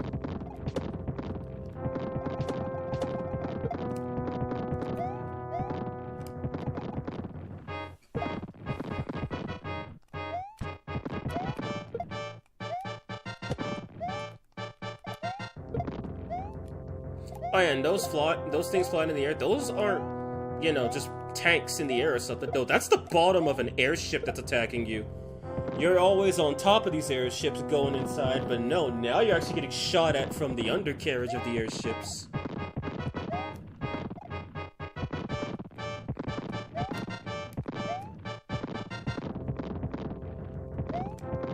Also, by the way, this background only exists for this level. Those walls, they only exist for this level. So, this is completely unique to this world. And it looks absolutely gorgeous. Now, the final Boom Boom fight. You know what? This time, I'll give him a chance. Yeah, see, he could grow wings. And then he does this little, like, homing attack. Then if you let him live for too long, he goes fast. I figure I'd give him a chance. This one final time.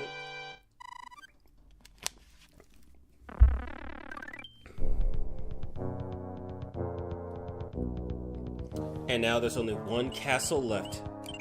The Castle del Koopa.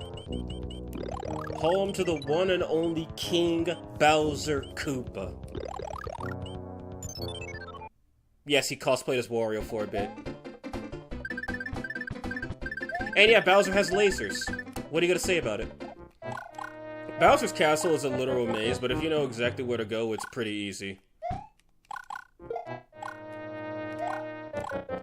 And something I didn't show, but Tanuki Statue Mario can actually destroy Rotodisc.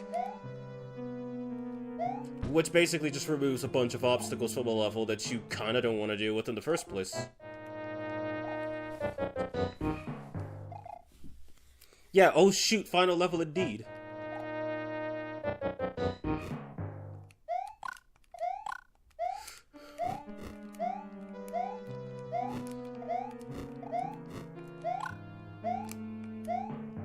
There's actually 2 Bowser fights. There's an easy mode one and a hard mode one. Hard mode one is easier to get to, and easy mode one requires you to fucking die. Jesus.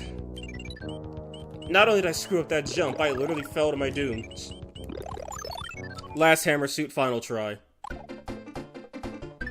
The reason I'm bringing the hammer suit is because I want to see if I can kill Bowser in one hit. But of course, I have to actually make it to him. And I was almost halfway there, and then I choked really badly.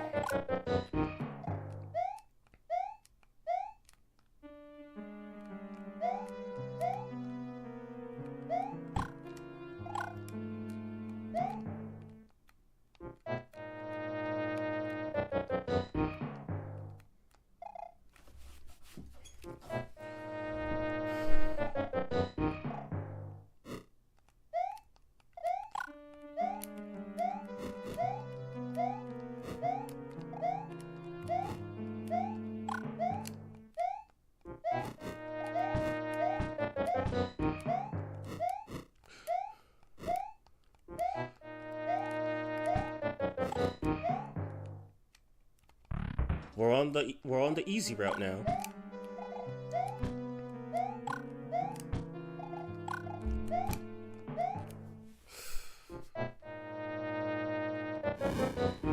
The hammer suit will not protect you from those.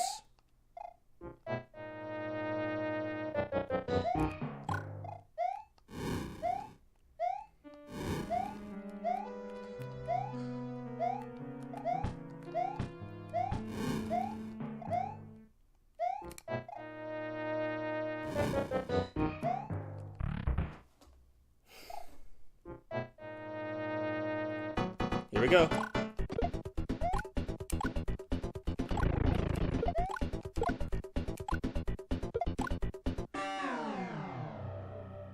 And that was Bowser. Conked on the head with hammers.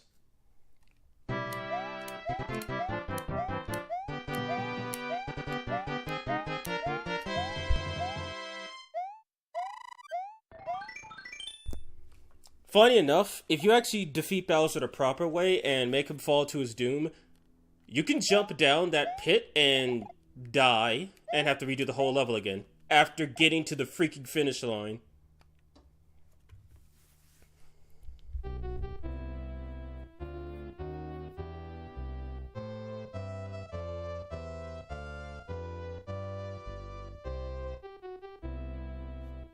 And that is the end of the game. Thank you, but our princess is in another castle.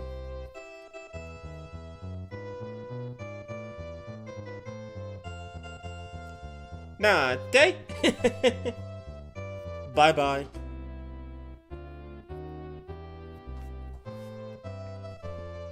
Easy. Bowser, you're number one. Number one in my book. My head just heat. World 1, Grassland.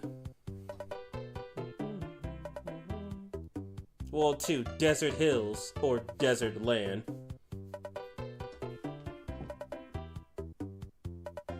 World 3, Seaside, or Ocean Land. World 4, Big Island, or Huge Island, or Giant Land. World 5, The Sky, or Skyland. World 6, Iced Land, or Iceland. World 7, Pipe Maze, or Pipeland. World 8, Castle of Koopa, or Bowser's Castle, or Darkland.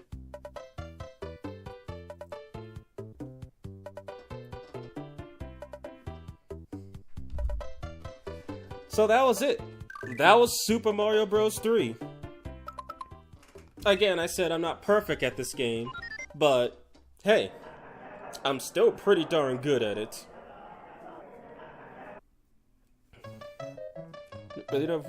Also in Peaches, of course. That's it? I just came by! I see, you finished fast. Yeah, what's the thing even at? Wow, that only took 4 hours? That's kind of crazy. That's actually really quick.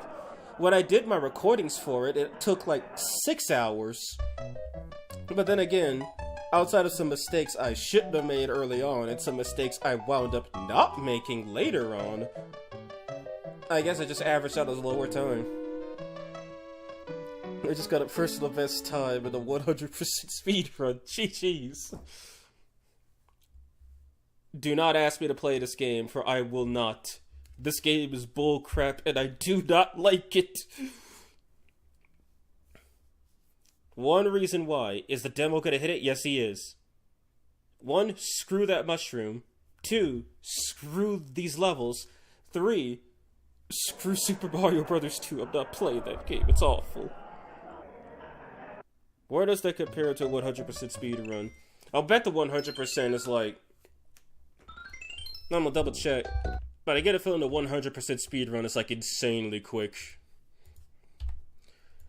I believe it's probably gonna be something like the sub 1 hour range. SMB 3 100% speed. 100% world record. There we go. Speedrun.com, Super Mario Bros. 3. Really? The world record is 1 hour 9 minutes. And the top 100 only goes up to like 1 hour 22 minutes and 55 seconds.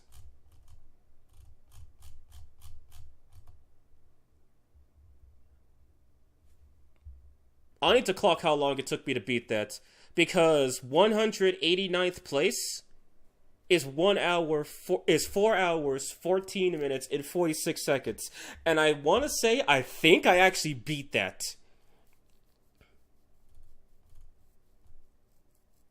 So that would mean I would be either 189 out of 190 or 190 out of 190. But like 188 is like a whole hour faster. And then 187 is 2 hours faster. Actually, let me stop this and actually show you guys that. Give me a minute. So yeah, this is, I would fall like pretty much either I beat this guy by a couple seconds or I lost to him by a couple seconds. But this is where I would stand. Can you play Mario USA? I like that game a lot. I do too, and honestly, I could use an excuse to play it, but I won't be doing it for this month. Honestly, you can still submit this. Like, are you looking at the... Yeah, I'm looking at... No, it doesn't... It actually doesn't matter. The top runs are all for the NES version, and then it does specify whether if it's an emulator or not, and then here's one for the Super Nintendo version. 40th place right here. So yeah, the speedrun... So yeah, I guess by this game, by the speedrun board's logic, it literally does not matter what you play it on. It could be Wii Virtual Console, the Wii All-Stars re-release, the original All-Stars release, or the NES release. They don't care. They don't even care if you use emulator. I know with Mario 64, you actually do need... Like, there's 2 separate categories for hardware and emulator, but for this, there isn't. Are you gonna play one of the best Mario games? Kid Icarus Uprising. I heard... what system is that for? Because I heard that game was really good, but I never played it. The only Kid Icarus game I played was the original, where you start in hell and get ganked by Grim Reapers and demons.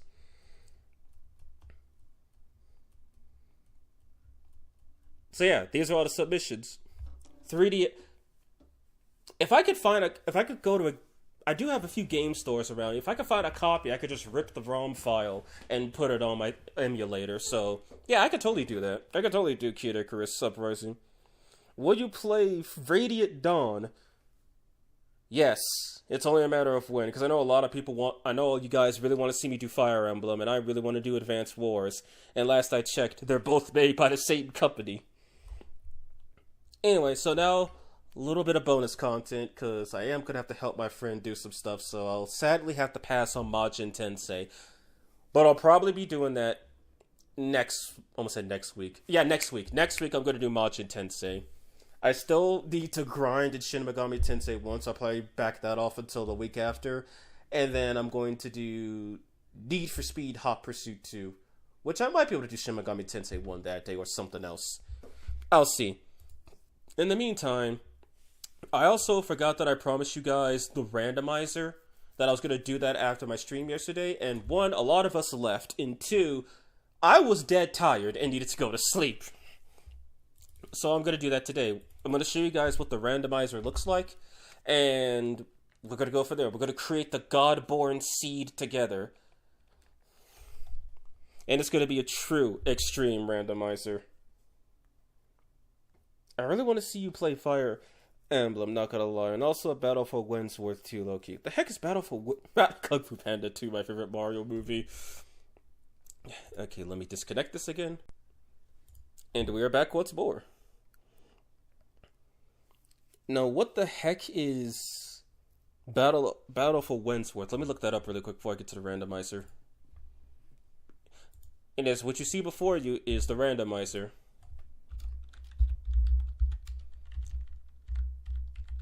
Battle of Wentworth.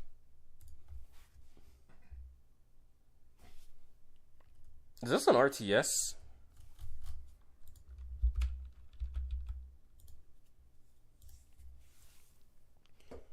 Open source turn-based strategy game with high fantasy themes. Explore 4 corners of each. Run 17 solo campaigns, dozens of multiplayer maps, taking part in countless adventures as you go.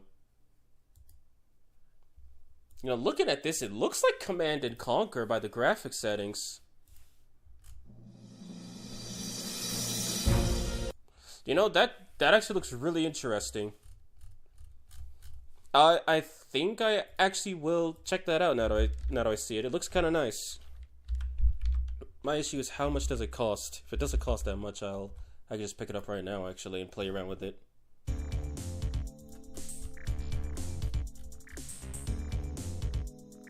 It's free? Oh hell no then. I'm gonna pick that up right now. I won't play it today, but I'll pick it up right now. Well, I won't play it on stream, but I will pick it up right now. Yeah, it's an RTS. The Minecraft movie is so bad, but I want to watch it so bad. I'm gonna play Vestaria Saga. What the heck is Vestaria Saga?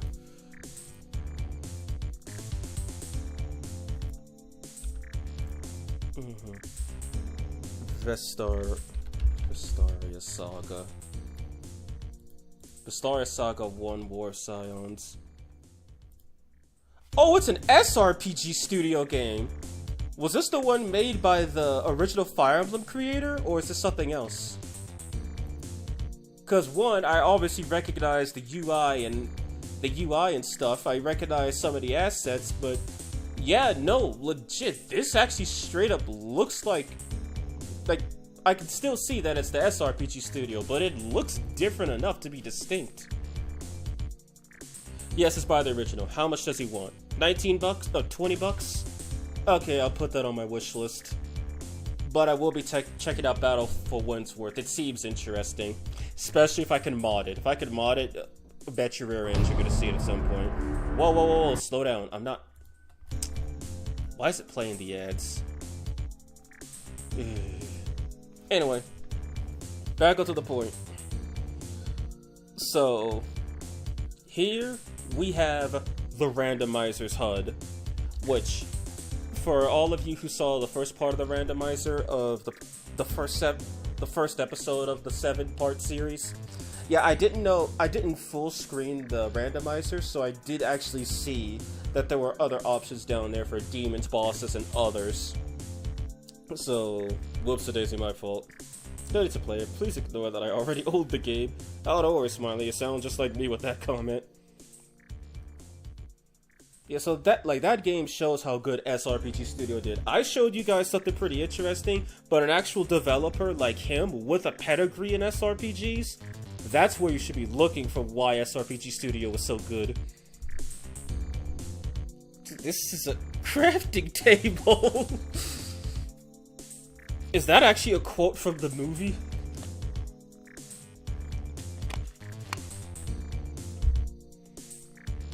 There are some mods that you can look in the game. Most being campaigns, custom factions, class RPG where you have an actual inventory and quest. Oh boy. It's gonna be fun. As long as I can do skirmish stuff in single player or hot seat where I can play against myself to test some stuff out, I'm all game. Anyway, so first things first. First, swap cutscene models. So I know a lot of people were asking for that. And then, so here's all the options. There is a wiki that actually describes what everything does, but for the most part, I know what everything does. Oh yeah, and Sea Busters, Battle for Wentworth is free. I was debating on seeing its price, but no, it's free of charge. You can just pick it up for free. So, let's start the randomization process. Randomize encounters and levels. Randomize potentials. We will not scale potentials to level, so a level 1 could have +9 almighty, and a level 99 can have no potentials whatsoever. Randomize races. Randomize alignment. Randomize quest demon joins. Randomize stat modifiers. Reduce compendium costs so you don't go bankrupt summoning a $600,000 Kate Sith. Improve special fusions, which I think that's actually brand new. Demon voice randomizer. Shuffle demons' voices. Shuffle voice slides individually. Chaotic. So that means you could have one demon who's like, I have the divine sword of heaven with magic attack, and then they use a physical attack, and they're like, with all my might. Yeah, Battle of Wentworth is free. Yes, that's an actual quote where Jack Black says, and we're Minecraft. You know what? I think I need to play Minecraft now. I'm gonna put that on the schedule for Mace at some point. It is one of my favorite games of all time. Or I could just do it this month since I'm not gonna do Skyrim because I don't want to spend 60 hours modding the game again and making it function. This one is new right here. We could randomize resistances in the game too. Hear me out. Deep voice tone. Hope burn you to ashes heals the whole party. Oh man, this is gonna be sick. Randomize resistances. Alright, poll time.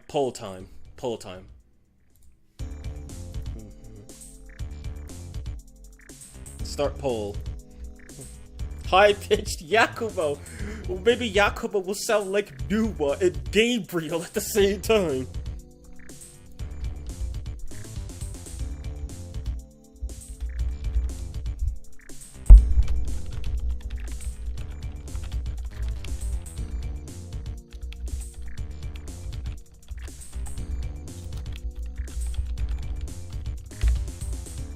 And poll started.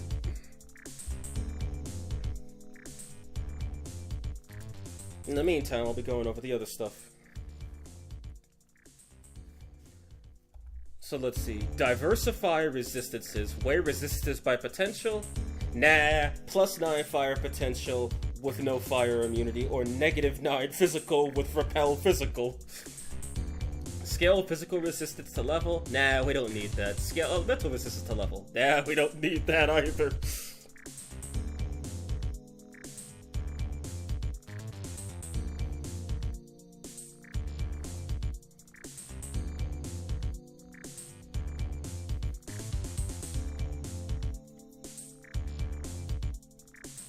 Let's see. Randomize innate skills. Randomize skills. Don't weigh potentials. Unique skills could show up more than once. Yes. Restrict Lunation Flux to one demon. Nah. Include enemy-only skills in skill pool. Yes. Include Magutsui skills. Yes. Force and minimize appearance of skills in the learn set. The heck does that even mean? Skills are limited by max MP of demon? No. Max MP 10. Skill cost 902. Perfectly fair and balanced, guys. I absolutely promise you that. Okay, what? Strictly scale skills by level? No, completely random. We could run it to slide with Zeobarion. It'll be all fun. Okay, let me take a look at this. Okay, so 6 votes and 100 0. Always allow weaknesses and always allow at least 1 weakness and 1 resistance. So therefore, they will always be at least resistant to something, and they'll always be weak to at least something. Meaning there is a possibility for a demon to be weak to all 5 ailments and all 7 elements, making them the perfect Gog-Magog stand. The unique skill inheritance? Free. This means everybody could use every skill in the game. Magatsuki skills. Randomized requirements for Magatsuki skills include a Magatsuki critical requirement. Nah, leave the Magatsuki skills alone. Of course, to minimize appearance. What the heck does that even mean? At least there's a link to the wiki here, thankfully. So, force and minimize. Let's see what that does. That's a demon skills randomizer. Okay. Demons. Control F. Force. If I could spell force correctly. Forces all skills to be assigned to at least 1 demon that avoids excessively putting any one skill on several demons. This might not work fully if vanilla skill inheritance is selected. Force all. Okay, so this way, at the very barest minimum, every skill in the game will be seen. Okay, that's what it means. Thank you, Wikipedia. Or thank you, developer, for putting this on the Wikipedia. And then... okay, I think that's all bosses time. Can you make all the demons weak to physical attacks? You can. Well, it's random, of course. I would have to find out what exact seed will give me that. That's how it generates the randomizer. So, there could be a specific seed where every single demon in the game is weak to physical. And on the other end, there could be one where they all drain or repel physical. Kate Sith, voiced by Lugaru. Slime with Zeobarion having demi-feed resistances and weak to poison, while sounding like Tao and Yoko.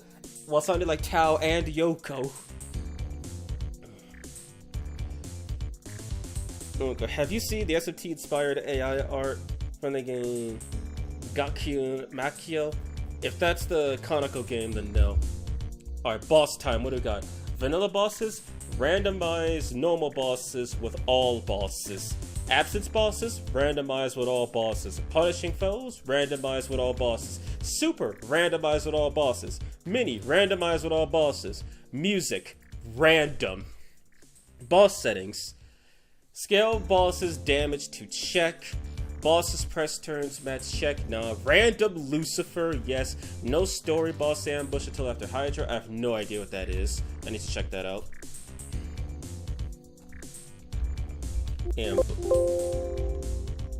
Wait, no, I gotta, this is demon settings. I gotta go to boss settings to check that out. Ambush. Prevents the checks for Mandrake, Absence, Glacia, Labelos, and Hydra to be an ambush, meaning the player will always go first. Oh. Nah. So if we get one tapped by Satan, it's all bad. Ambushes are dependent on the boss where possible. Nah. Nerf bosses healing skills. Yeah, sure, I'll do that one. Bosses insta-kill susceptibility matches check. What does that mean? The insta-kill susceptibility is tied to your check. Nah, so we can't one-shot Mandrake, but we can kill Satan if he's weak to Hama. No early physical immunity? Nah, if they want to null physical, that's fine. What's the worst that could happen, right? No, not Chronicles. Okay, then I'll check it out. Tutorial David repels physical. What the heck? Boss resistances? Random. Scale to check? No. Consistent weakness count for bosses or check? No. Sync to player version. What the hell does that mean? Sync to player version. Bosses that are in the compendium will match the playable version's affinities unless that conflicts with another boss resistance setting. You know what? Sure. Sync to player version. Diversify resistances. And check bosses to receive additional press turns. What does this mean? Ishtar. Chance for boss to receive additional Ishtar's press turns. In order to not have 8 versions of Ishtar in the boss pool, with their only difference being the press tone amount, Ishtar is consolidated into one boss. This means the amount of pillars deactivated Chiyoda does not change the strength of the Ishtar check. The press turn amount of the Ishtar boss can be set manually or randomly. The one-turn Ishtar could still use Dreadful Gleam. Still wish you could use Dreadful Gleam at one turn, but I digress. Is it possible to make it so you can only deal 1 damage? I don't know if the players' growth rates are randomized, and even if they are, you're still the one who's adding all the points to it. There's no damage multiplier, I believe. Ishtar press turns, random. Chance for bosses to receive additional press turns, 70. Yes, bosses will always have additional press turns. This is gonna be torturous, I already know it. Oh, the miracle randomizer. I already have most of the miracles, but randomized miracles and prices, rank violation, guaranteed. Wrong to uses unique skill, the game will hang until the skip animation button is pressed. The fixed unique skill animation patch requires unique skill animations with normal skill animations to get around this. Fix unique skills animations. Buff Guess Yuzuru to make first Labyrinth's check easier.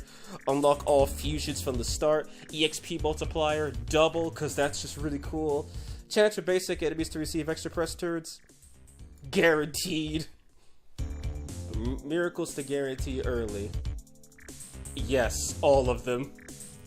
I'm pretty sure I already have all of them. Item randomizer. Randomized shops, randomized SSS, enemy drops, chests do not scale, so I could get life stones at the very end of the game, and well, what's a good one? I could get sutras and bombs at the very start.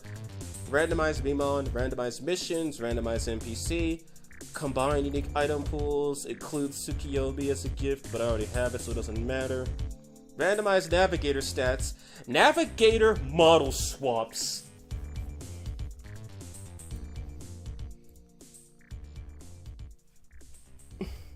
Make Magatsuki insta-kill the user.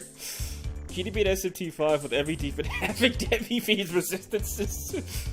You just need magic harp innate and potentially.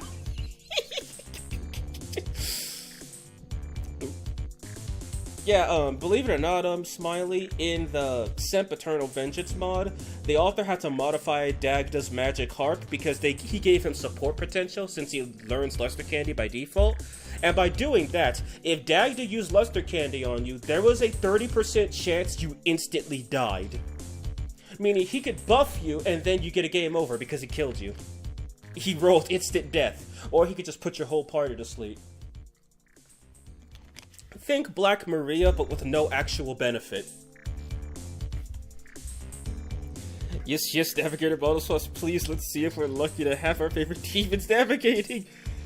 Well, one of my favorites is Cleopatra, and she's a default, so I'm counting her out right now. Though, let's not do it for this playthrough.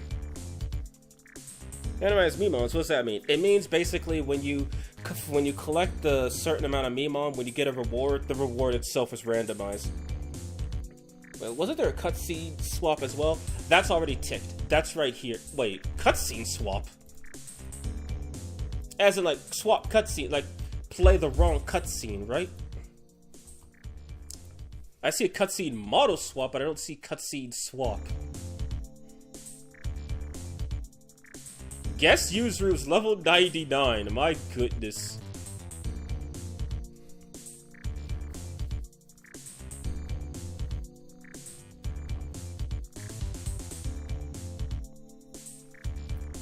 Navigator Nuwa would stare at her all day. That's hilarious. So yeah, there's no option to swap the cutscenes directly, but I could swap the models in the cutscene. Anyway, so this is gonna take about 1 hour to generate because actually, you know what? How about this? I'm gonna take a restroom break really quick, and then I'm gonna ask you guys the question, and then we'll go from there.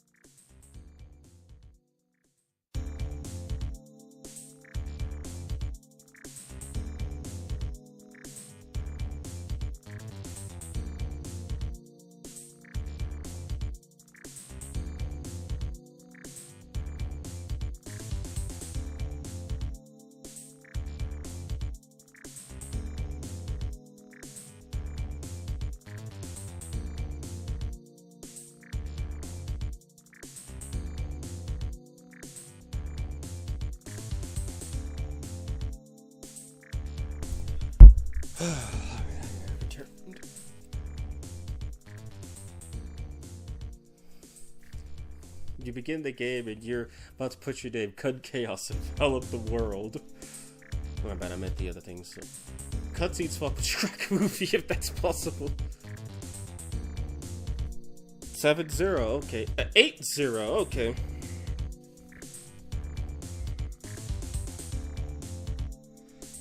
Alright, so it looks like the majority of people are happy with this. Alrighty then. End the poll. So yeah, these are going to be our Chaos run. This is going to be our Chaos run, our second run of SMT5. So I'll just go over everything again. Enemies are random leveled with random encounters, with random potentials, random races, random alignments, and random quest joins, random stat modifiers, extremely cheap to summon via compendium, and their special fusions are going to be better. Their voices are completely shuffled. I'm guessing shuffled voices means that you can have Yoko sound like Tao, and then shuffle voice lines means you could have Yoko's magic attack sound like Tao, Yoko's physical attack sound like Abdiel, and Yoko's healing sound like Dagda. Oh, I forgot to vote. Random levels. In Godborn, it's probably not going to affect much, so who cares, but it will affect where they spawn. And then their potentials, so we could scale it down to like demons that are quote-unquote low level will have weak potentials, but that's just easy mode. And then random resistances, meaning it is possible for a demon to repel everything, literally. And with at least one weakness, that means even if they repel everything, there's still one way we can hurt them. Sadly, if that one way we can hurt them is via ailments, then that's an automatic loss. Unless we're running the Pierce game. And we don't have scaling by level, so we could run into a slime that's immune to literally everything except physical. And diversify resistances, that just means that you won't run into a bunch of demons that all null physical and have like 1 or 2 of the same weaknesses. And random level sounds interesting. That was basically the whole first 7 parts of the randomizer. Random innates, so we could totally run into Agrat with Queen of Chaos on it, kind of like Cleopatra did. Random skills, because of course. And then, so that means we could run the first Daemon we fight, he could have Figment Slash with Dragon Eye. Unique skills could show up more than once, so basically a many demons could run Frolic. Include enemy only skills so we can make use of Purgatorium again. Magatsuhi skills, you've already seen what that's capable of, making Tal the GOAT. We could force basically every skill to appear in the game, but not repeat ad nauseum. And since it's not limited by MP, even if they can't cast that skill, they can still have it. And it's completely random, no wait, so we won't find Zio at the start. We'll find 99 demons with Zio and level 1 demons with Souffle d'Eclair. And with skill inheritance being free, there is legit no limitations on what skills I can ever obtain. Meaning I can build the most overpowered character in the game. And then for bosses, this just basically shuffles every boss with itself, so that's insane. If I'm right, if you toggle one of these off, then they cannot be shuffled with the others. Now you can randomize bosses with bosses, and mini bosses with each other, or you can just say screw that and just have, I don't know, the Glaciolabilus fight be freaking Satan. I mean, hey, we saw what happened with Lucifer when he replaced Trucifer when he replaced Asheth. The boss music setting is completely random, so I'm praying we get some more bouts and roll out of it. I pray to thee, randomizer, let Lucaru have Frolic. I wonder if you could choose what each demon gets. Oh, if only. The randomizer doesn't do that. It does do that, but again, I'd have to pick a specific seed and then roll with it. Like, I would basically have to data mine it to find out exactly how to give who what. And considering how long the seeds are, they're huge. Huge. It would take me, as someone who doesn't know programming that well, probably years to decipher it on its own. So yeah, scaling bosses damage down to check. That basically means only super bosses will nuke us, and not just regular everyday Hydras. Story ambushes, this means if Hydra does replace Glacia, he'll attack first. Nerf boss healing skills, because, well, you guys all saw the White Rider fight, which I still have to do the Artemis fight, by the way.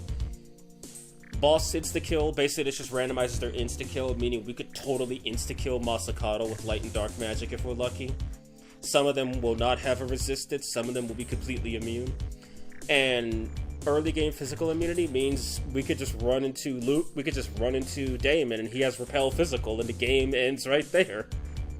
But since we're doing a new game plus, that's not a problem. Randomized resistances, so it's not a matter of, oh, it's this boss, okay, I know what to hit them with. No, it's still random, but they're the same random as if you could obtain them. It's way too much work, yeah. Well, about that, we will be seeing 80 of the randomizer soon. Yeah, for one, I'm not doing it today. It's gonna take like an hour for the file to even be completed with the model swaps, and I won't be doing it next week either. It's probably gonna be the week after. But I also want to complete the highlights reel for randomizer 1, which that's my code name for it. And basically every boss is gonna get an additional press turn. So every boss is essentially Ishtar. And that's putting it lightly. Miracles and stuff are randomized, but that doesn't matter. Guaranteed rank violation, that also doesn't matter. Fixed unique animation patches, so we won't have Abdiel run through the entire map of Shinagawa before I could skip the animation. And then we start with all fusions. Every enemy will have 2 to 3 press turns, and the experience multiplier will be doubled, so that also doesn't matter because we're going to be level 150. And then, of course, early miracles don't matter. We're not scaling items, and we're swapping all of the navigators. So who knows? Amanazako might actually be Yakubo. Anyway, I think that's enough. Hit that randomizer button, and now it's randomizing the file. So, anyway, guys, I am glad you could join me for today. It was really fun going through Mario 3 again. kind of shocked at some of the mistakes that I made, while also kind of surprised at some of the parts that I was able to get by fairly consistently. Yakubo, oh, you want some? We'll do it, yeah. But yeah, thank you guys for all joining me. I might actually have to delay the on Meraki video tomorrow because I still got to make a lot of progress on it. That and one of the files that I've already rendered corrupted, and I deleted all the footage for that, so that's not good. And yeah, so that's about it for today. Yes, Shohei Amano Yakumo. I'm hoping for it too. Alright, anyway, thank you all for joining me. If you're not subscribed, do consider subscribing. I do try to do this like once or twice every week. And for the rest of y'all, have a good day. Have a good night. I'll catch you guys later. Revisor out. Thanks for the stream, Revisor. I learned a lot. Thanks for joining me, Smiley. I'm glad you didn't join at World 8. And I'm sorry, Sia Buster. I'm glad you did join so late. I'm not glad you joined so late. But the VOD will be up once I end this. Alright, everybody. Have a good one. I'll see you next time. Make sure to like, subscribe, peeps. Indeed.